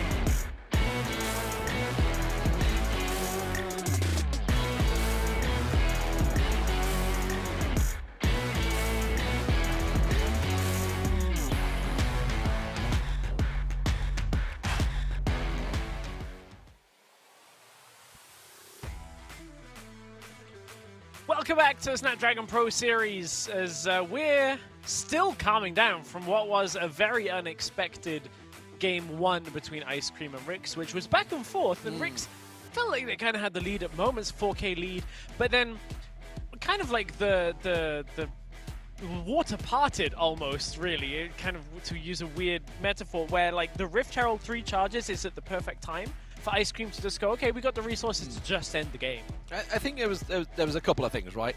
A, Rix's team comp was pretty much all or nothing. You go all in, there's no way out. There was, Shinsao's going in, Audacious Charge's not coming out. Like, the only way out is you flashing. Yeah. Really, and obviously, as we just talked about, the perfect re-engage. I don't think they could have asked for a better chance to re-engage. Like Ibu's, we just talked about Ibu not using the flash, but when he got locked up before, because it really was no way out. He could have gone across into the walls and maybe gone out, but didn't bother using it. And well, it actually paid off perfectly, because the flash out, the Chain of Corruption, the Galio drop on top of them, it was just like the most perfect setup they could have, and the fact they had the Rift Herald in the pocket still. I mean, we heard briefly from Citrus during the break as well, how he's the in-game leader, he's the one making the calls, and you can see that, in the game as well, he's always the one that's moving around the map, always trying to make the calls, and he said at the end as well, he's going to try his best to excite the viewers. And excite the viewers, I think, definitely what he has done, because them being 1-0 up, I mean, we all got our prediction wrong already. Yeah, we're all wrong, which, to be honest, which is fine. D-Man, I mean, in fairness, Stuart's been wrong already today, so, that's nothing new for him. The entire time, though, through the WREC season, I refused to pick Rix because I wanted to pick the underdogs, and then Rix got so mad at me that I'm like, fine, I'll actually start picking Rix. I'll finally vote for you, and as soon as I start voting for them, you see what happens. It's not you over see what yet. You get. It's not over yet. Let's not get ahead of ourselves. As we pointed out in Game 1, like, they tried something, it hasn't worked, so now what do they fall back on?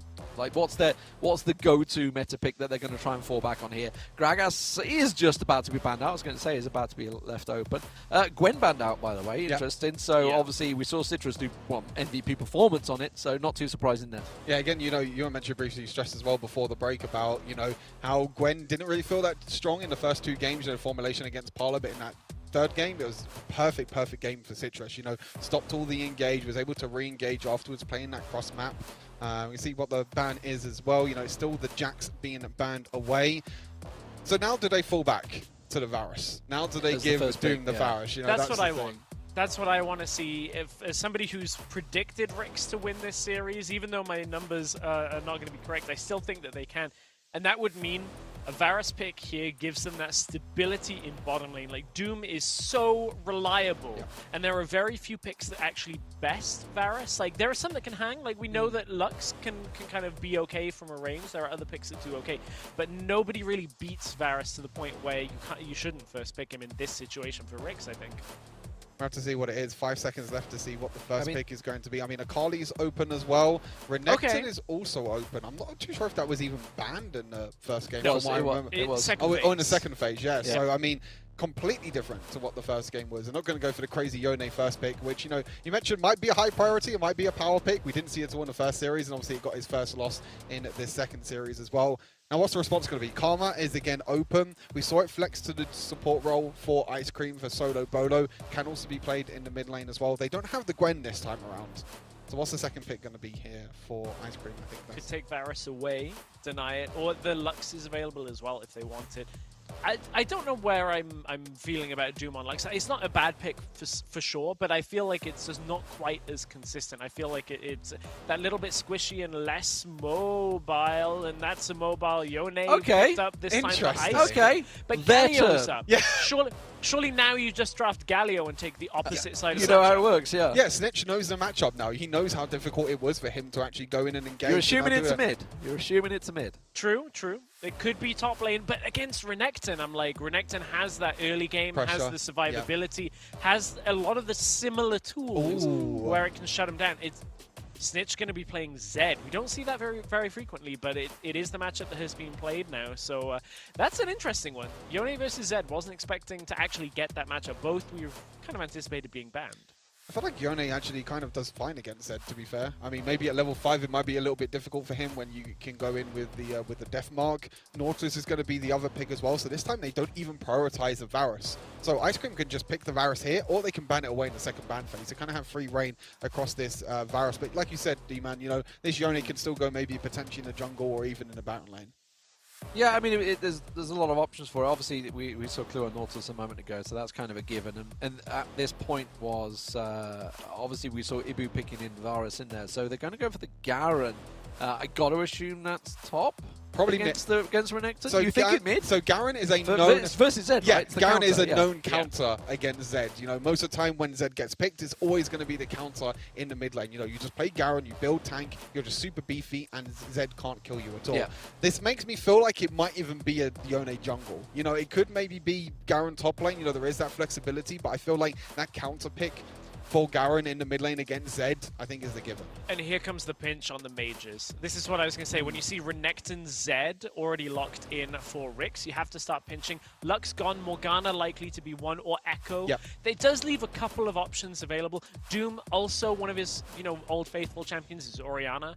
Always something to fall back on. She still can be played down in that bot lane role, even though we don't see it so much. But Rix have options there for their second phase. I think there's too many AP champions to ban them all out, to be honest with you. Maybe you ban, you know, the Ziggs Oh, here, but Ziggs, again, you know, course. you know what they could do? They could still play Varus in the bot lane here, Rix, and then they can just go for an AP jungler. They can go for the Echo. They can go for the Morgana. Varus is still up and available, and that can still be picked for Doom down in that duo lane. Again, really good lockdown. It could be taken away, though, by Ice Cream. They do need to be a little bit careful, as two supports are banned away from Solo Bolo. So the Braum so and basically, yeah, so they focused on, so that I've got to assume they're thinking, okay, we're going to be diving in again here. We want everything that can knock us up and knock us away taken away, which is why they're going for the Varus takeaway. Yeah. Yeah, Varus taken away. I don't think they wanted it. I don't think they wanted Varus. So where does that leave us on what Doom plays? Because Lux is gone. I mean, they need Orianna, if it could be Morgana bot lane. You know, Morgana bot lane is still very popular. Yes, it's not really a pick that Doom is, you know, very. I know it doesn't play too much. Shyvana actually being the pick is an interesting one. This means it definitely has to be an AP mage now in the dual lane. Shyvana is a champion that has to scale. You basically are not even a champion in the early game. You have to just farm up and scale as much as possible, which means that the aggression here from Ice Cream in the early game can definitely be a big benefit for them. But who's it going to be? I would assume it's going to be Morgana or Orianna, maybe even a Veigar, but there you go. There's the Morgana. You know, very, very strong power pick. Again, yeah, not a pick that Doom has played a lot, but I think when the likes of Varus, Ziggs, and Lux has been taken away, that's kind of pick you fall back on. Now do you run foul of a jungler that can invade quite a lot? And Echo, we know, is more towards team fighting, that kind of thing. So I'm like, Shyvana, if you pressure in the early game and stop her ever becoming a champion, that might be possible. But I guess with a Renekton, with a Zed, you're like, well, we're probably not going to get lane advantage from our solo lanes very early on against those two picks.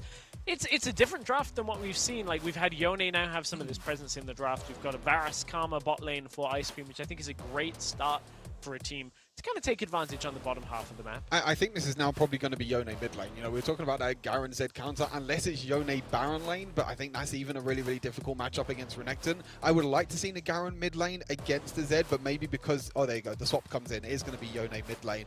So very interesting. So they picked the Yone and then they picked Garen straight afterwards because they saw the Zed. So I'm expecting what's going to happen here for Ice Cream is that as soon as the laning phase is over, as soon as we see, like, you know, the solo lanes go in the top and the bot lane, we're going to see A-Man Legend basically follow around Snitch. Wherever Snitch goes, A-Man Legend's going to be there, and Yone is going to try and go up against that Zed because up against the Renekton when it comes to, you know, beyond level 5. I do feel there's a little bit of a lack of crowd control for Ice Cream in this one, which I do worry, especially when there's a Zed involved. I always worry about that, sort of where he's going to go, because obviously we know Zed can hop and skip and jump on the back line. There is obviously a little bit of health coming out from Karma shielding, etc. Maybe can lock him down. I feel the exhausts are going to be pretty much crucial here. Yeah, they have a lot of follow-up crowd control, right? It's like Echo normally lands second piece of crowd control. Yone normally lands the second piece of crowd control. There's no instant lockup. Varus is like, you're firing it out at a distance, trying to hit people. So I definitely agree that, like, there's conditional moments they can fight, but I don't know that it's as straightforward as Rix's, where they have a Nautilus, they have a bunch of champions that can actually get a fight started. I'm interested to see Seven on this Shyvana. It's a very selfish playstyle. You have to play away from He the played team. it against Formulation, right? Yeah, and it didn't go so well. That's why I'm... We don't talk about that. But no, I, you know, like you said, you know, the Shyvana is basically going to be AFK in the early game. You know, has to farm up, has to get as much gold as possible. Going to go towards the, you know, the passive that she gets, her upgraded abilities. But like you said, you know, this support role, you know, that's kind of the downside with Karma support, because you don't really have that main engage. We see a lot of engaged supports, but Karma brings that something a little bit different. But normally you need engage elsewhere on the map, but they don't really have that. You know, on the other side, you got Nautilus support, the best engaged champion. But we saw in the first game, even if Nautilus is the one engaging, they still have the counter engage afterwards. They got baited by the Yeah, exactly. Yeah. They did. Stuart, I know you've been listening to your K-pop, and right now, Ice Cream are chilling, Ice Cream chilling, 1-0 up against Rix. We'll see whether they can close it out as we're going into Game 2. D-Man and Stuart on the cast. There's nothing wrong with K-pop. I love K-pop. D-Man and Stuart. Let's go, game number 2. I mean, as someone is in the total opposite in terms of heavy metal, so could not be more from opposite one extreme to the other. Yeah. But here we go, ladies and gentlemen. Can Rix bounce back? Well, they have to if they want to pick themselves up a win here, because they find themselves one game down against Ice Cream. Big surprise, I think, for everyone involved here. Ice Cream obviously coming through the open qualifiers in somewhat spectacular fashion, with Citrus really setting the world alight effectively with some of his Lee Sin plays. Well, it worked out for him in the Gwen in the last game as well. So let's see if he can do it again. He's the man leading the charge for Ice Cream. Yep, he is indeed. And he's on a pick like Echo now, which, yes, the early game might not be as strong for the Echo, but when you reach the mid and late game, the playmaking potential is there from the Echo, the mobility, the engage, being able to use your ulti to basically get back out completely free. So this is definitely on another playmaking champion. You see Random already playing aggressive in this barrel lane. Renekton definitely does have the early advantage in this lane, but I feel like as soon as A-Man finishes that whole breaker, probably as the first item, he's going to look for it. But double assassin mid lane, this is definitely a lane we're going to have to look out for. Yeah, it's going to be a very feisty one as well. Keep your eye on this one, see how the Yone can do for Jingxi this time. He's obviously just watched Snitch playing it out there. Those two Baron laners very aggressive, but this could be the first blood. Solo Bolo in all sorts of trouble, and he gets caught out there. Clue's the one that picks up the kill. Should make it a double as well here. Ibu's not going to be able to get away, but he managed to get the auto attack off on Doom, which will just buy them a little bit of comfort there. Yeah, we didn't see the start of that fight, but it looks like Solo Bolo went a little bit too far, had to flash away, but he wasn't able to escape from the hard crowd control that Rix have in this duo lane. The dredge line, the dart binding on top of that as well, able to do enough, and that is an advantage for Rix at the moment down in this duo lane. Yes, Doom does die, but it's a 2-for-1 trade. Solo Bolo trying to Level turn 2. this one quickly around. The slam comes down. That's not going to counter off well. He should be able to get away. Can he get the kill in reverse? No, he can't. And Eamon Legend will be able to get himself that, so Solo Bolo turning it into a bonus. That's the earliest I think I've seen a support roam. You know, level 2 he died, roam. right? So Yeah, it's just like, I'm going to come and help you. I mean, it works, I guess, but level 2 roam, it means that at the moment, Ibu's going to be by himself at the, That's in good this punishment. Yeah, he's going to be alone down in this duo lane. You can see that Seven is also down here. Already has level 5. Has done the typical of what Shyvana does, just full clear jungle, get level 5 as soon as possible. They're even engaging in bot lane as well. Going, and they're going to get it. Yep, they're going to get the kill in the bot lane. I saw Seven jumping in with his ultimate. As soon as you use that, you have the range. Oh, the counter. The counter's coming through. Jingxi's there. He's got himself, hasn't hit level 5 yet, though, so he really could have done with maybe Doom going down. He does hit level 5 on it. Dusquet gets away. Clue comes through. Citrus. Is he going to go for the tower dive? That's way too deep, Citrus. Should be able to back away, and he does. Solo Bolo taking the tower hit, survives. In goes Snitch. Snitch goes in, he's going to be able to get a kill. Citrus actually times his ultimate very well. You saw that the animation came through of Nautilus ultimate, but Citrus timed his ultimate on Echo very, very well to be able to stop that. You can see Jingxi's still playing with confidence, though, on this pick. He's going to be able to dash away for now.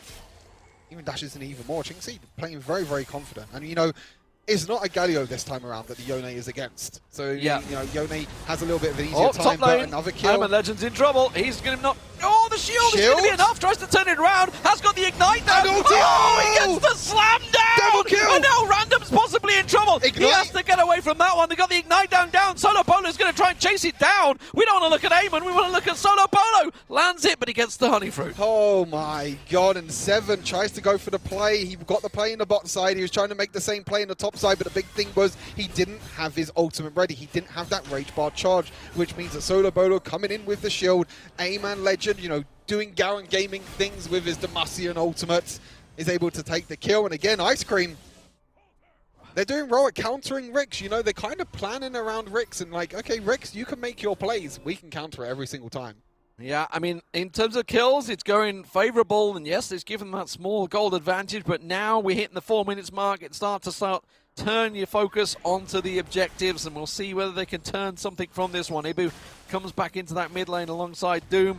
And you talked about it earlier on. Obviously, in terms of team prowess, there's a lot of crowd control on Rix's side. Obviously, you've got the dredge line coming through. You've got Doom obviously going to be able to get that dark shield down, dark binding down, which is exactly what they're doing. And the punishment that can follow if you get locked up, if someone like Ibu or Solo Bolo gets caught out by that dark binding, by that dredge line, they're dead. They're not getting away with it. Yeah, there's not a lot of mobility. You know, Ibu is the one that you talk about. You know, we spoke about in the last game how he was able to have flash and able to escape, but when he doesn't have that flash available, he's very immobile. He's not going to be able to, you know, dash. He doesn't have any dashes or anything like. Even Solo Bolo as well down in the support role. You can see at the moment it looks like Ice Cream are setting up towards this dragon. But Seven is also down here as well. The Rift Herald has spawned at the same time.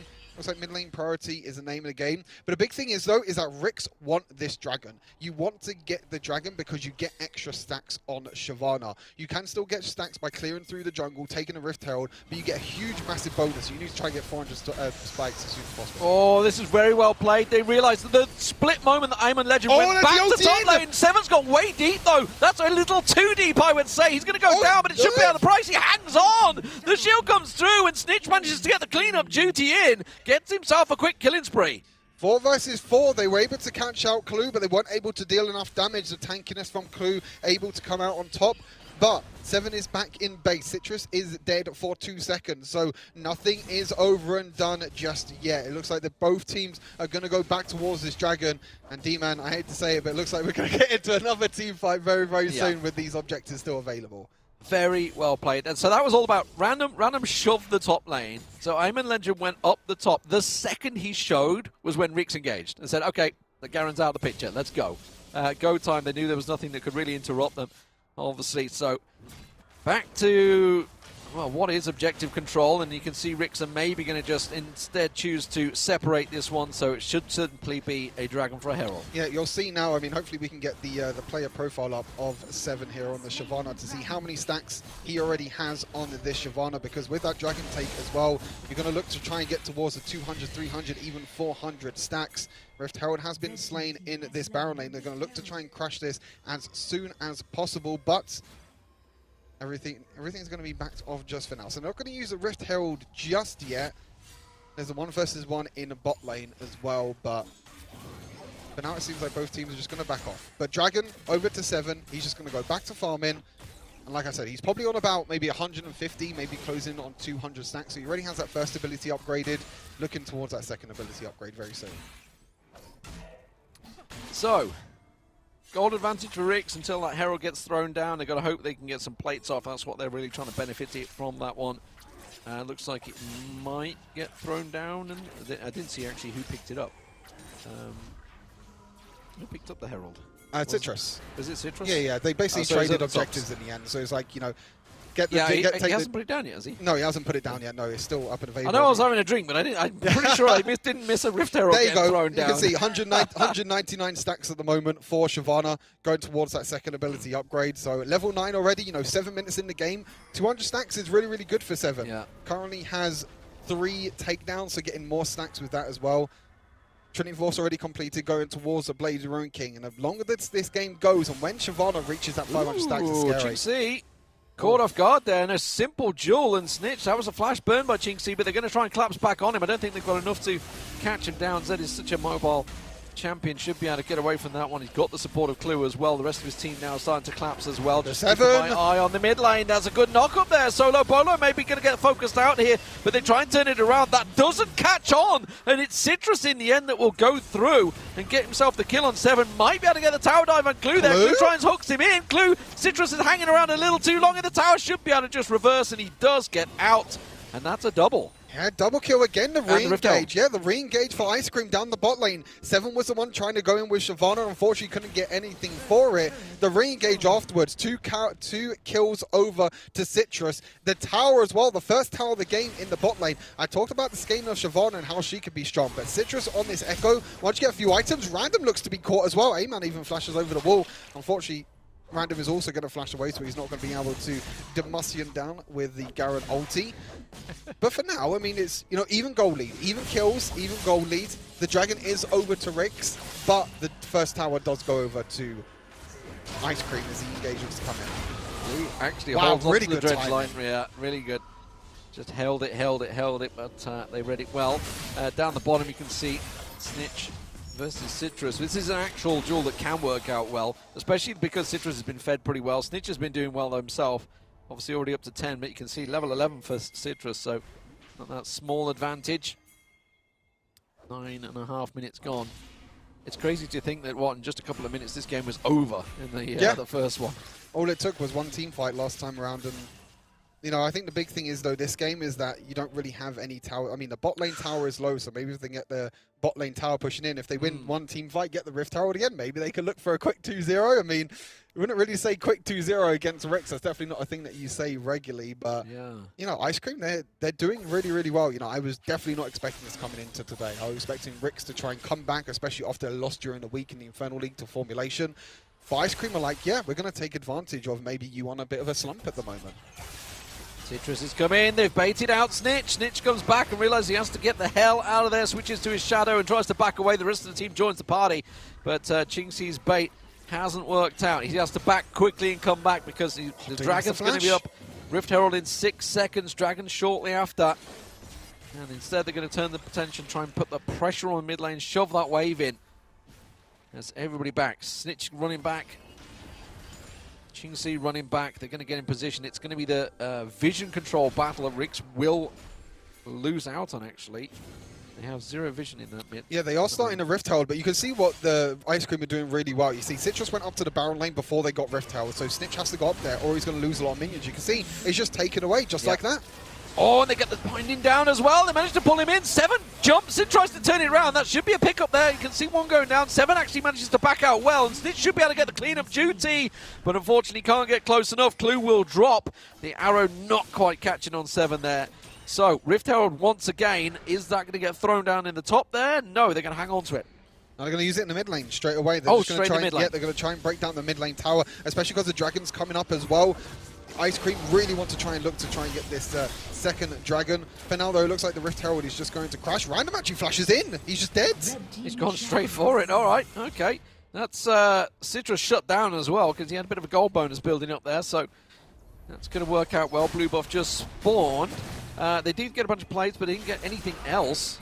The turret on very low health. Jinxie's going in for this one. Has to back out. Random was ignited, but it's not enough to take him down. No, not enough, but no, the big thing is at the moment is that 7 is doing this Dragon. They're going to like to try and get 2 Dragons. 4,000 health, but 7's very low. 7's almost an awesome trouble change. It doesn't land, but he gets Demacian stomped in the end there. Can they turn it back around? They can't afford to give this Dragon away. They will manage to lock it down. They get themselves Clue, and they can turn and burn on the mid turret that was on next to no health. This could be a massive stack of objectives. Snitch is in trouble. He has to get away. Silenced out. You can't run away from a spin to win, Garen. And that is going to be the turret as well. And Ice Cream putting so much pressure on Rix. I was about to say that Rix are doing really well to punish the little mistakes from Ice Cream, but they are the ones that punished 7 in the end. He was so low, took so much damage away from that Dragon because he was basically trying to steal it away from himself. But the engage afterwards, you can see Citrus is also in the Baron lane, pushing down that Baron lane. They're going to get another tower as well. You can see, look, there's a gold lead for A-Man Legend this time. There's a 10,000 gold on this Echo, 2,000 gold lead there,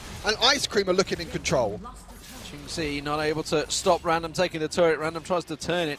Not look going for to be this. enough. I can say Jinxie can turn back on this one. Just wait, and that's going to be a catch. Now, what's he going to do? He's got the rest of his team coming in. He has to try and pick up a single kill. Oh, he gets him. He will get the kill, so it was worth in the end. But the gold lead very much starting to stack in Ice Cream's favour. Yeah, they're pinging towards the top side of the map. Look, Doom's in trouble. He's all by himself. They've gone straight down. Doesn't manage to catch the train of corruption, but it doesn't matter. He's got nowhere to go. Jumps straight through. But unfortunately for him, Citrus followed. Snitch needs to be careful as well. Try and jump on Ibu. Going in for Ibu, not going to be enough. Has to quickly get away from that one. Starting to turn a little hot and heavy this game. A little chaotic, which I feel will favour actually Rix if they can keep the chaos going. But look at this. Aim and Legend keeping the pressure down. Tier 2 turret falls. And I'm totally honest, I feel like Rix are a little bit lost this game. I feel like they're just getting out-rotated around the map. You can see the Doom's rotating around his own jungle, and he's getting caught left, right, and center at the moment. Snitch trying to go in for plays, not going to be able to do anything. You can see this build in a moment for the Garen. Black Lever completed, Hullbreaker completed. Sterox Gauge probably going to be the third item. I'm not too sure if he can complete it. He's not going to be able to complete it, but he will be able to go towards that. And this is a point of a game where Garen becomes basically unkillable and does Garen things. Absolutely disgusting champion. Very easy to play. Disgusting champion. If you're at home, if you're wondering what to play in solo queue, what to carry with, just pick Garen. It's that easy. It's that. I would say it almost baits you into doing too much though, because you think you're unkillable sometimes, and you can get. But then if you're low on health, then all you have to do is just silence, run away, you just run away, or you just spin away. Yeah, that was one way of putting it as well. You guys couldn't see, but I did the animation as well myself. Oh dear, sometimes I waste myself on this. Oh, okay. Rick's looking for a play. They're trying to go for a die on Qingxi here, but they don't realize the rest of the Ice Cream team are here, and this could backfire horribly on them. They try and come around, and look, speaking out, the Bastion Stomp comes through once again. Iron Legend is just going to have to spin once again. It's going to be on cooldown. Doesn't matter. The rest of his team are there to support him. Clue's in all sorts of trouble. Where's he going to go? He's going to get locked up here. Solo Bowler catches him out. Ibu will get the cleanup duty. Meanwhile, further north, that's going to be jumping by 7. 7 gets 1. Should be able to get a second, but the rest of the team are coming in now. Iron Legend comes in. Snick bumps back around, but he actually survives somehow.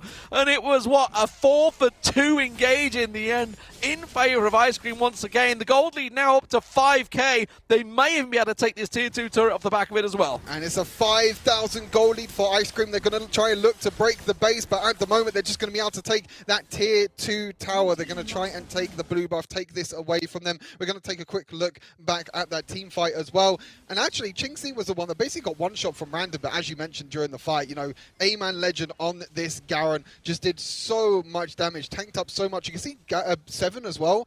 Tried to do enough damage into the backline onto Ibu, but with the stasis available, with everything else available, had enough time for his first ability to come back up. You can see 7 tried to flash in, but he body had blocked the it, right? Yeah, I mean, 7 tried to flash in to try and deal enough damage to Ibu, but Ibu had his first ability charging, and because he got hit the blighted stacks, he was able to deal enough damage.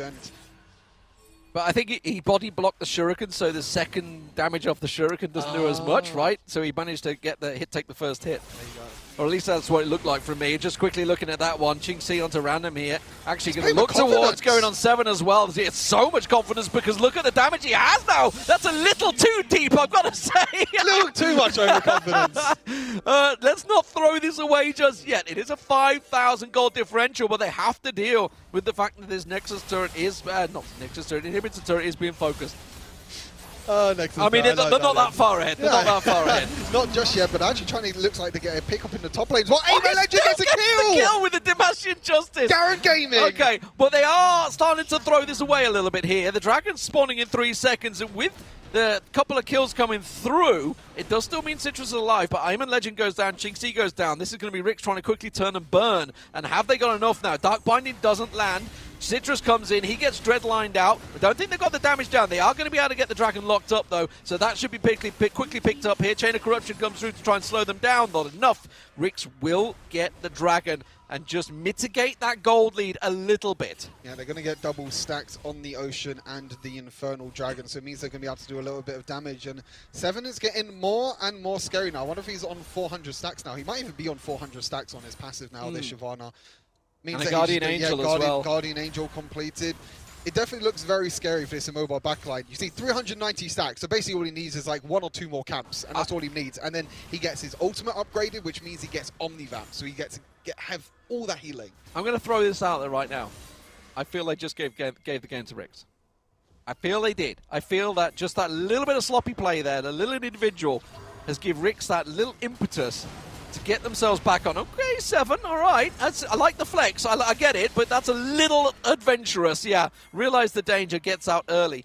But I feel this is going to be about a Baron play now. I feel that this game is going to focus on it, and I'm a little scared for Ice Cream because they have a great lead. They've got to be careful they don't sort of switch it away here. Yeah, they need to be a little bit careful, you know. Some overconfidence. Yeah, Chinxi was caught in the top. Oh, no, Chinxi gets caught again. He actually got caught. We missed it in the Baron lane. And it looks like Citrus is going to dive into the jungle as well. They're going to catch out. They're going to get around Cluser. Oh, double, but that's going to be a quick pick up. Doom goes down, and now the pressure really on. Look at the damage getting smashed down. That is a tanky Nautilus getting melted in seconds. My word, it's a 2 for 2, but they do have both junglers up. Jeez, I can't get my words out because so much is happening at once here. They're not going to turn onto Baron. They need to take stock and just chill a little bit, I would say. And it's the Citrus show again. He's dashing in. He's doing as much damage as possible. Even tries to look over the wall for a kill. But with this Elder Dragon spawn in about 45 seconds, the Scuttle Crab is going to get taken. I was talking about the scaling of Shyvana, and I mentioned briefly about the scaling of Echo, but you can see how much burst damage this Echo can deal. And the great thing about Echo is that when you dash in, when you deal enough damage, you can just ulti straight back out. On rewind straight out of there. Rewind straight out of there. He has his ultimate available. Look at him, he's only got all the items completed that he needs. Probably going for maybe Leandris as the last item, or a Riftmaker. We'll have to see what that completes into. But Deathcap, Lichbane, Infinity Orb, Void Staff. He is very, very squishy though on this Echo. There's not really a lot of tanky stats on this Echo. So if any sort of crowd control comes in, like a Dart Binding or Clue trying to lock him down, but Random could be caught. Has to dash through. He's fine. He's going to slice and dice. He can drop across. This is tense. tense.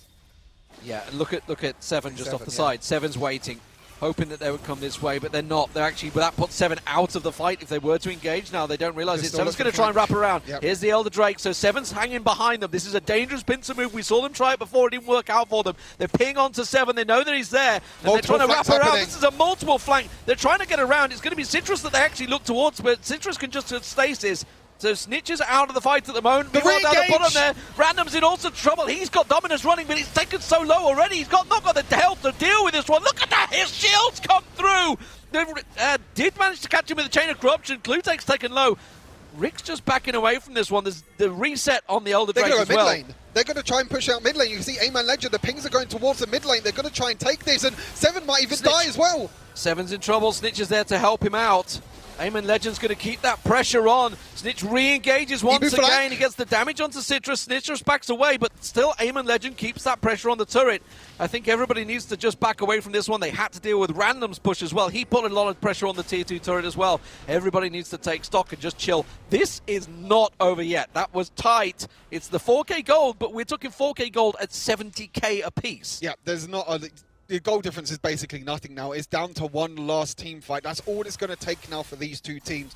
One last team fight. If you can win that team fight, that could potentially be the Elder plus the Baron. And if you can get both the major objectives, it's basically going to be the win because it's so hard to come back from that position. So you can see how both teams, you know, that last team fight was so close. No one died, but you can see that little extra, you know, micro mechanics comes in.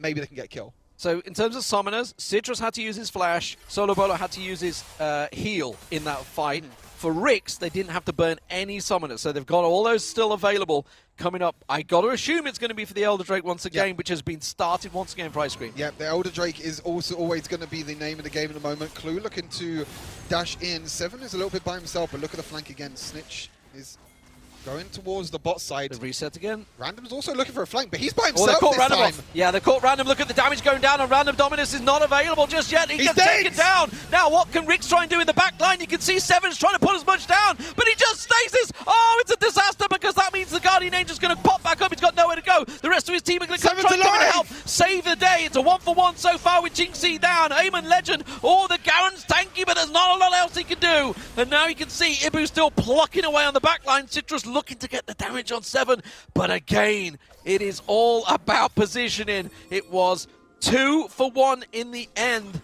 with Citrus still strong on health, though. It forces them away, but they haven't got enough to take this fight. The mid lane play, it looks like Snitch actually tried to dive in onto Ebu. He didn't actually kill him in the end. That barrier did get used by Ebu, so that means that ultimate is down for Snitch. I think the big thing in that fight is that Seven's GA is down. So if he looks to dive in for another play, he needs to be careful that he doesn't die. It was a 4-for-3 trade in the end.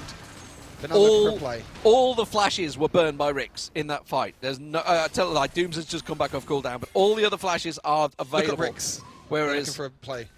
Well, Rix have to force it here. So this time they have the vision as well. Oh, they haven't realized that ward's still there, so it gives them that little bit of coverage there.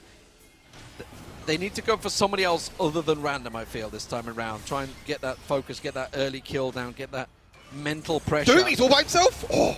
Comes around the side. That's a quick engage, and there is the stasis. That's not what we want to look on the top there. They're going to try and get around the side. That's a slam down. The Damascene Justice gets himself down. Doom goes down, or off the side. That's going to be another picked off. Glue will fall, and there's nowhere to escape right now. They have no flashes. They can't get away from this one. That's the catch that the Ice Cream were looking for. And, well, you know what's happened, ladies and gentlemen. You don't need me to tell you. That means that Ice Cream will be taking the game. What has just happened? They 2-0'd Rix. I mean, that's 5 losses in a row now for Rix.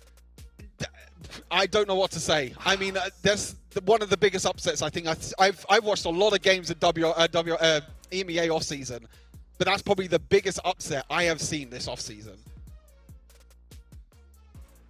Been 0-2 from that. I think you know, we're inferring from the fact that we got the reconnect at the end of the game, meaning that Ice Cream likely pushed. I mean, the death timers were so long in that game, like they only had the inhib to go with the Nexus.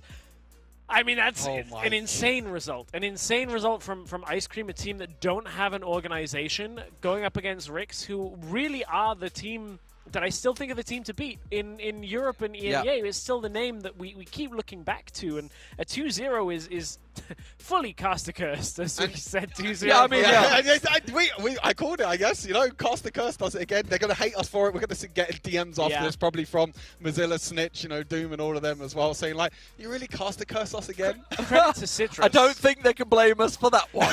Credit to Citrus, though. Yes, I think played fantastically this entire series. I think just the ability to be in the correct place, contesting the right objectives, the right plays, and then getting into the backline constantly, I think is a really, really good sign of a jungler that we need to keep our eyes on. We'll take a look at some of the action from this game. I think it's really a testament to how Ice Cream were able to set up a bunch of fights and a bunch of plays to get like the Echo ahead, to get the Yone into the game. I think they played this game out really well. And his Yone pick actually worked out pretty well in the end. You know, he did get a little bit caught out, you know, as the game got on, as we got into the mid and late game, the picks were there. But, you know, as you mentioned, Citrus on this Echo. The first game was the Gwen. The second game, it was the Echo. You know, the last team fight, again, I really want to see that last team fight again, because we didn't really get really to sink it in, because it was like team fight, and that's it. That's the end of the game. Last team fight. That's sometimes what it takes. I like the idea of the comp as well, the fact that they paired the Echo with the Yone, because obviously they both got this recall ability to rewind to get out, so it's almost like the in and out for free, effectively. I mean, Echo's always been the worst champion in the world to commentate, because you just like, it keeps you on the edge. You think he's dead, and then he's back to full health behind you. So yeah, I mean, obviously Citrus played it magnificent again. I'm still not sold on Yone yet, I've got to be honest. Even there, like, that's two games we've seen it, wasn't completely overly sold on it.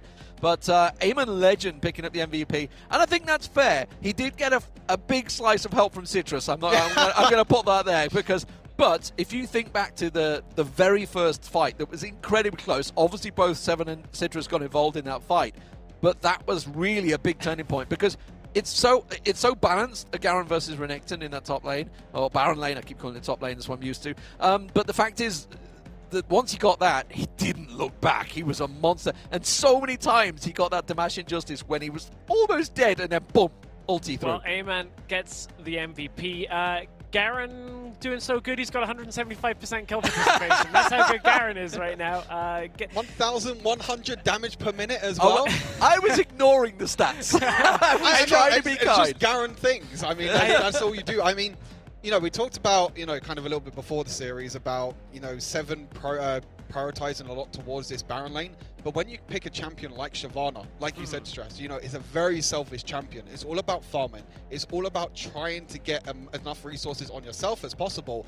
And they weren't able to win that 2 versus 2 in the Baron lane early on, which gave A-Man Legend that advantage. And I think what's starting to frustrate me about Rix is something that they have previously been very good at doing, and that is utilizing the strong points in-game, building towards one clear strength and playing towards it. In this last game, Snitch was like 4-0 or 3-0 at least, and like normally when you see a Zed ahead, you see the Zed go to the side lane, look for picks away from that Garen. You highlighted in draft, we're gonna watch Ayman follow the Zed around the map, and it just meant that Rix could never go, okay, we got a really fed Zed, so over we go to the side lane, we get some objectives, the rest of the team go get vision control, the rest of the team go set up the map, and the Zed does the work for you to kind of utilize that until the point stasis is built on all of the carries. It's been the case, like, they were trying to give random resources in the series against Formulation, but they're not playing to him. They've been, like, getting these leads and then not playing into their strength, which is just such a weird thing for me to say when watching Rix, because normally that's what they're clean at. Normally that's what they're good at doing. And I would say, especially in that last team fight, we didn't get to see the last team fight properly there, but I would say they misread the situation. The fact that they just had that big fight, they came out a 1-for-1, they stepped away. I don't think they read the situation that we've just burnt all of our flashes. They actually had all of their flashes still there, and yet it was Rix that engaged. It was Rix that went looking for it, so in which case they had no way to get out. They went wrong. I want to jump in, because if I watch Rix running around taking free damage for an objective another time this week, I swear. I was about to say the exact same thing. The Elder and then take damage from it. Seven took like a quarter of his HP, which means that he basically wasn't in a team fight. As I mentioned beforehand, his Guardian Angel was already down. You mentioned that all the flashes were down. They still try and go in. Yeah, they're still trying to go in for the team fight. Random got caught out as well, and it just seems like I said, I feel like Rix are a little bit lost at the moment. Yeah. They're definitely on a big slump. You know, we mentioned 3-0 losing during the week, now losing 2-0 to who we thought was a big underdog going into this tournament. And looking at the bigger picture, you need to try and get into that top 4 to try and secure your spot into the challenge finals. And this loss could be a difference to them. For Ice Cream, by the way, we're talking about top 4. That is a huge win for them. Massive. Because they're going to be looking at, obviously, we're looking at game differences, a 2-0 straight away over Rix, which I doubt, if we're looking down the line in a week's time, that a lot of people are going to do. This is like this. Rix, you would expect to take a game, even if they're going to lose, they would take a game off you. Yep. So in terms of difference, in terms of points, in terms of top 4 placements, that's mega for Ice Cream. Exactly, because as a team, Rix would have been looking at like, hey, we're going to 7-0 the group, it'll be great. Now they're looking at a 6-1, and I'm still going to expect them to do that. I feel like it 6-1 Formulation are in there, you know that, right? It sounds maybe like we're being harsh. It may sound like we're being it's harsh, also the head-to-head as well for Ice Cream. Ice Cream. That's what I'm saying. It's crazy. I mean, it's like I said, for me, the biggest shock at the moment in the off-season in the EMEA region. Massive shock. We need to calm down off that one just a little bit. We need to calm down for a moment. No, not. You can never have too much. Don't do that. As we go into our sponsor segment for our second series of the day, starting with Snapdragon here for the Snapdragon Pro Series. We've talked about Snapdragon quite a bit, as I said, powering all of the processors in a lot of the high-end gaming phones. So thank you very much to Snapdragon for making sure we're playing at the highest of FPS. Of course, that includes the Samsung Z Fold 3. I keep talking about it. Maybe if I keep plugging it, they'll send me one. You know, we keep trying. I can give you my address if you want it, Samsung. I'm not against it, but of course, the Z Fold 3 with that massive screen real estate allows you to focus more on the game rather than the HUD. Monster have been fueling us all day. You can tell we're a little bit crazy. It's not just the results on sending us into overdrive. So thank you very much for Monster for fueling the caster desk here as well. And it's time for other people to get involved as well from home. DHL, they're running a quiz right now. If you go to esl.gg/DHL quiz, you can be in with a chance of winning a €100 voucher for the ESL shop. Now, excluding the teams that are here in the Snapdragon Pro Series, if you had €100 to spend in the ESL shop, what merchandise would you spend it on? Well, what team? See, now you're asking me to be like biased. That's I would buy ESL merchandise. Fine. There you go. Not specific to a team. Not specific to a team at all. Yes. I work for another company, I'm just saying. I know. That's true, actually. So you realize what I You just really said? put him on the And spot. I'm about to ask Stu, who's an XL content creator, hey, which team, not including XL? I won't force you to either. I won't ruin that. He likes putting us on the spot, doesn't he? I should say DreamHack. Yes, DreamHack. It's safer for you. You can keep your job with That's that. because we're running DreamHack in Germany. Safer answers. Nobody's losing their job yet over this. But Discord is the place that you can join us to get involved with the community as well. We want to hear your thoughts. Tell us what you think about the Ricks result. 0-2 against Ice Cream. We want to see all the Ice Cream fans joining the Discord channel. I'm trying to find an ice cream melting joke, but that'll fit in another week as well. It'll be all good. I feel like They need to lose to bring that one exactly. in, don't they? Yeah. I feel like I'm about to melt as we go into our third series of the day. Our next series is going to be NASA taking on Team Queso, which is a revamped Queso lineup. NASA with a couple of changes as well. We're going to get deeper into that series after the break. But it is, I was going to say, one of our more exciting ones of the day. But we've just had a shocking series number 2. We're going to take a few moments as we step away for a break. Stay with us. Our last series of the day coming up in a few minutes. The Snapdragon Pro Series is brought to you by Snapdragon Elite Gaming, Samsung Galaxy, Monster Energy, and DHL.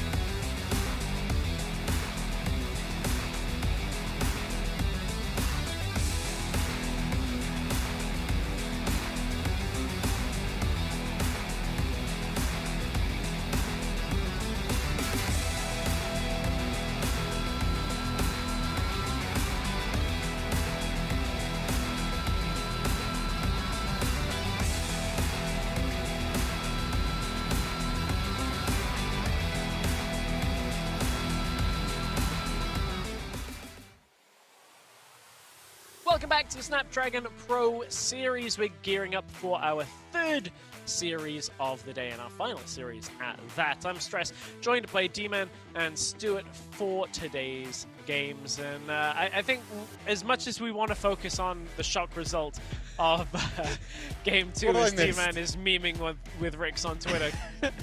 They did the classic "this is fine" tweet in between the games. I don't know that it's fine, but we're going to swap gears into our third series of the day with two teams I think that are going to be vying for one of the few final spots. If we take into consideration like Formulation looking very strong, we assume Viv look very strong, although they played off screen. I think that only leaves the two spots left past them that NASA and Queso will be fighting for. And I think that NASA and Queso have both looked decent in recent times, but I think neither of them are a fully rounded team. And Stuart, they faced off earlier this week. What's your initial thoughts on this? I mean, I feel like, you know, that NASA, maybe because they have a stable roster for a longer amount of time, you know, Team Queso is still moving a few things around, so they're still trying to plan a few things as we take a look at NASA's roster. The thing is, for me, is like with this NASA roster, you know, you have to look towards Swest and Rekna in that jungle mid lane duo. You know, these two are the primary carries for NASA. Not only that, but, you know, Cool FX prioritizing center in the bot lane. As you mentioned, we saw NASA against Team Queso in a week. It's definitely one of our closest matchups of the day. I mean, I thought the last one was going to be the other way around, but, you know.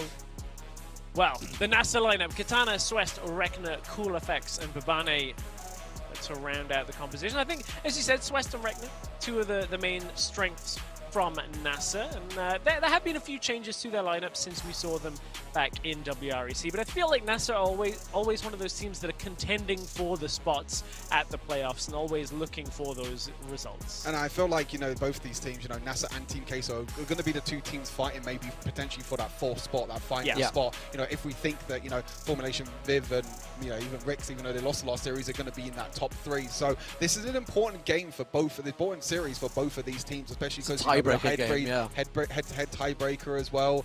It's a big game for both of us. What we'd like to call a six-pointer in football terms, the old six-pointers in relegation. But this is the qualifying at this stage. Is obviously it's all well and good. They're here in the league. They've done the work in the open qualifiers to get here in the league. But now the real work begins to get to the finals. That's where the money is, obviously. And these guys, Team Queso, they've been around for a very long time. Obviously, a lot of experience with Acolyte and Andre. Obviously in there for near 2 years, I guess, now for them. But obviously, Vejos, Mumu, and Floor. It is Floor coming in, so we weren't sure who this was going to be, but it is Floor coming in. And to give them their credit, technically, Team Queso, they are the current WREC champions. Yes. Of course, winning the European representation at Icons from that first seed as well. This is, despite the fact that the top three is still the same lineup for Baron Lane, Jungle, and Mid Lane, this is quite a different look squad. Team Queso of the past year have been putting all of the eggs in the Andre Jungle basket. This time around with Mumu and with Floor coming in, I think it gives you a little bit more strength in the bottom lane. Stuart, we casted Floor all the way back in WREC, and there was quite a lot of good strengths around Floor, although I feel like Floor's best performances were on the likes of the Janna and a few of the picks that we don't see in the meta right now. I was going to mention, people might recognize Floor. He did play for Viv Esports in WREC Season 1. Very known for his Janna pick. His Janna pick was very, very strong. Maybe not really a meta pick at the moment, but he still likes to play the likes of Set and Rakan. But this is different to what we saw during the week with Team Queso as well, with a different support coming in. And this is what I was talking about, Team Queso, how they're changing their roster all the time at the moment. Before it was Josh, it was Ryu during the week, and now it's Floor. And now it's, you know, it's different pick. You know, when you're changing your roster all the time, it's not good when you're trying to qualify for, you know, big competitions like this. And you say people might recognize Floor, Ryu might recognize Floor. I'm sorry, Ryu, but to be replaced by Floor twice in a year, really? My heart goes out. You'll find the spot, Ryu. It'll be okay. It might be here on the desk again, but you'll find the spot anyway. As it's a good spot. It's a good spot. Much love to Ryu. It is a good spot. You know, those who can't play anymore, cast it. And those who could never play, cast it. So we'll get to predictions. I'll dig myself out I got of my this hole. top 8 in one of the Origin Series months, so I'll take my pride. Yeah, and I'll just walk away with that. I'll take it. Better than I'm ever going to get. Don't you worry, Stu. As we'll take a look at our predictions for this series, I think this is the one where maybe it was a little bit more split. I know that as we take a look, I'm actually trying to remember what I predicted. I think I said NASA 2-1, but if the graphic comes up differently, it's I'm pretty because sure I I've had a said change of 2-1 in heart. there. I think I said Queso 2-1 if I remember rightly. Ooh, I may have... No, you said NASA. You said NASA because I switched I it. think because you you did the same as me. I think you also did NASA 2-1. Yeah, there you go. There we go. I don't know. I'm with you, Spanish fans. I genuinely think that it will go 3 games, and I genuinely think it's going to be a close series overall, much closer than the first 2 of the day. I think the one thing I want to mention as well is that when me and you stress casted them during the week, it was a bloodbath. It was a complete fiesta of a game. There was so much happening, and it was just one of the craziest games I think I've watched. And if that's anything to go by, that this is the same. But I think you're right. I think these two teams are very, very closely matched. We'll have to see how Floor fits into the Team Queso roster. But even though I went for NASA 2-1, Team Queso could still win this series 2-1 at the same time. It's very, very close. It was a messy series. Yes, like it was. genuinely, like you want to think about macro games like that. You just should predict a bit of a bloodbath, a little bit of a fiesta, as Stuart said. And we want to hear your predictions as well in chat. Make sure you're spamming whether it's NASA or Queso. Actually, this is the first time where I'm like, this could be an even fan vote because both Team Queso and NASA have like this rabid fan base that are just very enthusiastic for them. So I know that we got a lot of Spanish viewers in the chat today as well. So I'm sure Queso will have their support there. So make sure you're spamming there. Get your thoughts in, and we'll take a check-in on that. I'll drop in during the game and see how the chat predictions have gone. But we're about ready to get into the first draft in this series, and this one I'm like, I think it's just going to be very playmaking champions picked up, especially with like Yone in the mix now. That was one that wasn't there for our first series. Yeah, I'm still on the fence with Yone. I gotta be honest, but we'll see how it goes. Obviously, with the bans coming through, do we feel we're going to go back to more meta champions this time around?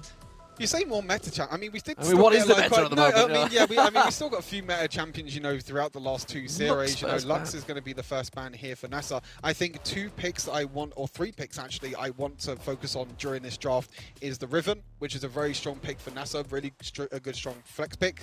Zed is Rekna's most played champion as well, a very, very strong champion, and Senna. NASA are one of the only teams that always prioritize Senna as that first pick, and that's going to be banned away straight away from Team Queso, so they've done their homework. Yeah. That leaves us in a weird spot now with both Lux and Senegon. Varus goes up in priority quite a bit in this draft. I wonder whether it will be picked off or whether we'll see something completely different here. So I think Mumu and Floor might have a different flavor to some of the other bot lanes. As I said, that we might even see Enchanter bot lane come out. I don't think it fits very well in the meta right now, but if there's one team that'll do it outside of Karma, it may very well be Queso. It's definitely a possibility. Like we mentioned, Floor loves his Janna.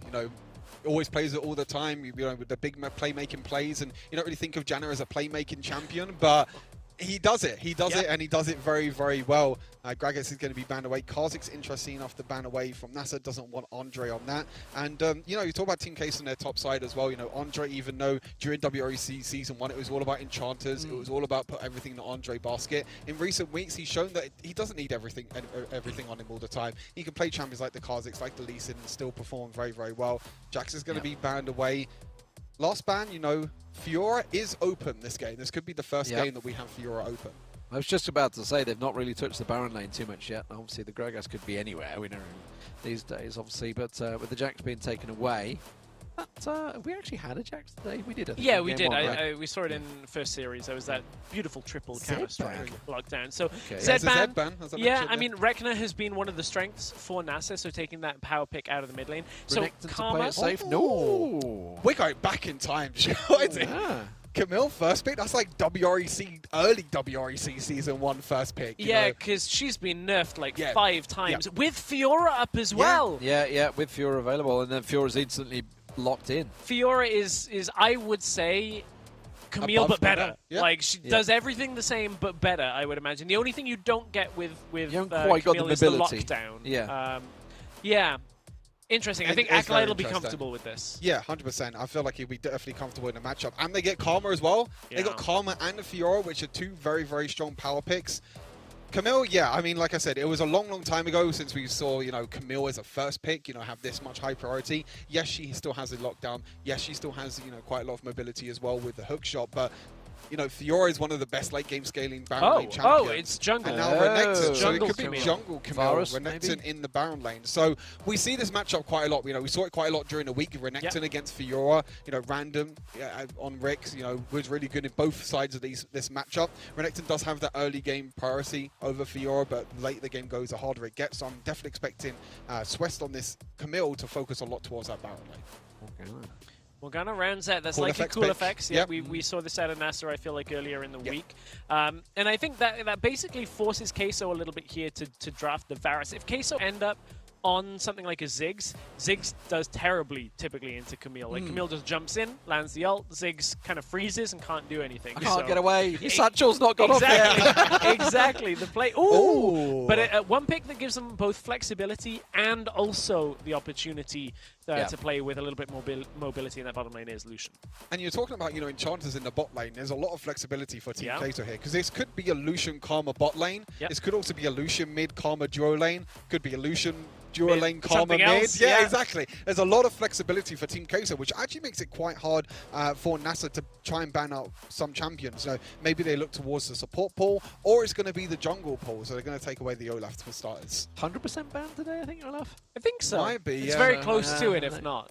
I think Fiora was definitely 100% banned before yeah, this yeah. game, but now it's obviously been picked away. But yeah, I think Olaf is definitely up there. Nautilus banned as well. That makes sense with the Morgana in there. Obviously, we just saw it. Technically, didn't work, but Rix had it. These two bans from Team Queso make me feel like this could be a Karma support, because you're banning out supports, and if you don't have your support and you're banning out two of the strongest supports, it's very surprising for Team Queso. But they do have first pick on red side, so maybe they'll take away the support as the first pick here and then look to try and round up their combo afterwards. Both of the picks as well fulfill a very similar role Lee with Sin. the frontline, tanky, crowd control aspect of things. Lee Sin, got to take it away from Andres if it's available. It's one of the picks that he can kind of steal every objective he wants from it. So now we get to see where he goes on the jungle pick. We've had a lot of jungle picks limited, prioritized. Like Gragas is gone, Lee Sin gone, Kha'Zix, Jax, even Olaf. Like a lot we're diving into. We know Andres' pool is huge though. He is regularly drawing like 6 and 7 bans in WREC in that jungle pool. There we go. Ooh. We're getting Enchanter, potentially, bot lane, and then Kai'Sa. This is the first time I've seen Kai'Sa a long time, which probably means it's a Lucian mid lane for Veos, which is quite popular. It's actually a lot more popular and competitive as a mid lane pick instead of the dual lane, because you go for this Manamune, Black Cleaver, Blade of the Ruin King build, which against the likes of Renekton and Camille is very, very strong. So this is like a 2014 PC comp that, that they're pulling out here. It's like the Fiora top, the Karma Kai'Sa, this Lucian mid. This is Akali. I mean, we didn't even think about it. Akali obviously had been let through. We saw it played to great effect earlier on by what was his name? What was his name? You'd leave me on the Lonely Kid. Lonely Kid. Yeah, and played it very well earlier on today. I think this could be a mid lane Akali though, because you already have Renekton, you already have Camille. You're looking at potentially your support here, which is going to be the Rakan. That's going to be really good. You know, they do have a lot of good engage. NASA, you know, the Rakan ulti, the Camille follow up, a lot of lockdown, and you have the follow up from the Morgana Renekton. I'm very, very curious what this last bit's going to be. It is going to be Jarvan. Wow, that's fourth. a long time since I've seen Jarvan, and this Team Queso comp is completely different to what I've seen Team Queso at all. You know, we have an Enchanter bot lane, which we know Floor, so we were kind of expecting Enchanter bot lanes for Floor. Mumu on Kai'Sa, which is, you know, Mumu was a player that played for Na'Vi before, you know, a pick that he was definitely comfortable on. But we still have that top lane. We still have that Fiora, which is going to be so strong for Akala. I think it counters NASA quite well as well, you know, honestly. Like, I'm trying to think of, like, how they're going to engage one another.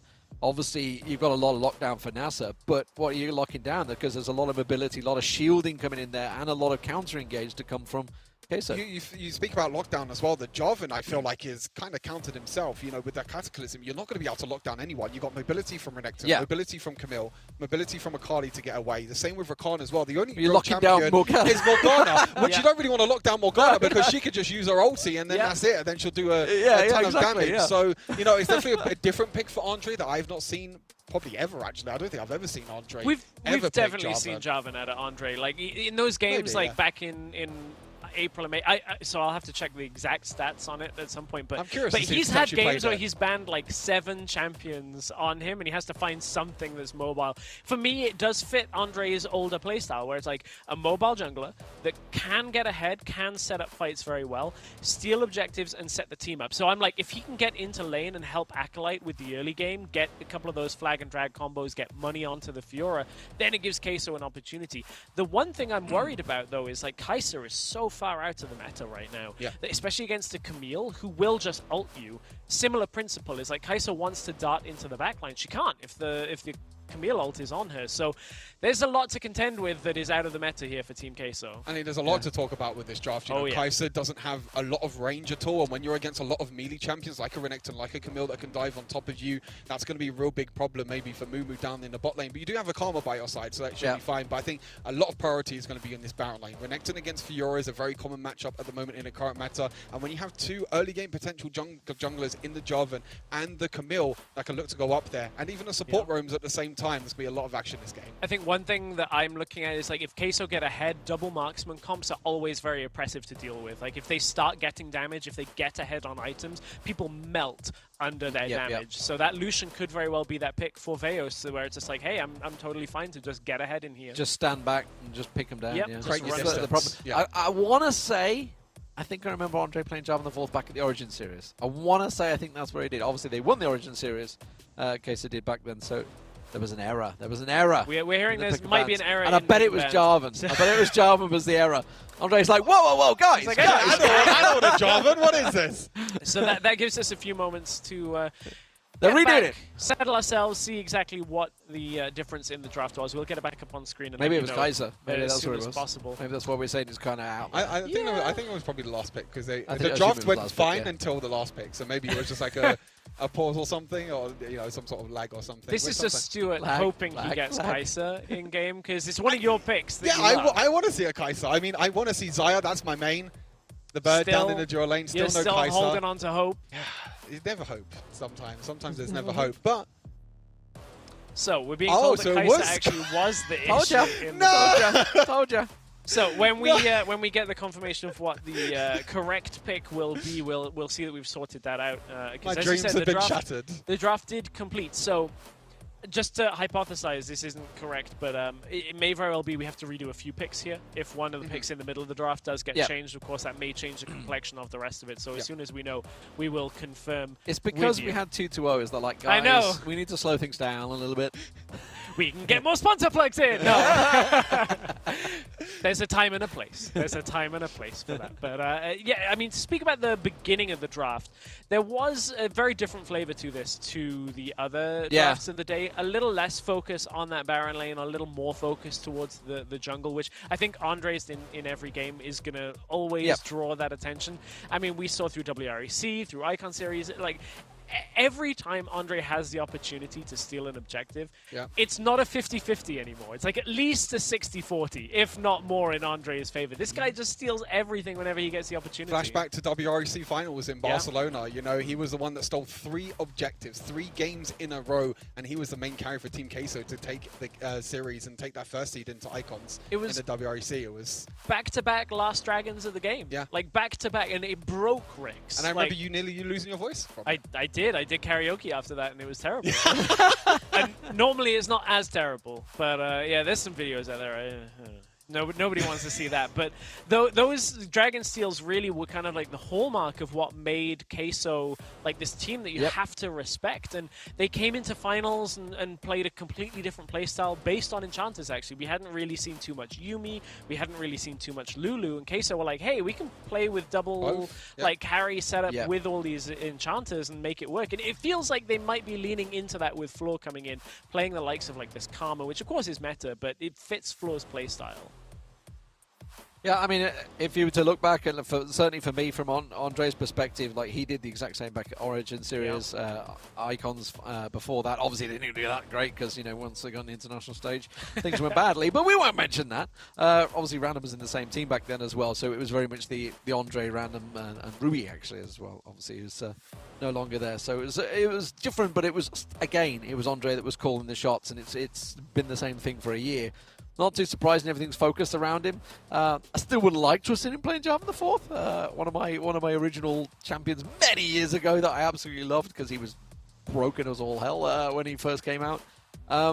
But yeah, well, I guess we'll see whether they're going to completely redo it or whether it's just simply a Kai'Sa change. Yeah, we're still waiting on an update on the draft. Again, as soon as we have it, we will bring it to you. I think then to change gears a little bit onto the NASA side of things, priority on this Camille, very high compared to what we've come to expect. And Camille's a champion that they've like tried to beat with the nerf bat just into. But the fact that they picked it over Fiora as well, which is the interesting one. Obviously, we obviously learned that it was going in the jungle, not the top. And I think that was the big thing for me is that you pick Camille over Fiora. And I remember when we were looking at, you know, Team Queso versus NASA during the week, it was actually Katana on that Fiora that actually won out versus Acolyte in that Baron lane. So it's very surprising to me that they actually prioritized the Camille over the Fiora. And that means that yes, you have the lockdown, yes, you have the mobility, but you have such a hard champion to deal with in that Baron lane. You know, yes, you pick the Renekton. Maybe they try to bait out, maybe think like, oh, this is a Camille Baron lane. Riven wasn't even touched in this. You know, normally I see NASA as like, Riven is a big high priority. Reckoner can play it, Katana can play it, and Swess can play it in the jungle. It's Swess, one of Swess' most played champions. But instead, they just didn't prioritize it at all. They went for Camille, Renekton. Very, very surprising draft for NASA, but I feel like, again, it speaks to the respect that the teams give to Andre, where it's like, we need what we consider to be a top tier jungle pick. They wouldn't pick it first spot if they didn't think it was top tier, right? So it's like, we need the next best jungler that is available before Andre gets his pick, and that'll allow NASA to kind of float their way through potentially the early game to the point where Camille is strong. Then the Renekton, we've seen it do well into Fiora when it's given resources, and I think that's the asterisk that has to go there. Because if Acolyte does get ahead on this Fiora, Renekton is going to have a terrible day, and will never be able to play the game. If Fiora gets ahead, you just push out in the side lane, and Renekton can never fight you. That split push, we've mentioned it on Jax, you've kind of alluded to Old Faithful Jax of always pushing down on the side lane. Well, Fiora's the same. Fiora does exactly that. Renekton, Fiora, you just like list all the Baron laners off because they've all been played to death. For 10 years in the PC side, and obviously the last 2 years in Wild Rift side, you know, they have been the staple diet. We've already seen Garen's do phenomenal today. If you're just joining us, guys, we are still waiting for the picker bans to be renewed after. Apparently, Kai'Sa was a mistake. I can see that. I can see that. I mean, Kai'Sa, I think if we talk about, ranked play in solo queue is pretty good, but in competitive, because of her low range and how difficult it is for her to play down in the dual lane, we see these long range carries in the dual lane all the time. Kai'Sa, not really the best. You normally see the dual lane carries rotate to the mid lane, be able to take the mid lane towers, push out that mid wave, but Kai'Sa not really used to that. It's because of the long range supports as well. Yeah, exactly. Just, you can't get in. When I saw the Karma, I was like, potentially it's the Enchanter bot lane for Flora and then Mumu playing a hyper carry. Maybe they would have preferred another hyper carry instead, but I think the main thing is that Kai'Sa still good. If you want to just play normal rank, but I think in competitive right now it's very, very easy to shut down. Yeah, it's hard. It's hard to get it to work on the competitive stage. So we are still getting our draft worked out. As we work with the admins and the teams to figure out exactly what the next steps are, we're going to take a look at a quick interview with Babane from NASA and hear their thoughts on the games.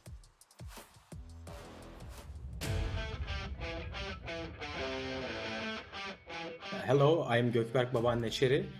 I played Nasser Esports for support lane, and I'm from Turkey. Our team captain is Rekna. He is the main shot caller. Actually, he with the Swiss, and Swiss and Rekna make the main shot caller, and I just give them infos and supportive shot callers, and it's just how it's like. One of the chillest guy is the Rekna. One of the angriest guys, always Swiss. He is always mad. Actually, yes, we think we can win. We have too many strong opponents, but we think we can win. We can do this. Why not? We want to meet Rix again because last time they win us 2-1. We just get the one game for them, and we want to really we want to win against them. And also they are so good opponent for us. We just improve ourselves like every day. Keep supporting us. We will do our best.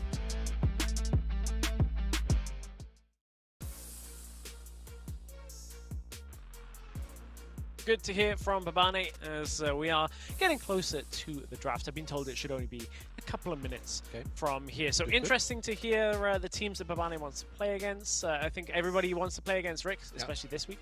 If there's one week that you want to play them, you know, it's definitely this week. It's still the biggest shock. I mean, we have a moment to touch on it. Like, still, the team that we're like, they should be the favorites here with Formulation. Like, they should be making their way. And to go 0-2 against a team that don't have the same resources behind them is a big surprise. Yeah, absolutely. And I mean, no doubt about it. Obviously, Formulation 2-0 earlier on today didn't look like they even broke a sweat. Yeah. Looked phenomenal in their games. But Rix, I mean, we talked about it in the first draft they did was very much experimental. I think it's safe to say very much all in, and it ended up being all out as they lost that one. And then, I mean, in fairness to them, in that last game, it could have gone their way. I just felt they misread the situation in the final team fight, not realizing that they'd burnt everything and the opposition hadn't. That's often unfairly. It's often on the support to know what's going on in terms of summoners. Which is quite hard to track, I would say, in Wild Rift, but in any game really. But yeah, they just misread the situation. One wrong move, one wrong foot, and game over. That's it, yeah. Stuart and I have talked about this a little bit. It's hard staying at the top as well when you're a team like that. So, and Rix have been playing. Everyone looks at your playstyle and counters you and figures out what you're doing. Whereas Ice Cream, we've had no games to view for a couple of weeks now. Whereas Rix, they've been playing basically every single day. Well, they're a hungry team as well. That's the thing, right? It's someone coming in that's obviously not got a team behind them, so they're hungry to prove themselves in a tournament like this, where teams may be looking towards next year, thinking who we're going to maybe pick up. And obviously Wild Rift is taking off, so like, do we want a team? Okay, these guys have done well. They've just taken down Rix GG, one of the biggest European teams. Maybe we should back them. Yeah, I also think that, you know, every team that is playing in each tournament is quite fatigued at this point, I would imagine. Like, it's been a lot of game days back to back. So certainly there are going to be games that get dropped here and there, and that's no excuse for it. I'm not gonna take that as an excuse. No, I mean, I get it. It's not an excuse, because I think there is a danger to it, but it's teams like Ice Cream that kind of come in and benefit from that, right? Yeah. Is like Rix have to make sure that doesn't happen multiple times. But that's down to the management of Rix to choose where they play. If they are feeling, I mean, obviously, if you tell a player's always going to say, yeah, we can play. They always but the management need to be looking at that and saying, are we putting too much on them to focus? And then maybe taking a pick and saying, we'll focus on this, this is our key focus. Because, I mean, if you tell a player, they'll play every day of the week. But it counters them. It can be counterintuitive, and maybe that's it. I don't know. I mean, we're giving them an excuse, we're giving them an out. We will never know unless we speak to Rix themselves. So I'm sure we'll hear more about that as we go through the rest of the competitive off-season. It's certainly going to be a talking point for the community in general. An update, actually, I believe, from what I understand of the situation, I believe the draft will stand between these two teams, because I think normally what's referred to as a game of record is that when two teams are in game and there's enough action has happened to be a recorded game. I believe that actually did take place between the teams. Our admin team have worked with both teams. The draft will continue, and I believe we are just about ready to get into games. Okay. So I'm sure we'll get more information on the exact how, what, and whens. But it seems like we have ourselves a Kaiser in the meta for this first game. If I'm not mistaken, between... it's normally prior to 2 minutes, right? Well, in PC, that was definitely the case. In PC, it was as soon as you would see each other in the river, as soon as two champions would match each other, it would be called Game of Record. So as we're going through, I've been told the draft will stand between the two teams. I'm sure there will be some more clarity. We get Kai'Sa. Exactly. We do you get get Kai'Sa. Jav in the 4th. You do indeed get Kai'Sa and Jav in the 4th, which I think is just such a different meta from what we've had recently. Like 80s, every Twitch chat we're ever in, someone's always like, why don't we see 80 carries in Wild Rift? Why don't we see 80 carries in Wild Rift? Well, short range, like getting outranged by a lot of champions.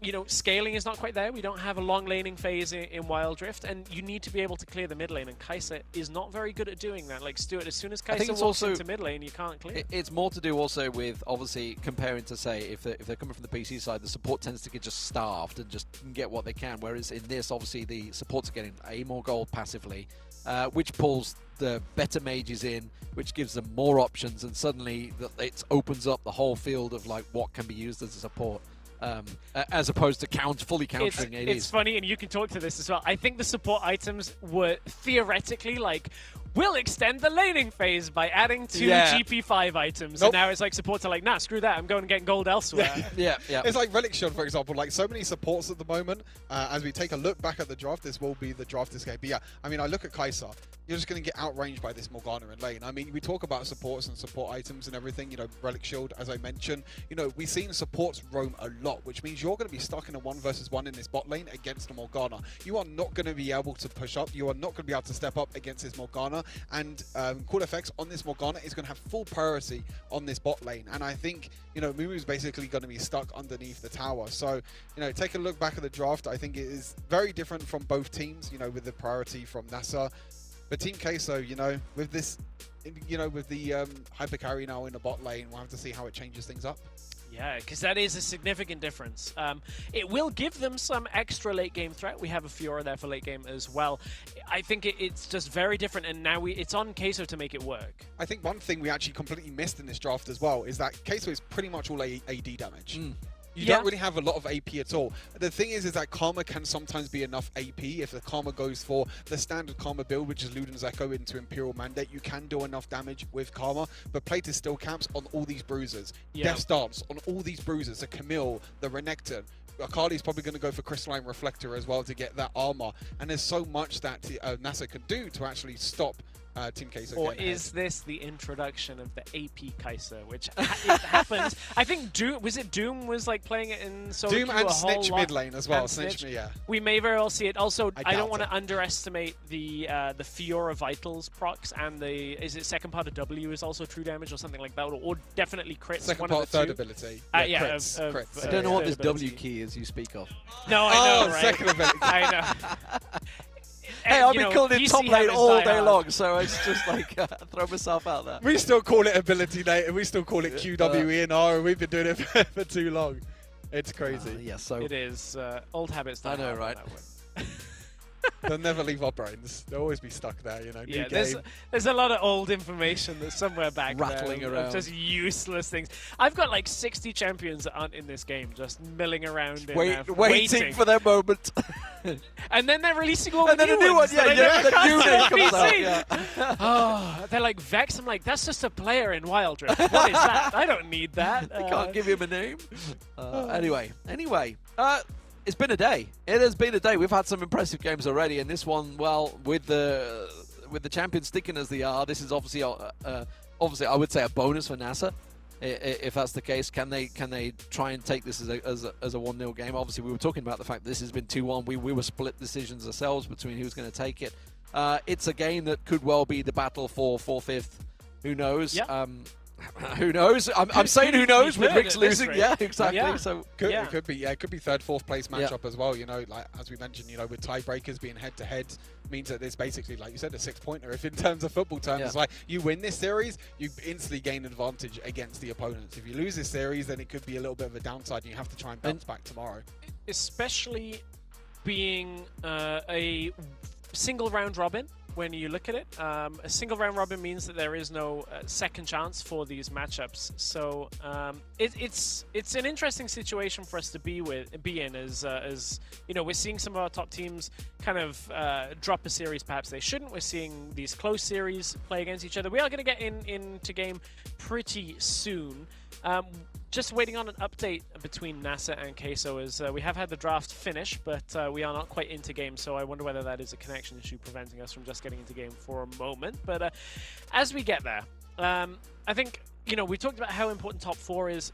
I think also for a team like Ice Cream or for a NASA, you look at them coming in and now playing potentially offline. If they get that top 4 spot, like, that's added pressure right there as well. There's a difference between playing online and playing offline, and I'm interested to see potentially a team like Ice Cream sneak in there and get that experience. I mean, you talk about, you know, the pressure of offline tournaments. I think the big thing about that, you know, you compare, you know, WREC online to WREC offline in Barcelona. You could tell the pressure of the teams are there. You know, when so much is at stake, when you need to, you know, every single game counts. You only have 7 games in total. That is not a lot of games in a single round robin. There's only 8 teams. Only half of them will be able to go to the LAN, which will happen a bit later on. But there's a lot of pressure. Like I said, every single series counts. I feel like, you know, even Rick's losing to Ice Cream, that could really be the difference to Rick's potentially missing something out. we've also alluded to yet, because I mean, it is day 1, but I've got to assume when we get to those finals, if it's following standard ESL tournament process, first we'll play 4th, second we'll play 3rd.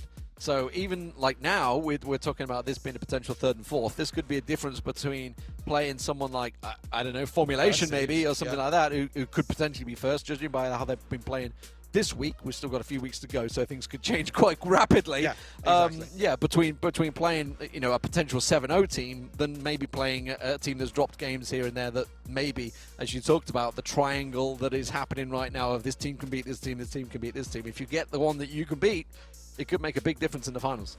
And the interesting thing as well, I was just quickly looking at the, you know, tomorrow's schedule really quickly as we're still waiting for the game to start. Ice Cream are actually playing against NASA tomorrow. That's a really big game. I mean, that's a game that's going to be off stream, but that's a really, really big game to start to, you know, tasty, potentially have off stream.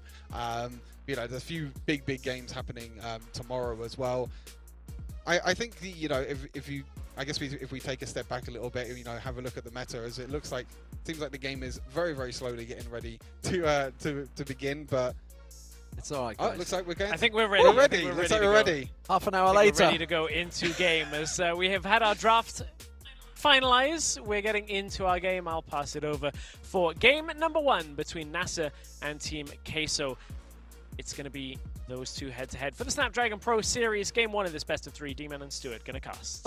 Here we go. We got here in the end. After 2-2-0s, it was only inevitable. Things were going far too well to get underway. But here we go. As we say, it is going to be NASA playing out. So let's just refresh your memories. You can see them on your screens there. Katana's going to be on Renekton. Swiss is going to be on the Camille, which was the first pick in there. Rek'Na on Akali.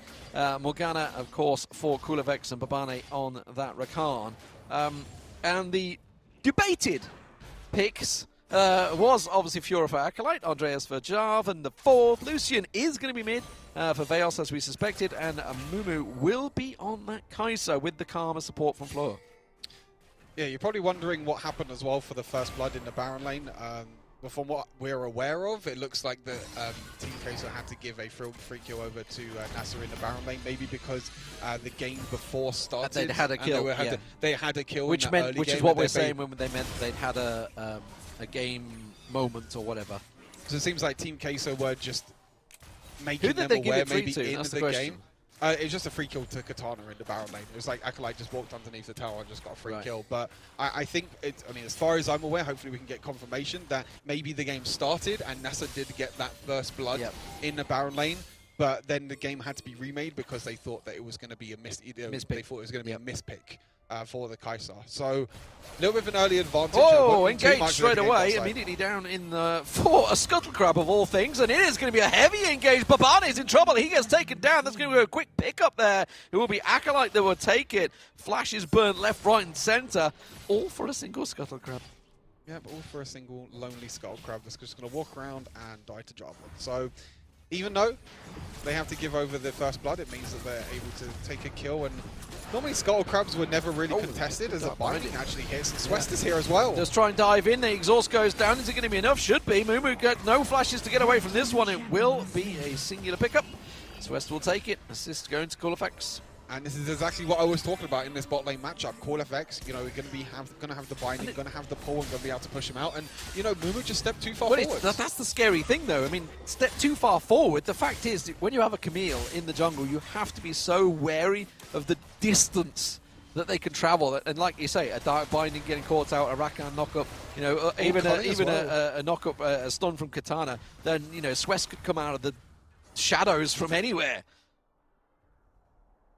Exactly. Looks like Veils took level 5 in the mid lane before. Rekna tried to get a solo kill as well. And again, you can see Andre is prioritizing towards his top side. The interesting thing that Andre did is he cleared his whole top side, his whole red side of his of the map, took the Scuttle Crab and just sat top lane. He sat top lane for a very, very long time. He hasn't even started to clear his bot side of the map yet. So, you know, he's level 5 at the moment. Actually, he might have started bot side and then path towards top side. I might have been a little bit mistaken there because of the time of the game. But he is going to go down to the bot side for now. I'm not expecting a gank or anything in this bot lane for Andre, because it's very, very hard to gank a Kai'Sa plus a Karma lane. But you can see that Mumu is definitely struggling to walk up. You know, look at this. Every single time Mumu stops up, he's just going to take damage from the pull. He's going to try and poke, but, you know, Kai'Sa is a champion that can still scale very, very well into the late game. Yes, she doesn't have the longest range, but she does have a lot of mobility. She can turn invisible. She does have that huge, massive shield as well. Looks like a bit of a mid lane play is going to happen, but nothing too crazy happens. But yeah, Mumu definitely needs a few items before you can get to that point of the game where you have them evolved abilities on Kai'Sa. So Andre just coming around while Rekna's already backed away. He knows that Swest is here. And interested in hearing, double smite. Interested in hearing from Babane. Always locked him up. The Cataclysm comes down, and yeah, that's going to lock him down. I think he was a little overconfident there. Follow comes through. One down. Vecna's in trouble. He's going to get taken over as well. Vehos goes dropped, and it will be a 2-for-1. I was about to say a little too confident from Swess to be able to get away from that one, but quickly countered.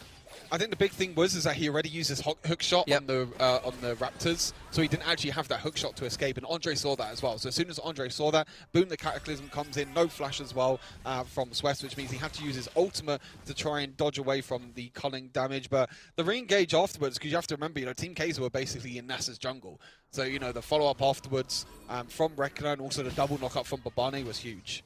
Apologies, I did call him Vecna for one point. Just to get it out there. I've known Vecna for like 20 years. This guy, one of my mates, and I knew damn well as soon as I saw Rekna, I was gonna get that name in my head. So at least you got out the way. Yeah, got it in there early. What I was about to say was it was interesting, obviously, Swess getting caught there, because we just heard from Babane talking about how Swess is always angry, and the fact that he got caught in that Cataclysm after using that, wasn't able to escape. I can imagine just shouting in comms, "Help me!" And they absolutely did. It is going to be a simple trade dragon for Rift Herald, so no fighting between either of these teams, not even slightly countering the engage, maybe just a little poke from Floor on the Karma there, but that's about it. So you've got to assume the Herald's going to go in the top lane. Yep. Herald's going to... I mean, they don't even need to use Herald in the top lane here. Yeah, I think they could just take first tower of the game without using the Herald, which is going to be big for them. You see Andre just using the flag to try and check the bushes. A lot of minions being... loads of minions being taken down as well as they finish the tower. Finish the tower? There we go. Winions, baby. The Winions come through, and there you go. Look, Andre got tower. Oh, the game! Binding, he literally slid straight into it. Does manage to get the Herald down, but it's going to get a single hit. Is it? He did. I think he did. Got a hit off there. Yeah, he did. The tower's nearly down. And the big thing was that Mumu actually stepped up close enough to get the local gold as well. So Mumu was able to get gold from that as well. And that's a big, you know, it's a big win for Team Kai'Sa. Even though Andre did get caught there, it was a big win because they got the tower. They got the tower plates in top lane. He also got the first tower of the game in the Baron lane. They also got all the tower platings in the mid lane, and that's going to be a lot of gold onto Mumu, which you need to get items with this Kai'Sa to be really, really strong. And so far, even though NASA have a kill advantage, Team Kai'Sa have the first tower and a lot more gold. It's practically two towers as well, because that middle turret's on like 100 hit points at most. Both of these very much being given away. It's like, guys, I know you're there. You're not being sneaky as they back away, but a little bit of time lost there. So, Items starting to come through. People starting to stack out. We've not had too big a fight yet, despite the fact that it is 5 for 2. That was just a single early engage. Not the big team fight we maybe expect. That's going to be the mid turret going down, by the way, as that's finished off by Mumu. Now, okay, so we're transitioning. Who does this favour right now? You've got that double AD comp. Or it is AD comp, just to put that out there. Technically, you have a 4 AD comp. Obviously, Fleur is going to be the only magic damage you've got. But who do we favour now? Because obviously, you're going to have to work as a stack. Now, they can take turrets down very quickly. Cataclysm comes in, and Rek'Na gets away the barrier. Oh, no, he did fall. He did fall. It was. Wait, did he snipe with Kai'Sa W or Kai'Sa's second ability? I think he actually might have sniped because it wasn't Veils. Veils were on the culling, and it wasn't in the culling. Yeah. There's no way that he would have got in range. I mean, he doesn't even have ignite or anything. Yep. So it must have been a snipe from Mumu with the second ability, which is a big kill. Again, putting more gold into Mumu, but that means that the bot lane tower is going to be under threat. But with the Karma ulti and the clear, they could be fine. Well, they should be able to fight this one off. I don't think they want to tank the turrets out, that's for sure. Yep, we'll hold it off for now. I think the big thing is about this game, if we take a little bit of a step back, Kai'Sa taking mid lane tower is probably the biggest thing that they can get from this game, because mid lane tower opens up the map so much, and it also allows Mumu to step forward, because every single time Mumu steps forward now, for Nasa you have to be afraid of the flank. You know, you get flanked by Fiora because of her mobility over the walls, the flank from Java with the mobility. So now they've got Baron lane tower, so Baron lane can push in, and mid lane tower at the same time. You know, I was worried about maybe the Morgana against Kai'Sa. Diving in, yep, the Swest was caught out there, but Andre not going to follow through on this one, it seems. Yeah, like I said, I mean, I was kind of worried about the Kai'Sa versus Morgana mid lane, but now Kai'Sa's going to be able to step up and clear that mid wave because he has that tower to fall back to, whereas Mumu doesn't have that tower, and you can see already that that's the priority is going to go down there as the bot lane tower looks to be under threat. Well, when we got the double AD carry, you have to be taking these turrets down. Have they dived a little too deep? Andre goes in, Cataclysm down, quickly gets out, gets locked straight up by Swest, though. He's not going to be able to escape from that one. Rek'Na will come in and finish the job, but they're still trying to keep it there. Re-engage around the side there. We're not expecting that. Mumu picked off quite easily. A triple going down to Swest. He's going to be delighted with that one. They turn and burn. They're going for Fiora in mid there. Acolyte needs to be careful. He gets engaged upon. It's actually Katana that's on Acolyte there, so he has to step away. But a 3 for 0 in the end going the way of Nasa. And once again, Team Kai'Sa step a little bit too far. But Barney again on this Ricardo has been so huge for NASA. Got that engaged where the Raptors were, got that double knock-up, got the re-engage in the bot side as well. So really big as we take a look back at the replay. It was originally Andre that actually went in, tried to use a flag and drag to escape, but the important thing was that Camille's ultimate was on him already. So even if he flag and dragged away, he wasn't able to escape. And Babane with this re-engage as well. Again, Kai'Sa stepping a little bit too far, which they've done a couple of times already in this game, which means that they're going to be down a little bit at the moment. But, you know, even goal with the second Rift Herald up, I don't think the team fights are over. Yeah, Rift Herald. So they're just going to give it up? Yeah, they're going to have to. They're going to get the bot turret instead and try and shove it in as much as they can. So that's going to be the 3 turrets taken down. Rift Herald's going to be used in this mid by the looks of it. That's the way they're heading at the moment. They should be able to finish it off. There's the Herald going down. There's not really too much going in to support it. They are actually wrapping around the back here. They've got to be careful of Acolyte. Yep. Acolyte's got a really nice flank here. They are trying to use the Rift Herald to act as a distraction for the Dragon, but they don't even get to start the Dragon. Andre is there as well, but Acolyte could be caught here. He can just He's slide actually away. still caught He's there. still locked in. They're not actually following it through, and I don't think they've realised that Andre was behind them. Andre's actually caught out. Yeah, cool effects around the back there, which is what's made them turn around. He's going to have to flash away from that one. Andre's still very low. It'd be a juicy target if they can get it.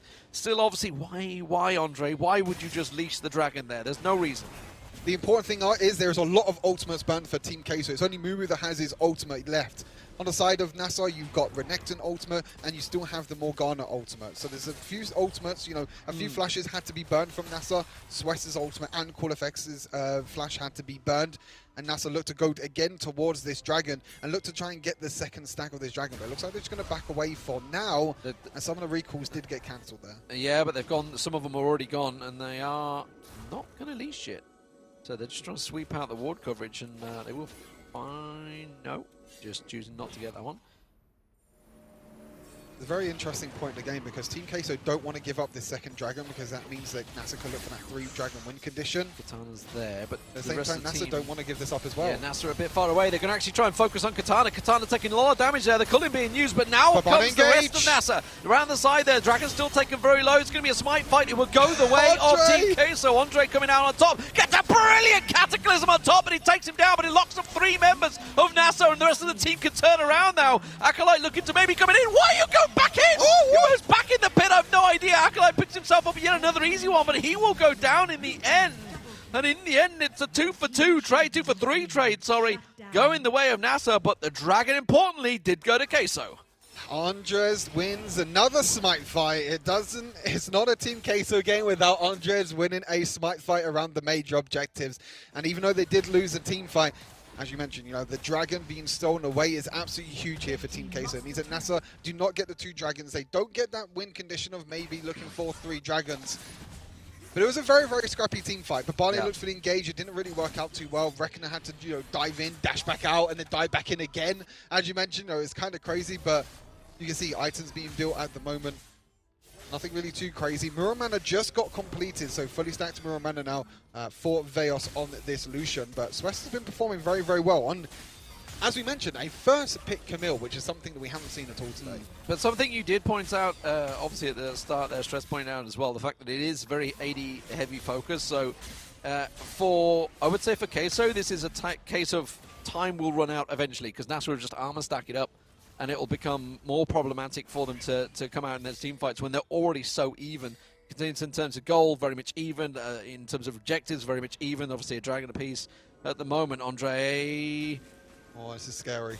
Okay. As soon as the ward went down, they realised it was there. Still fags and drags across. Still going in. Goes in. The culling catching very nicely, but that's a brilliant knock-up. Babane doing the job there, and Andre has to try and back away. Babane will fall, but the rest of the team coming around the back. Look at Rekna. Rekna putting the damage down. Goes Stasis, goes Gold. Will he be able to get away? No, he will not. And now they can turn and burn as the Acolyte tries to get involved. He gets 1 down. Should be able to get a second. Can he slide in and get a third? Doesn't matter. Will back away. They're all very, very low. Juggling the tower damage just as much as they can, but they will get themselves the tier 2 turret. Now Andres again going a little bit too deep really on the Jarvan, but Acolyte was able to clean up afterwards, and it's a Fiora pick that we mentioned. It's the clean-up crew for Acolyte, and Mumu was able to ulti in onto the backline as well, deal enough damage, and Rekna unfortunately could not get the solo kill onto Veos. The stasis actually saving Veos' life, which means that Rekna went a little bit too far, as Swest, he can maybe look for a play here, as low. Everyone on Team Queso is low, but he's not going to be able to find anyone. As he does, yeah, he keeps looking for them, but you're not going to find anyone there, buddy, unfortunately. But that split it from a 600 gold lead to a 3,000 gold lead, so that's quite a bit of a difference. Suddenly turned around there, and honestly, I thought Andre had gone too deep there. Yeah, I feel like he did. You can see that Reckoner on the backline as well got exhausted straight away by Veos. You can see he was trying to get the re-engaged, but the stasis definitely helped him. And I felt like Reckoner was like, I need help, I need help. So they tried to go in to save Reckoner, but instead of saving Reckoner, they basically lost Katana as well. And I think that's a big thing to note as well. We spoke quickly is, top lane. Veos taken very low, but actually gets away with it because the rest of the team, well, there was a presence in the river, and they still need to be very much aware of this one. It's actually, I think there's not just Andre. I'm pretty sure he's got Acolyte there with him. So I don't think he's just too worried about the single jungler coming towards. No, it was just Andre that was there, the presence. Okay. Oh no, of course, because Acolyte's down the bottom. Yep. You can see that Andres is looking for a flank again. He's maybe looking for the engage as well as the... He's gone! Actually, sorry, he goes in again. He's just playing super, super aggressive. And I mean, it's he's working looking at out cool for effects. Team Queso. He has. He's actually jumped on him as well. Cataclysm comes down. Cool Effects hits the ulti straight away, but instantly gets turned back on him, and that is going to be another pull-in. Babane trying to save the day, trying to help out Cool Effects, but nothing he can do about that. Gets absolutely dunked. And another one down. Now, I don't think that's quite enough to start the Baron, but maybe they're considering it. They can definitely look towards the Baron. They got a double ADC comp with Kai'Sa and Lucian, so they have very, very good Baron take in. Or maybe just waiting for this third dragon as the... Andre is not messing. The third dragon is up in about 30 seconds time. I think the big thing to note, though, there is no death stance at all from any of these bruisers in the Baron lane. Katana and Swess have decided to go for other items instead. against this pretty much full AD comp except for Floor. I'm very surprised they didn't go for early Death Stance. You can see the Blade Rune King, Black Cleaver, and Hullbreaker was the choice for Katana, whereas the jungle went for Trinity Force on Camille, Sterix Gage, and looking potentially for another Blade of the Rune King. So, I mean, itemization-wise, not too sure if it's the best, as Reckoner might get caught. Andres, I'm surprised he didn't flag and drag over the wall there, because it's definitely an Andres thing to do. But I don't think he wants to risk it, especially with this Dragon up and available. So the Infernal spawns, and now the real dance begins, because this could be a game-winning battle. Culling already used out there, pretty much on cooldown, but that's a pretty quick cooldown as well. Babane just has a little peek, hops in and out. Doesn't manage to get any knock up there. Andre's keeping it leashed at the moment, something we talked about before. It's going to be traded out there. Yeah, and they want to be careful. It will reset in a second, and it has. And actually, they're just going to turn and try and make sure the mid lane's shoved. I think the big thing is, though, I'm pretty sure this dragon is going to despawn in 20 seconds, because I think the Elder Dragon, I mean, I can't remember if it's 18 or 19 minutes into the game, but the dragon actually despawns to let Elder come alive, but it looks like they're going to get it anyway. The 18-minute mark does not matter. NASA are not going to risk it, unfortunately. That is Infernal Dragon, sorry, over to Team Queso, but it's not going to be too long until this Elder Dragon spawns in about a couple of minutes' time. So Baron not really on anyone's cards at the moment. You can see that NASA are playing a little bit safe, and if you look at the scaling on either side, I would say it's pretty even, to be honest. You know, you've got Akali and Morgana scaling with Camille, but on the side of Team Queso, it's very scary. Oh, Cannon Minion nearly getting a tier 2 turret there, so they finally managed to get it cleared out. But I think it's safe to say this game's living up to expectations. Very tight, even at this stage, all the way through. Just, I mean, 3,000 gold doesn't mean too much. Nearly 19 minutes into the game, so it's still very much on a knife's edge, and it's all about this position. You can see the pings coming through. They're going to have to try and force that vision out, and they're actually just forcing out the play and trying to force their way down to this turret. You can see the vision being given by the flag there. Culling being used again, almost on cooldown, just steps out of the Dark Binding. I mean, Queso are playing with a lot of confidence, even though this game is definitely, you know, maybe it could be in their favor, but the goalie definitely doesn't show that. As look, they might even. Well, there's no way. I would say, if anything, it's playing against NASA, because NASA, with the Renekton, would love to play this 1-4 split and try and get it all. Dark Binding catching, that could be pretty big. It goes on towards Andre. Andre realizes he's trying to counter it with a Cataclysm, but he's going to get away. No! Gets taken down, but on the backside, look at the damage coming down. They're going to go stasis, but I don't think they're going to be able to get away with it. There's no health bars remaining for them, and at the moment, it's going to be Queso just turning on this one on its head. NASA have to step away. They have to respect it. That's the danger. The double ADs, if they're left at the back to put the damage down, it can punish. Yeah, Reckoner tried to get into the back line. The Camille ultimate was used on Andres to try and take him down, but I think the big problem is that, you know, Andres is still super tanky. He's going to take so much damage, and like you said, it allows Mumu to deal damage, it allows Veos to deal damage. This double ADC comp that Team Queso has gone for. Big thing now, Elder Dragon has spawned, and we're at 20 minutes into the game, and we're speaking of Elder Dragon being the end game objective for these two teams. And, you know, there's still a chance for NASA. All they need to do is win one more team fight, potentially take the Elder and the Baron. They can still turn this game around, but the big problem that NASA have at the moment is trying to get to Veos and Mumu on this backline to try and take down the two AD carries. Yeah, and it's able to get there. Andre's using Cataclysm like it's a free gift at the moment. He's just throwing it down every single time, throwing his life on the line. Well aware of it, so Elder's up. For Katana, so at least they have armor now, and Death Stance is nearly completed for Swiss, but it's not going to be done in time for this Elder Dragon. You can see across the board, everyone has 4 items completed, whether they're tier 1, tier 2, or tier 3 items. In terms of summoners as well, pretty much everyone in the game has summoners up. There are a few flashes down for NASA. They're looking for a play. I think this Karma poke has also been pretty big as they try and look onto Andre again. Cataclysm comes in, but how tanky can he be? Flashes out, he gets in and out. That's brilliant. And now they can see the Akali tries to go through. Rekna gets taken down, and NASA in all sorts of trouble now. Andre just keeps on pushing. Flag and Drag comes in, gets the knock up on Sves. Sves can't get away from Acolyte. Acolyte just needs one more swing, and that's all he wants. And that, ladies and gentlemen, will surely be game as they get the ace. Yeah, I think that's going to be game number 1. Again, they tried to focus down on Andres. Again, they tried to focus down on Jarvan, but every single time that the Camille ultimate... No, I think they should be fine. I think they should be able to end this game here. I think with the minions coming in as well, it should be enough. All they have to do is tank the Nexus here. Yeah, it's going to be enough. Team Queso, it looked a little bit shaky. It was definitely a close game of what we expected. Ooh. But Team Queso are going to close out the first game of the series. And it's a little bit ironic, Stress, as we look towards, obviously, the drama, effectively, as you could say, from the pick and bans. You know, they did go with the Queso. They wanted to have a change in there, but it worked out, you know, ultra aggressive from Andre on the Java the 4th. He was in there, Cataclysm left and right.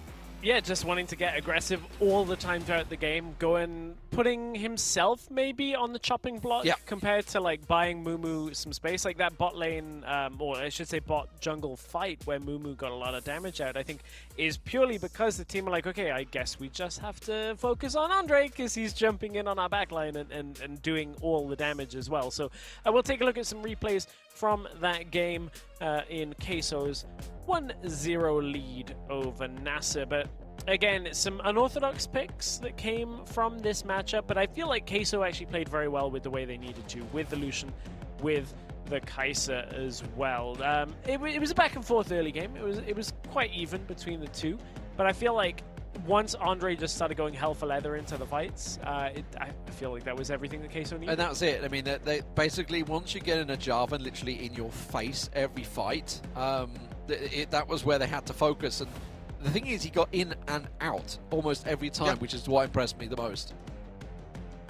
Yeah, I think the big thing was that, you know, something that NASA definitely have to improve for the second game is, you know, you can't focus down, you know, the tank. You know, they tried to focus down Andres. Every single fight that I saw was always Camille ultimate on Jarvan. It's a Barbane's ultimate on Jarvan. That's not what you want. They were winning the early game skirmishes. It was Team Queso actually. Rek'Thas's trying to dive on there. And he's like, guys, anyone backing me up here? Yeah, exactly. You know, Barbane was trying to look, especially this last team fight. Everything is used on Andres, and what he does, the only one on the back. Look, and all three of them just turn on him straight away. And as soon as Andres, basically the Camille ultimate's over, he flags and drives over the wall, he survives, and that gives the AD carries enough space to do enough damage. And I feel like it's a huge misplay on the side of NASA, because as I mentioned, the big thing was that they were winning the early game skirmishes. It was Team Queso overextending, and I was praising Barbane on that recon, getting multiple knockups in the early game. But as we got into the mid and late game team fights, it was like, kill Andres, we need to kill him. Whether that's to do with, you know, communication, we were talking, Barbane's interview before was saying like reckoning as a main shot caller, whether that's something to do with maybe how strong he is at smiting objectives, we're not really too sure. But yeah, I personally feel like it's a huge misplay on the side of NASA to try and focus him down. Yeah, I think it really kind of screams to the old style of Queso, where if you used to focus down Andre, you were like, yay, we beat Queso, everything's good, like their carry's gone. This time that's not the playstyle they're playing with. In fact, they're playing like the total opposite of that. Andre is just providing a distraction as that frontline tank. I think Acolyte, you know, had a decent game as well as Veos and Floor. And Floor, I mean, that's kind of what we expect out of Floor with these enchanters that we talked about. So we'll see whether that is what they get in the 100% field participation for Andre, what for Floor. I mean, that just shows, and we talked about it, obviously, if you do go the double AD, you have to play as this death ball, and I think that almost played into what NASA wanted to do. They wanted to have this split push, and it was never possible. Oh, Cool FX getting the most damage on the team just for pressing ability. Yeah, that's what I need to do. Just be like, put the pool down. I think I can say a lot of things towards NASA and what they didn't do correctly. You know, I go back to the draft as well. This Camille first pick, yes, you know, he did get a triple kill at once, but you give away Fiora and Karma, two S+ tier, you know, picks. I was going to say S+++ tier, but I don't want to be a YouTube clickbait. But yeah, like, you know, that, and also, you know, the itemization as well. We're talking about, you know, Katana and Swest. None of them built Death Stance at all. You're against 4 AD champions, double AD carries, and you're not building a single piece of armor. We had to wait until the 4th item until Katana brought a Thornmail. By that point, it's too late. Kai'Sa's already scaled up, Lucian's already scaled up, Fiora's doing enough damage. You know, like I said, I really feel like that NASA definitely needs to switch up a lot in the second game. Yeah, I think that's adapt to what you're up against, really, Yeah, and well, then again, I guess it's hard to know when Queso go, okay, Kai'Sa in the draft, and then end up having to play it out with a Jarvan. But even still, I mean, as a especially as, like you say, the top lanes like the Renekton's and stuff, and you're like, if you know you're up against a full AD comp, build against it. And then what are they going to do? That's what we were expecting, and it just didn't happen. Death Stance is one of the strongest items as well in the Baron lane. You know, we know how powerful this item can be, and That's exactly what it is. Andres actually gets MVP in the set end. your It doesn't clock even to matter.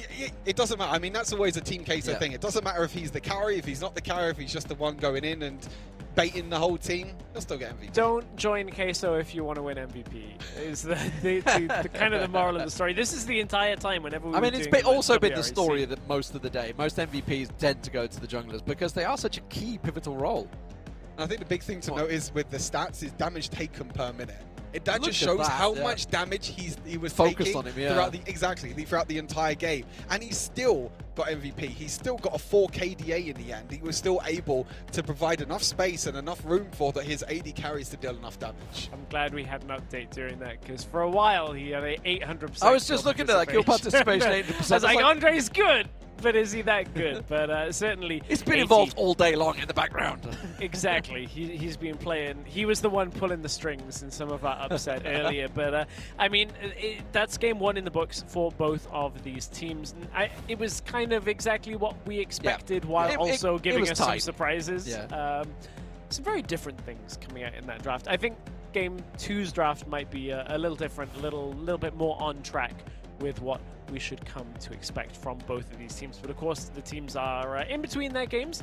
They will have a few minutes to get ready, and as the teams are getting ready for Game 2, that means we have a moment to thank our partners and our sponsors here for the Snapdragon Pro Series. First of all, with the Snapdragon Elite Gaming Takeover, where, of course, the Snapdragon processors, we talked all day about how they are powering some of the best gaming phones out there, making sure that you have the highest performance possible, getting that FPS, and where applicable, getting that 120 hertz. You can get all of the frame rate for your phones. As I know that performance is what everybody's looking for whenever you're looking for a new phone. Always want to just make sure you can check up that high frame rate on your device. Samsung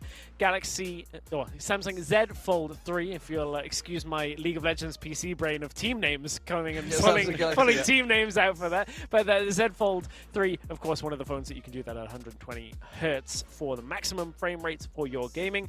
On top of that, of course, we want to thank Monster for keeping us going throughout the entire day. I've been trying new flavors. I'm going to keep trying throughout the rest of the weekend and give you my reviews. There's the caffeine coffee one that I'll end up trying eventually. The mule, yeah. I'll end up trying that probably for tomorrow's show. And DHL, we of course have talked to you all day about how you can join in through the DHL quiz. ESL.gg/DHL quiz.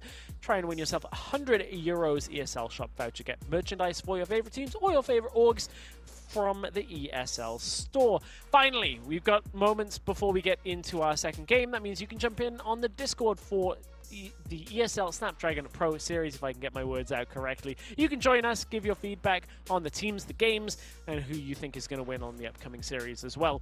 That's something you can do in the few minutes while we get ready for Game 2 of this series. It's NASA and Queso. We'll see whether Queso can end 2-0 or whether we'll have our first Game 3 of the day between these two. We'll be back in just a few minutes' time.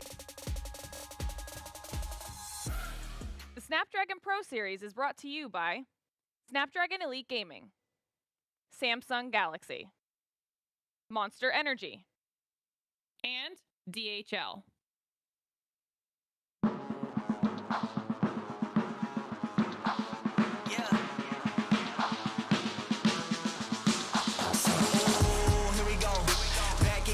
Scenario, win, yeah, we on a roll. Yeah, 2, 4, 6, we like 10-0. I should probably tell them something that they didn't know. Back then we was down with nowhere to go. Might have been down, but we didn't fold. Now we running it like some intervals. Ooh, what now? Tell me who you see when you look straight up. Like, wait, who? Us now. What you gon' do when we pull up on you? Like, ooh, touchdown. You already know what it is when I come through you.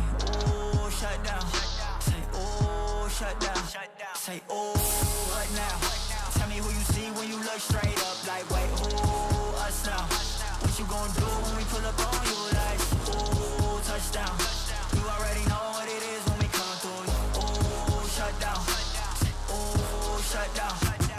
Ooh, give me that crown. I need that now, right now. Ooh, don't make a sound. It's my time.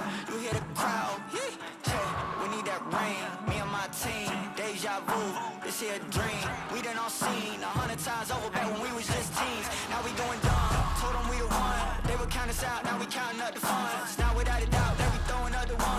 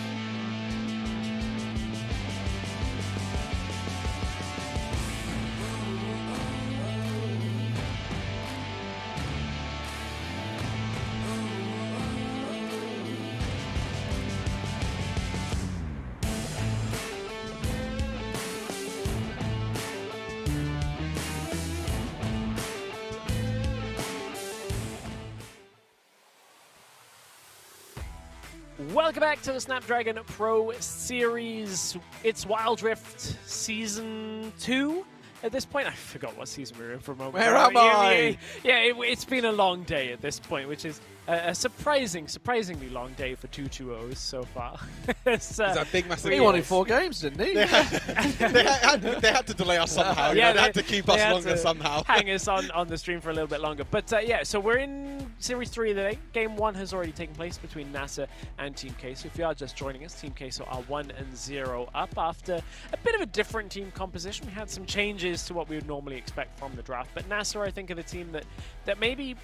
I don't want to say didn't really catch the ball that was thrown a little bit, right? It's like we talked a bit about that itemization. There were things they could have done to make that game easier for themselves. And I wonder what they're going to do now for game 2 for NASA, because I think the draft was a little weird on both sides. I think the big thing is that obviously they're going to have side selection this time around, so maybe they can move over to the red side and maybe look to try and get maybe 2 picks that they can get and maybe not go for that first pick priority. But yeah, I can name multiple things that NASA didn't really do correctly that game, but they're going to look to try and make a difference and make a change and adapt to game number 2, because one more loss and that means they're going to lose this first series of the weekend. Yeah, not the place you want to be in, but of course as we head towards the draft, we'll see what they can change up for our second game of this series. I think the pressure still has to go on to Andre from Team K, so I think you still have to ban out some of the junglers. The guy is a menace. Did he feel pressure? I think he had about 5 or 6 bans pointed at him, and he always just does. Pulls out Jarvan in the 4th, and everyone's like, oh, he's really good at that as well. Yeah, so the interesting thing was that Jarvan was actually planned. They actually planned that Jarvan. It was just the Kleist that wasn't planned. So it was actually so Jarvan was actually planned, which, like I said, it's been a long time since I've seen Andres play a champion like Jarvan. NASA's actually decided to stay on the blue side for this second game. I do not want to see a first pick Camille. That is one thing I do not want to ban. Okay.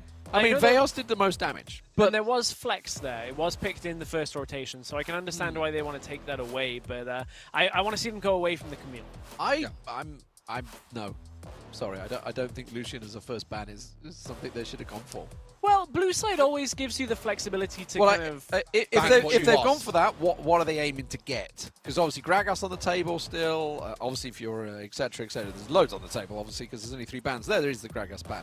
I just wonder if that's what they're focusing on, which is the first time we've seen it all day. What it should be is you're looking for Fiora and putting some pressure on in this draft, which, I mean, Lucian just means that it's a safe red side pick, where 4K, so they're like, we could put it mid, we could put it bot.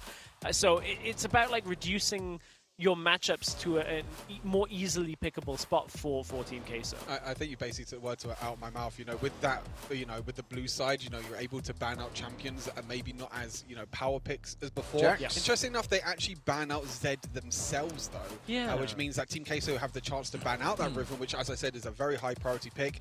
Fiora is open, Karma is open, and Jax is open. They're the 3 main picks to definitely look at, and it's actually going to go all the way to Morgana, which it is CallFX's most played pick, but again, I'm not too sure if it's worth that first pick when the likes of Fiora and Jax are open. He got the most damage.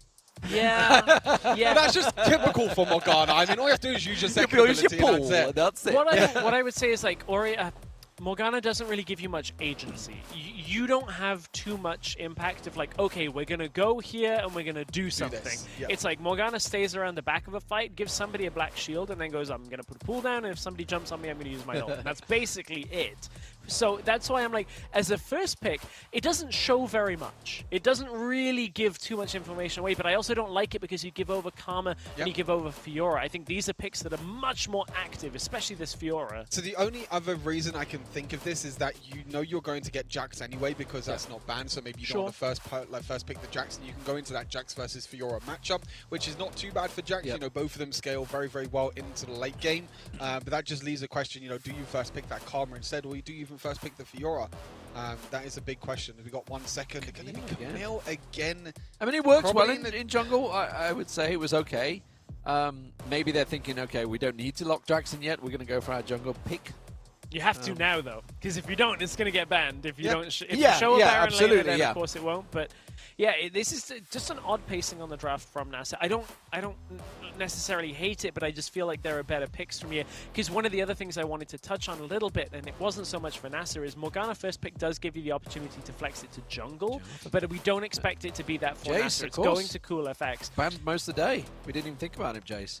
Yeah, I think Jace was actually banned for Team Queso as well in the previous game. Yeah. So Jace going to be in the hands of Reckoner in the mid lane again, one of his most played champions. Like you said, you know, Morgana can be flexed, but Sweat basically doesn't really play Morgana. We also saw random piloted against a Fiora earlier in the week, if I recall correctly. Yes, It could be up in Baron lane, and now with a Kassadin locked in.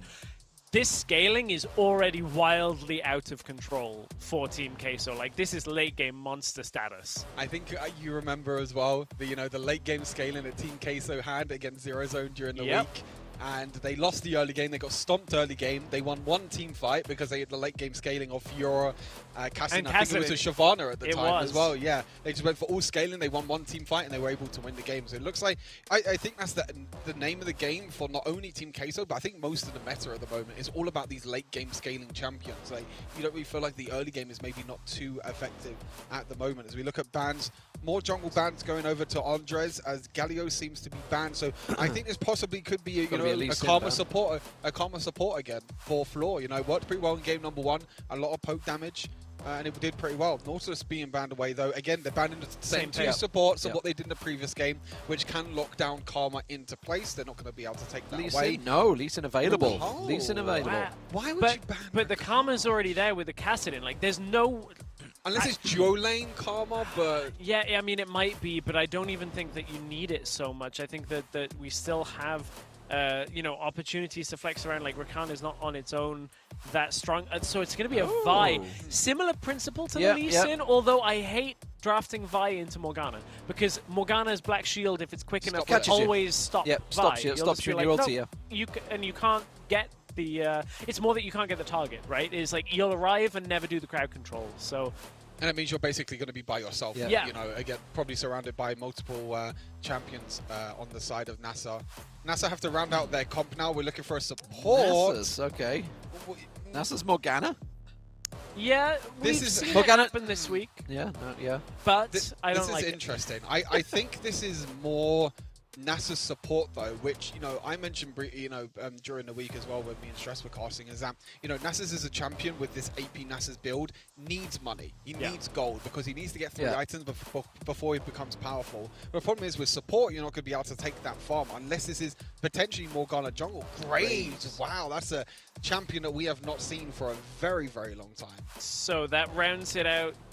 It's Camille. Wait, hang on. Graves Camille jungle, top. Camille top, Morgana down in the bot lane carry role with Jace Varus in the middle lane. Varus rounds out the team comp. Goes all the way through to the last pick. Yeah, gives him the early game. I do remember, however, we did have a Morgana Nasus this week, and I felt like it was quite impressive with the Rylai's stacking, and then Nasus shreds armor. Like, it was kind of difficult to work around team fights, so maybe that's what NASA going for. It's crazy wave clear. Obviously, you've got the double pull, effectively, with the two, so you're not going to push too much into the lane. Even though you've got the Karma Varus to try and shove him in, it's not going to get shoved anywhere. Now, I'm very interested to see if this is maybe farming Nasus, like we saw earlier on today with Formulation, playing farming Nasus. Support Morgana. And support Morgana, but we don't really see support Morgana that much. You know, most of the time Morgana is used as that farming champion. So Nasus, it's going to take a long time because, you know, if you think of the items that he needs to build, Fimbulwinter, Riders Crystal Scepter, Leandri's Torment. All of them are 3 really expensive items, and you need that gold to be able to build them items. Especially against 2 ranged champions. Varus Karma will eat out. you alive. Support Nasus, in there lane. you go, yeah, if you're trying to farm. I think last time I saw support Morgana was probably season 1 of League of Legends. It's like, but that long ago. She drifts back and forth sometimes, actually, but we're seeing a bit of a change as Oh, well. Jay's top lane. Yeah, Jay's top lane, Camille mid lane. So, saying that from the first draft, let's wait till we get into game for these two teams. Actually, no, it's not even waiting to get into game. You have to wait till about 5 minutes into game and then maybe figure out if we actually got the right draft. Hopefully not with a remake on top of that. I would kind of say, though, I'm a little worried for NASA in the way of starting fights, although I guess they're kind of assuming that Vi is going to be trying to start fights for Queso. So you're kind of playing that receiving role without a lot of hard crowd control on the side of NASA. They got a lot of soft crowd control, so some slows in the mix, and then, of course, you got Camille for an ult, but I don't know. There's a lot of mobility on this Queso lineup late game. Fiora Kassadin. That's scary, scary stuff. I feel like, NASA don't really have a lot of damage either. Their real only damage is maybe Graves in the jungle, which is probably going to go for crit Graves with like the new it's slow tick damage damage as isn't well. it? Yeah.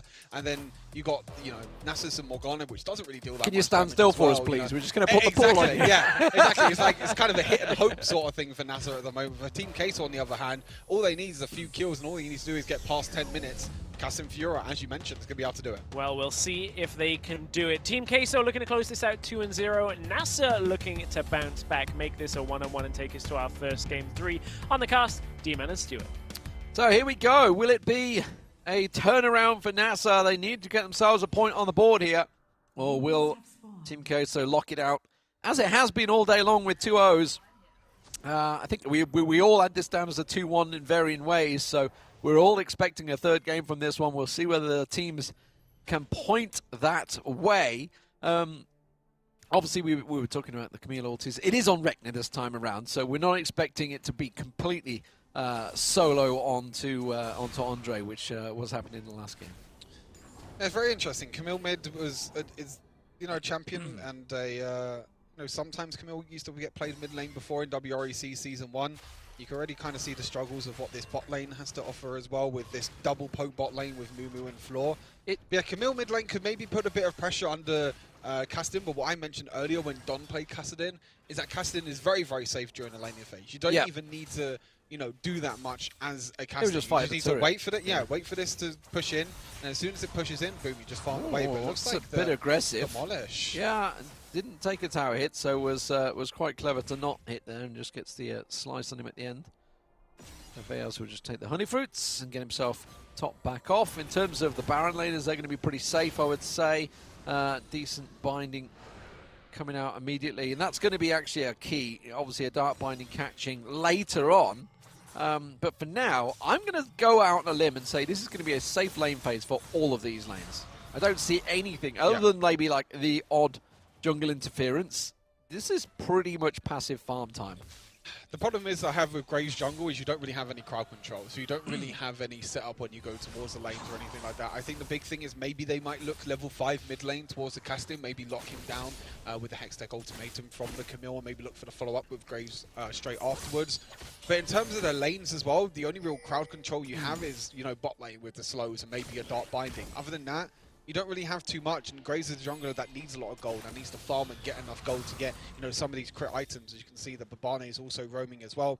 There's another thing with Nasa's support. We've seen a lot of supports today that have roamed around, especially towards the Baron lane. Nasa's doesn't really offer too much when you're roaming around. Andre, and a little poke on towards Swess there, forced him back a little bit.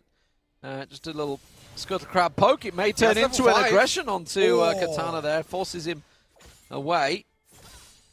I think if Andres flashed a little bit earlier there, he was able to get his ultimate, but he might get caught as well. He needs to be a little bit careful, but the root goes down, the ulti comes in. Gets caught onto Babane. Babane should be able to back away from this one, and it's actually Veos that's going to get caught out, and it will be Andre that will go down. Veos can't get involved in this one. Fluid taken low as well, so first blood does go the way of NASA.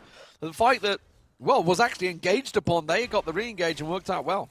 I think they didn't realize that Katana was roaming down. Acolyte stayed in the Baron lane. Katana roamed down and just let the Baron wave push. And you can see because Acolyte's gone back to base now, he can push out the wave and he can go back to base. First blood over to this Jace, which means he already nearly has 1,000 gold lead in this Baron lane, which is going to be absolutely huge. Already has the components for the Hull Breaker, which means he's going to be able to pick up that one as soon as possible.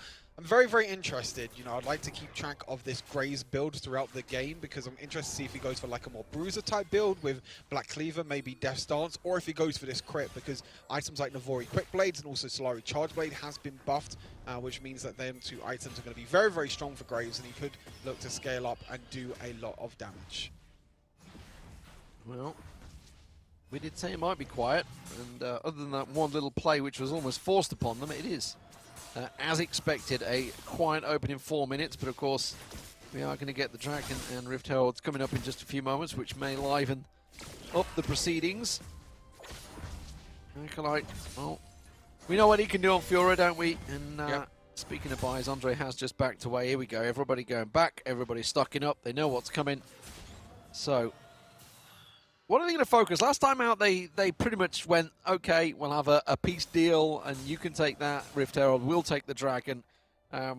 This time around, I feel that NASA may well try and be a bit more aggressive. The fact that they have the Jacer certainly obviously gives them that poke to just try and annoy them maybe if they go for it. Obviously up in this Baron lane, if they do try and go for the odds, that Rift Herald, Katana, I feel, is going to get a little more involved. Yeah, the big thing now is that Katana has completed that whole breaker in the Baron lane, so he's going to be able to push out that Baron lane and provide the pressure that NASA needed towards maybe this top side, maybe going for the first Rift Herald of the game. Everyone going back, everyone buying their first items now before these objectives are spawned in 10 seconds.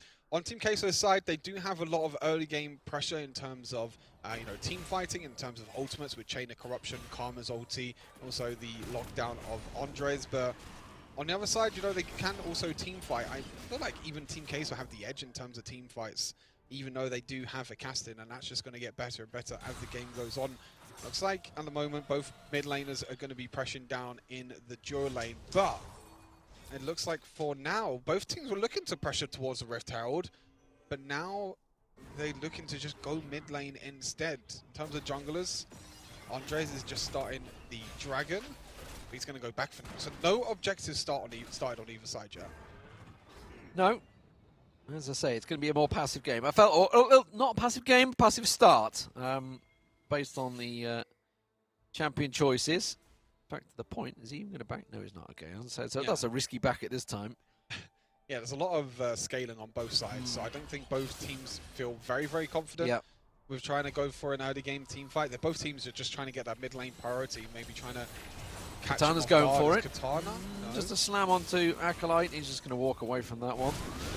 Oh, speaking of slams, there's the one they were looking for. Swest will get caught, but actually turned a lot of damage back. I think Andre took a tower hit there as well, as White's forced him away. Meanwhile, you can see Acolyte is pursuing Katana in River. Katana will just avoid that one. That's going to be locked up. Veos in trouble. Got nowhere to go. They are going to try and lock in there, but Barney will get around the side down. The first kill will come through, but it's not where we expected it to go as Cool Effects goes down. Oh, he's going to get away from it because Andre comes in and gets himself a double. What in the world? That should never have happened.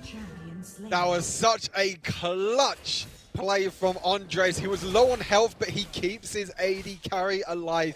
Mumu survives on their slither of health, and NASA, they thought they had the advantage. They thought they had Mumu dead, but Team Queso turn it around and are able to take, finally, this first objective of the game at 7 minutes in, and now looks like Swest is just going to go for the desperate play now. They're going to try and go towards his Rift Herald, but with home guards in base, and you can see everyone for Team Queso are just rushing towards this Rift Herald. Yeah, straight out here as quick as they can. They already have, I think it's Muru that's nearby, so he may be able to try and get something down. No, it's too quick. They've got it really fast there. Might look for a team fight afterwards. Andre's going! Andre's going deep, and it's Babane, and that's what we talked about. The Black Shield can just counter it, and you end up looking like a fool! It doesn't happen out for them, and he's going to turn straight away in their focus on towards the mid-turret. They were looking to where they could put the Rift Herald down. You can see it's on Twist at the moment, but they're going to keep that damage down. Nothing they can get from it.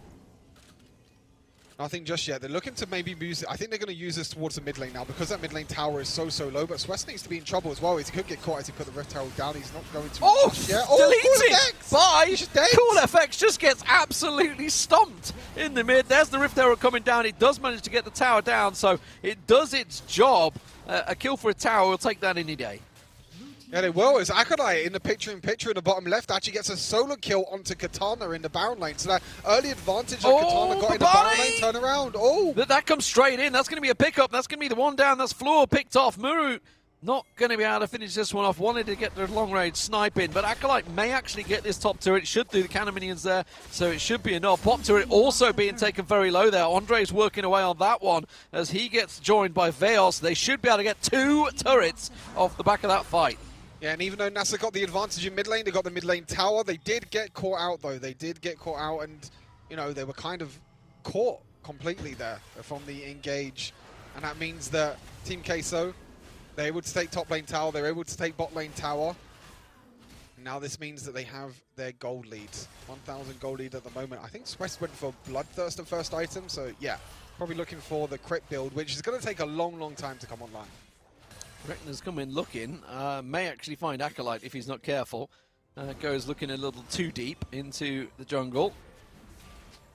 Muru just trying to get the snipe off. They re-engage, does him go. Well, let's look in the mid, shall we? There we go. Well, he's dead. That's Fleur gone. There's a double pull advantage, I guess you could say. Cool FX loses half his health from the single arrow from Muru. Mumu, Jesus. Barris gaming. You can just deal damage at 30 miles away and it doesn't even matter. Yeah. And half your health is gone. Crazy. But yeah, a little bit of a, I thought it was a bit of a crazy play really from Rekna looking to flash in and go for the play, but they are able to take a pick. But the problem is they don't really get anything out of it. They don't get nothing out of it at all. It is 2 towers to 0 at the moment. Look at this. Acolyte already. 2 items on this Fiora. Divine Sunderer, Blader, and King completed. Probably going to go towards the Hull Breaker because if Acolyte can get further and further ahead, it means that he will be able to split push and pretty much no one can deal with him. Certainly very strong, and obviously for Queso, they're looking to lock this one out, make it a 2-0. Take the win. Stance. It was about 1 game too late, but it's fine. At least he got it this time around. Just another dig into Rick's. Not Rick's, it was the last game with the armor, rather. Yeah, so they got there in the end. Maybe that's why they're thinking, guys. Oh, wait. They must be listening to me. Yeah, that's it. That's exactly what they're doing. Pro advice. Bot turret is under focus actually at the moment. Both Andre and Acolyte are there. The gruesome twosome. Rekna coming in to see if he can do anything, but that turret's going to go before he gets involved. He tries to pull the ulti down to slow them down. He gets a lot of damage down on Acolyte, but he may turn back on him. Gets himself the lockdown. The rest of the team coming in will get taken down. Now they can turn their focus back onto Cool Effect. Cool Effect has got not a great deal of hit points if he gets focused, but they will manage to get down. Acolyte, Andre should fall, and it's a turret for 2 once again. I gotta be honest, Queso will still take that. Yeah, I think they definitely will take that. They had double demolish as well, so he was able to take that tower very quickly with Acolyte and Andres. The trade kill does come back. I think a shutdown also went over to Cool Effects as well, so it means that he's going to be getting a little bit of extra gold, but we're looking at gold differences at the moment. Actually, Rekna has a bit of a gold difference in mid lane as he could get caught. Just an interrupt, trying to slow them down, trying to stop the picked up. Chains of Corruption does go down. They do pick up the Rift Herald though, so it's just a little too late. As they will just step away from that fight. Where are they going to use that at the moment? So 3 for 3 in terms of turrets. Obviously, with the mid turret still standing for now. So the key one actually saying that's Babane gone off the screen there. I was just seeing the 4 stack there, wondering if they were going to try and focus his mid turret, and they absolutely do. Also, got to be careful. Katana's very low in the middle there. We'll have to back away from this one. Again, that arrow catching, my word. Muru's doing some serious damage. Dragon spawns. Paul's actually doing so much damage on this Karma support as well, which was I was not expecting, but it just shows how strong the champion is, even in the support role when he doesn't have enough gold. And that is going to be the second dragon, going over to Team Queso, Ocean and Mountain. Rekna's gone in. Rekna's gone in, but he's gone a little too deep. The rest of his team were not on the same page. It's almost like the last game where he went too deep, and the rest of Queso were there. They're going to try and catch on to, but Swiss trying to get away from that one. And now that puts all the pressure on this mid turret. I don't think they can do a great deal about this one. That will be the 4th turret of the game going down. And look at the damage that's starting to come up for Veos. The Cassidin starting to switch on now at level 11. Yeah, 12 minutes, 13 minutes into the game. Probably has 2 items completed. Does get caught by the binding. But again, this is kind of what I was talking about in draft, is that NASA don't really have a lot of damage to, try and break through the front line of Team Queso, and also even break through the likes of a Cassidin. Yes, you have a Graze, but a Graze doesn't really do too well. Yes, you have a Jace, but then, your bot lane, you got NASA support and Morgana. Like, yes, you can put pulls and everything down on Withers, but the damage is just not there in team fights at all, and I feel like they're definitely struggling in this game. Still, in terms of gold, very much even in terms of objectives. I would say Queso, obviously, with the advantage, has got the double Drake already. So, in terms of the buffs they've picked up on it, Mountain definitely a big one. I'm sure Ocean not as big. Oh, Acolyte, he's caught well out of position there. That's a triple gang on him. Now, how's that going to get countered? You can see them stacking up in River at the moment. Are they going to turn on that? Rift Herald will get thrown down as well. So that's a T2 turret. They have to defend the Aveos.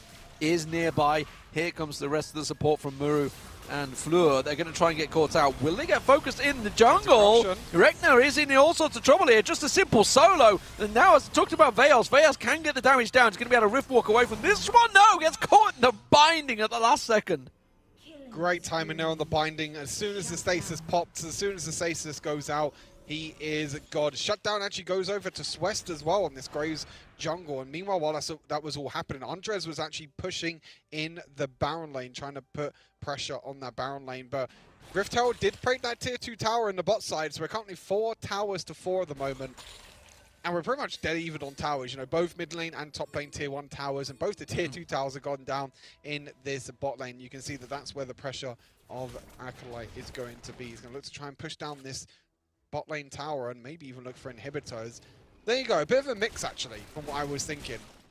Bloodthirsts are completed. Black Cleaver's a pretty good item as well because you could do a lot of damage. But the buffed and Navori quick blades, every single time you deal a crit, you basically get the cooldown of your non-ultimate abilities, which means that Graves can just keep dashing around, keep auto-attacking as many times as he wants.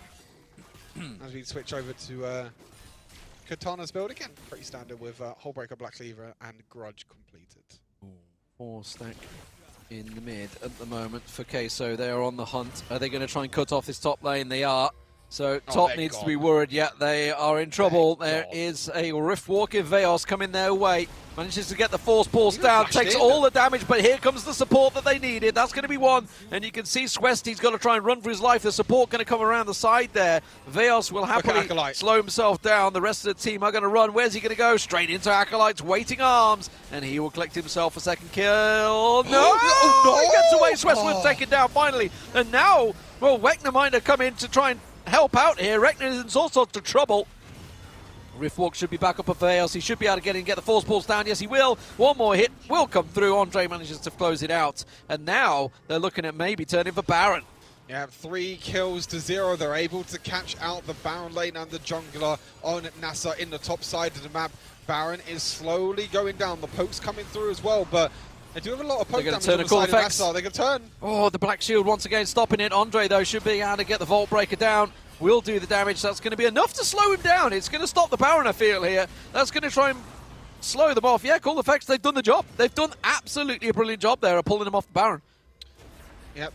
They realized that the poke damage was too strong from Babane and... Oh, Babane, you've stayed too long. What? Huh? I mean, I guess he was just trying to delay them because obviously Katana was coming, but yeah, I mean, I think Katana maybe thought he could try and snipe some off. That was a bit interesting. To say the least. Maybe you just want to go back to base quicker. Yeah, there you go. Fast recall. Saying that, you already have fast recalls in Wild Rift. Yeah, they're pretty fast, Not like PC League where you could die and it'd sometimes be quicker than actually going back to base. But now that means that at the moment it is a 4 versus 5 for 20 seconds. And a big thing is as well is that this dragon is going to be available in 10 seconds. NASA need to take this dragon. Ooh, if they do not take this dragon, that means that 3 dragons are going to go over to side of Team Queso. But it's a 4 versus 5, so they do need to be careful. Babane is back up in 2 Andre's seconds. coming. Andre's coming. Oh, gets straight in. Manages to catch one down. But look at the damage burst going back on him. He has to get the stasis off as quick as he can. Meanwhile, the rest of the team, look at this. It's just a wrecking ball coming through as Queso look to finish this game. That is going to be a triple going the way of Mumu. And that was very quickly done. Veos is going to keep on diving. That's a little too deep, buddy. It's just going to go in beyond the tower. It's like, come on, minions. Come on. Come on. Come on. I think they've actually closed out this game, they can finish it. They absolutely can. Yeah, 30-second death timers, and we're not going to get a 2-1 today. We're going to see Team Queso closing it out. Babane's trying all he can to clear the wave, but I still don't think that's going to be enough. Domination, and that is exactly what it was. 17-7 in terms of kills, but Queso, they took this game and honestly dominated it towards the end there. It was looking close throughout. Both games were looking like it could have gone either way, but when it came to the decisive plays, Queso absolutely delivered. And it seemed towards the end that NASA were just trying to scramble and find a pick to try and get an objective off the back of it, rather than looking to fight for the objective itself. whether it's the the odd one kill that they're trying to get the flash in mid lane as well from Reckoner, trying to get that kill in the mid lane, unfortunately wasn't enough for them. And you can see the problems that NASA had with this draft. The damage wasn't really there. It was hard for Swest to even do anything on this Graves at all. And as soon as that engage comes in from Andres, yes, you have the black shield, but it still gives him access into the backline. Veos jumps in as well. Acolyte jumps in on this Fiora, and then you have the backline poke damage of Karma and Varus, which is just overall way too strong. Yeah, absolutely. You can see in the stats exactly how it worked out there. It was a dominant performance once again. Stress from the likes of Andre. We were talking about what can he play. Well, what can't he play? is the question right now. He has like at least 10 champions in his back pocket where he's like, oh, okay, this is what we need right now. Cool, I'll bring that out. And you sorted out the game. I mean, we talked a little bit in the draft about how Vi can get countered a little bit by the black shield, but it turns out that when he vault breakers over the wall and hits that two there, people, yeah, it was so clutch. Perfect clutch play. Muru just strolls away with nothing. Mumu gets out. And that was kind of the beginning of the end, I feel like, for NASA. It was still a close game. There were back and forth moments from it, but I feel like that fight really gave Queso the confidence to just keep playing forward, keep looking for the engages. They were always trading up on the objectives. Yeah, it would be like 2 kills would go over, they get a tower for it in exchange. And that's one of the things that this Queso lineup has been pretty decent at the last couple of days where we've been watching them. Now with Floor coming in, I think it changes the dynamic a little bit, but they seem very comfortable. They seem very on top of their game from how they need to play around Andre. Yeah, it gives them that extra flexibility as well. The Karma maybe normally would have to go into the mid lane, but now they have Floor, more of an enchanter support down in that Dura lane, allows them to pick Karma in the Dura lane, and you can see how strong Karma is in the support role, even if you don't even need like a lot of gold on Karma really. All you really need is 2 items, Zeko, Imperial Mandate. You can still do a lot of damage, but I mean, as we take a look at the replays, you can see that the damage with, this NASA support didn't work at all. I mean, it didn't really do much at all. And I really like the use of Veos did with Kassadin. He wasn't going in as like, I'm going to be the man that gets the kills. He was basically riff walking in, force posting them, to slow them down, and then saying, "Here you go, Mumu, get yourself another kill."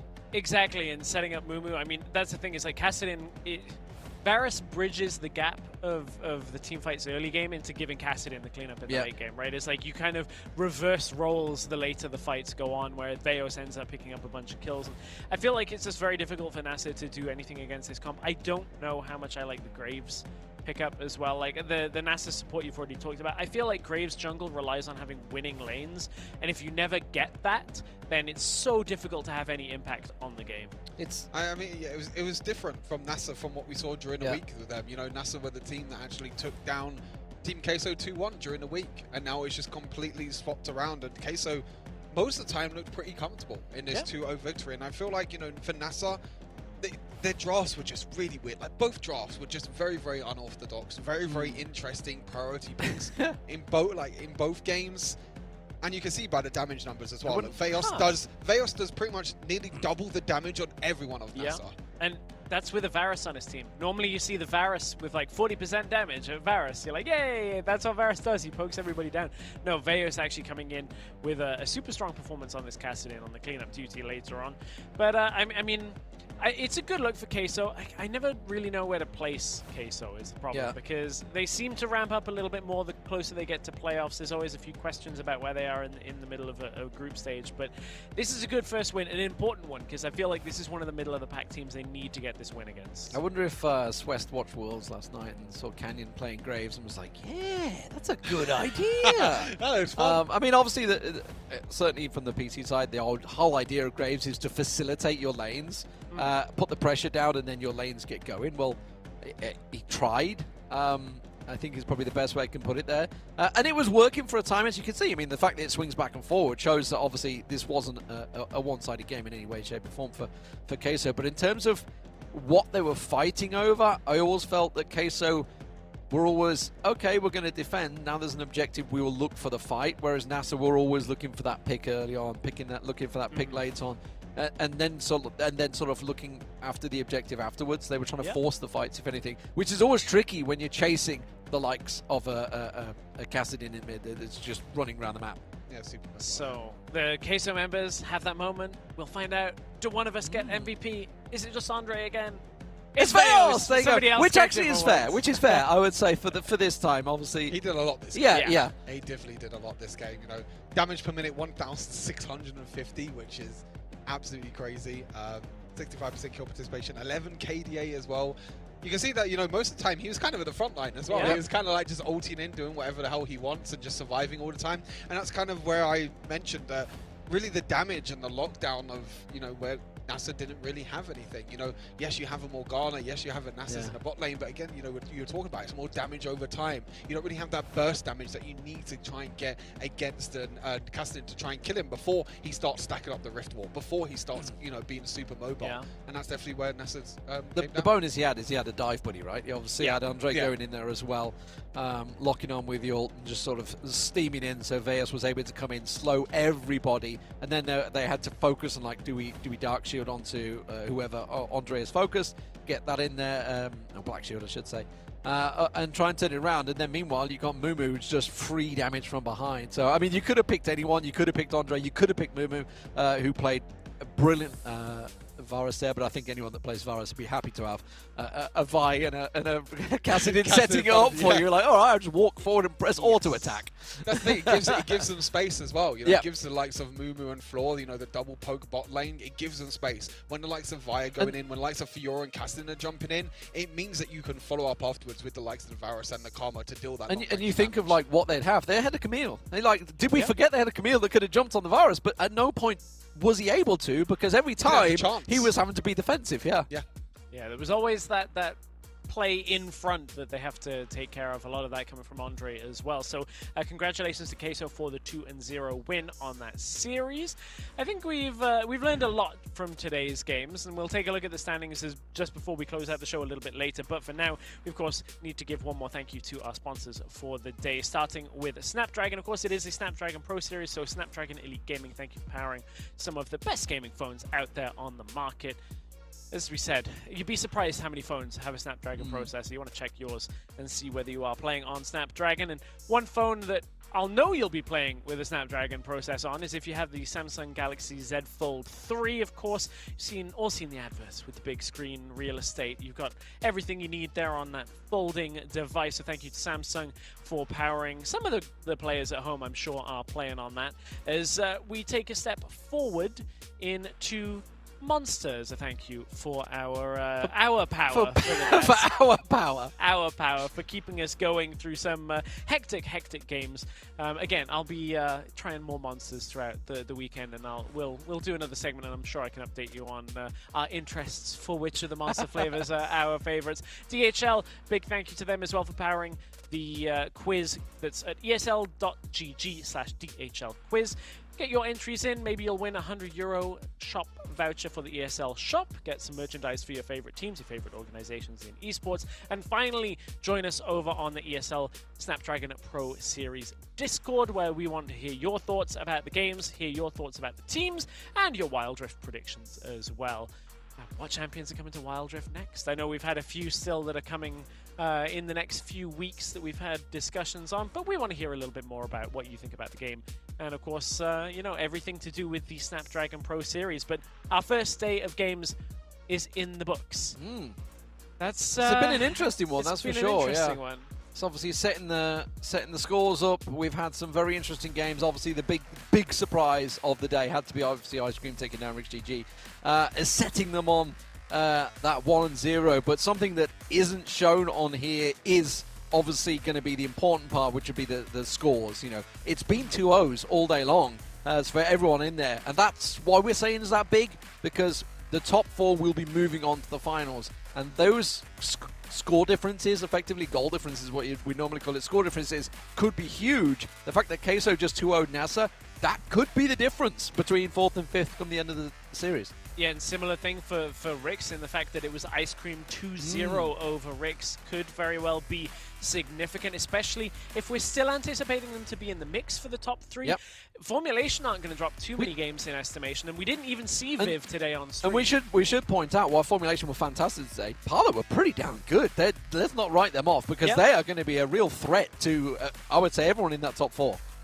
Yes. I think Parla, NASA, and Team Queso are definitely going to be the 3 teams that maybe compete for that 4th spot, and maybe you could put Ricks in the mix now. Maybe Ice Cream's in the mix now. Yeah, exactly. You know, that's the crazy thing. I mean, obviously only 1 game gone, so this is very difficult to kind of predict. But I think after the next few weeks, maybe we can, you know, kind of look back at this and, you know, be like, oh, you know, you remember when Ricks lost 2-0 to I mean, obviously we didn't see Viv today. I think the only team that we can say were solid was Formulation today. There's no doubt about it. Yeah. Like, even though Parla did threaten them in that second game a fair amount, they clearly were ahead of everyone else today.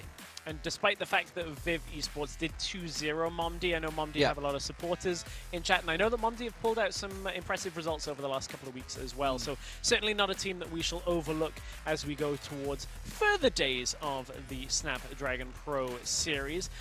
Let's take a look at, I guess, our predictions. Is this our prediction? I mean, results technically, on the day? technically, I said Queso would win. So I guess I'm doing all right. Yeah, you've come out ahead from that. Actually, you're on 3 points on the predictions. There you go. Yeah.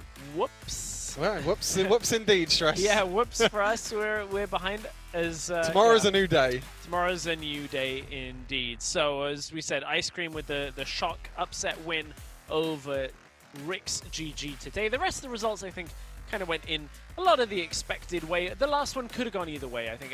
My expectation was that it would be closer. I really thought it was going to be a 2-1 series on our last series of the day. But that's is the first column what the crowd voted? No, it's just the second team. So it's like blue side, red side. Well, it's Queso. No, I see. the blue on the left. It's been a long day of 6 games, but you know, I was confused for a moment. It's all good. It's all good. It's fine. We'll get there in the end. As a long day of games for 6 games as we head to another day of games tomorrow. Though, of course, we have 7 days over the next few weekends in general. So tomorrow's games, let's take a look at the series that we will have coming up.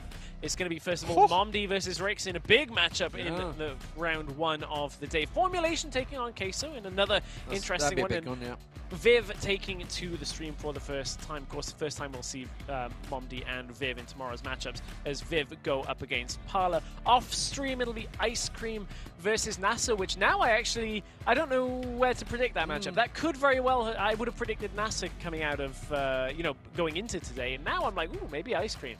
I mean, looking at, you know, the way that Ice Cream played, the way that Ice Cream drafted as well, you know, with the Yone, with that Galio counter pick as well in the mid lane, what we saw earlier, and the way that NASA drafted in that last series against Team Queso, that's definitely going to be a close series off straight. Yeah, it certainly will. We'll get our predictions in overnight. I'll mull over who I think is going to end up taking those series. But some interesting ones there for sure. I think especially Formulation versus Queso in the middle of the days. Potentially a top of the table fight between these two teams. So very interesting series to come. It is a single round robin, so it's very important for the teams to be taking a win in these series, as we pretty much are done for the day. I think we've had some big takeaways. The meta, I have no idea where to place it, because every single team wants to play something different, and we've had a lot of varied day, drafts. which is good. It's good in terms of balance, like the fact that there's this many champions have been played on the first day. Yone, obviously, day 1, got its outing. Still not sold on it. 100%, and I don't think anyone's sold on it completely yet. Possibly better picks out there could have been used, but some great counterplays today. We had a Kai'Sa. We had a Kai'Sa, that's for sure. That actually did very well, actually, in fairness. Even though it wasn't supposed to be a Kai'Sa, but it was a Kai'Sa in the end anyway. But yeah, you know, we've had upsets, we've had stomps, we've had a lot of things, and I think the big thing, though, you know, like you said, with the meta, is that there are so many champions that got picked. I think that's the big thing, and it just opens up so much to meta. But it also makes the game more fun to play. It does. It was a fun first day, so thank you for everybody that's joined us in stream and in chat. Thank you for all of our sponsors as we've gone throughout the day of powering the Snapdragon Pro Series. From D-Man, Stuart, and myself, we're going to see you tomorrow for another day of games.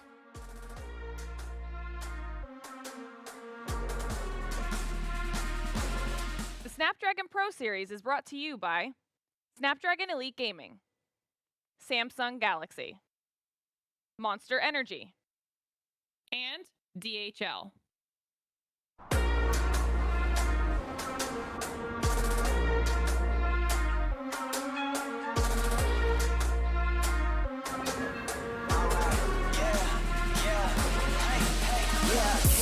Won't stop going till a player on top know it. Rooftop, penthouse suite. If you really want it, gotta own it. Fight through it, we was at the lowest. Blood, sweat, tears, the components. Riding all year, now's the moment. We are not friends, we are opponents. Yeah, I'm coming for mine. Yeah, I'm making a play, the game on the line. Yeah, I've been on the grind. Yeah, I jump in the spot, I made it my time. Yeah, look in the sky. Yeah, the stars align, no shade to shine. Can't stop it already. Emotional work and devotion, we put in this time. Look. You won't stop my stride. I'll just break your line. I don't tolerate wasted time. Take us down, keep fighting.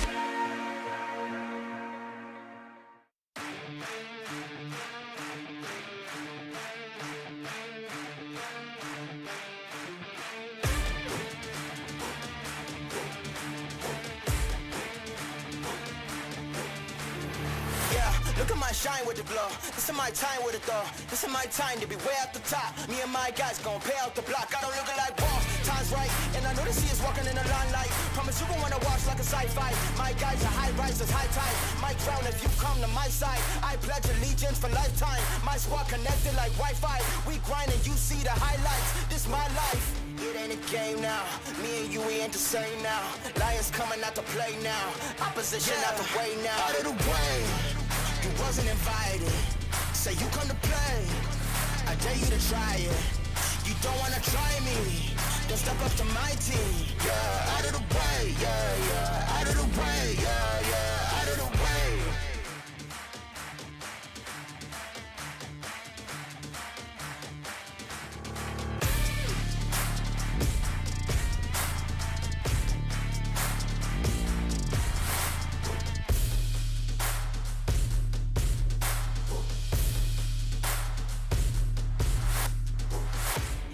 Game now, me and you, we ain't the same now.